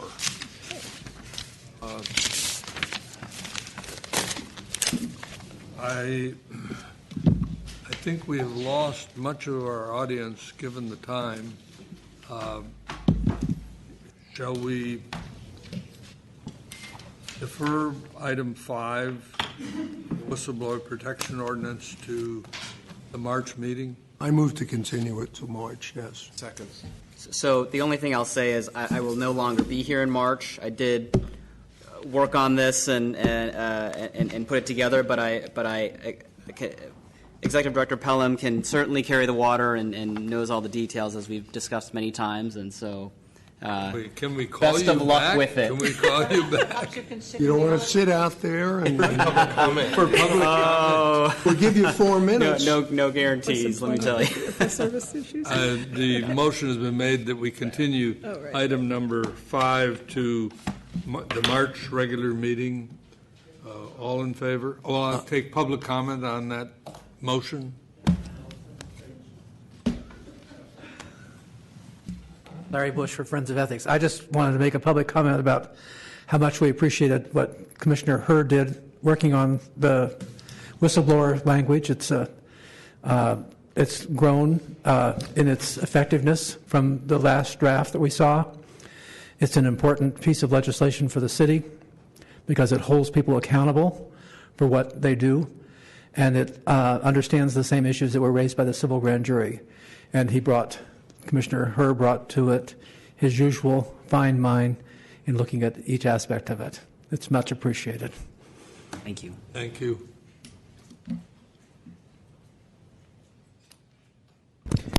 Notwithstanding this particular subject, but as a former member of the Sunshine Task Force, I do want to thank you for your movement on helping getting enforcement through this body, because that was long-standing, and it was you that actually made it happen. So I want to thank you for that. Thank you. Thank you for your work on it as well.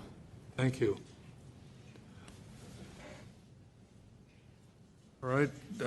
Item 6 is discussion and possible action on items for... right. Pardon me? I think you need to vote on the motion, even though I think I know what the outcome will be. The motion to continue? We didn't vote on the motion. We didn't vote on it. No, Sorry, we interrupted to take question. public Thank you. comment. So you're right. I'll call the question. All in favor? Aye. Opposed? It's carried 5-0. Discussion and possible action on items for future meetings. If I could just thank my fellow commissioners, the staff, and the public for allowing me to serve in this body for the last 6 years. It's been sometimes fun, sometimes not fun, always interesting, but I've learned from each of you, and I appreciate you putting up with me all these years. I was going to make some comments when we adjourn, but we still have item number 7, which is a discussion of the Executive Director's report, which I will say was a very detailed and interesting report, particularly the information concerning the senior fellows positions, which I wasn't aware they existed, but Ms. Pelham found out about them, attended the meeting, and submitted those 3 applications. But who's counting? And particularly, I was particularly interested in the application for someone on the policy side with the idea that maybe sometime in the near future we can convene some meeting to have a general discussion about various statutes dealing with money and transparency in politics in San Francisco. But Deanne, do you want to elaborate a little bit? Well, departments were able to submit up to 3 submissions, and so we submitted 3 as identified in the executive director's report. It's a competitive process. I think there are less than a dozen senior fellows that are ultimately selected, but this is a good opportunity to do a couple of things. One was for us at the staff level to articulate what kinds of priorities we could really advance and accelerate if we were able to have these kinds of resources. And if we actually have the assistance, I think we could really move the ball significantly, both on public transparency and compliance assistance for those who are regulated by our laws. Also, with our policy arena, trying to develop our templates faster to be able to really rigorously look at our laws under our jurisdiction. And then also in the area of audits, it was a staff recommendation that we think about how we can strengthen the templates that we use and the timeframes that we use. And that might be something that could be well suited to this program as well. So we won't know anything more probably for several weeks, but if we do hear something, you will be among the first to know. And in addition to the other items, I'm happy to answer any questions. We did, of course, as indicated last month, submit the budget request to the mayor's budget office on the 22nd as requested by the mayor. We followed your instruction in terms of the content of the request. Having Stephen Massey back was very helpful in our office. We were able to look at some of the numbers and refine the overall bottom line in terms of the flow of some of the money for the IT projects. But again, we'll have some conversations with the mayor's office hopefully over the coming weeks and months and get back to you with any further information. So we did submit the letter of the February 22nd to the mayor himself and to his budget staff as a narrative to help describe the priorities that the commission had embraced last month through the blueprint for accountability that we put forward. But I'm happy to answer any other questions if you have them for me. Was there any response, or who are? I would say I had a very energizing meeting with the mayor's budget staff. I met with Kate Howard and another person in her office, along with our analyst. And I think there was openness to hearing about the priorities and an encouragement that we should look at the fellows programs as well. So I'm hopeful that we'll have some further conversations soon, but I don't have anything more to report at this point. In that regard, Ms. Pelham and I have been meeting with most of the supervisors, and I think you've met with a couple of them that I wasn't with you on, but up till then, we have one tomorrow with Supervisor Kim, which is the last one that we have scheduled, but that'll have, I think, 9 out of the 11 that we've met with, and we've presented the budget package to them, and universally they've all said, we'll support whatever you need. So they seem sympathetic to the fact that the commission has not had a budget increase, and they recognize that that we need more resources to do what many of the supervisors agree we should be doing.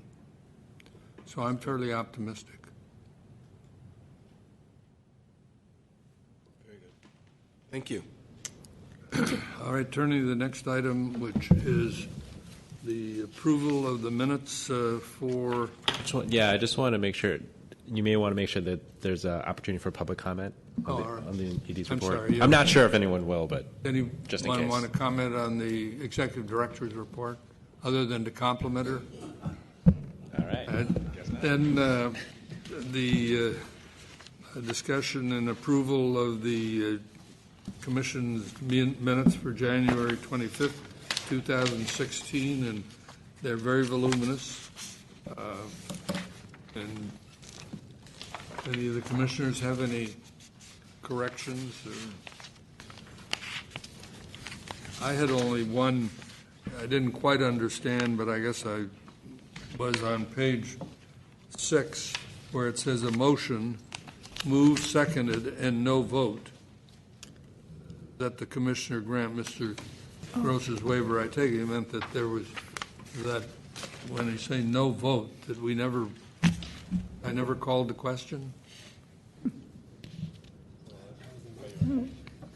Because I think that what happened is that there was a motion that got eventually incorporated what had been the original motion.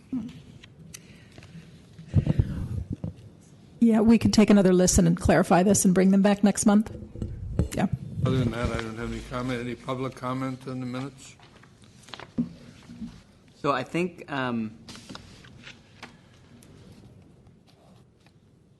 the reason why there was a no vote there was because that motion didn't pass, but then the motion to deny the permanent waiver was passed. Right.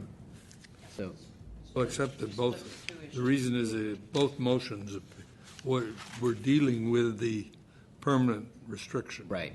So it was voted, but it didn't pass. So that.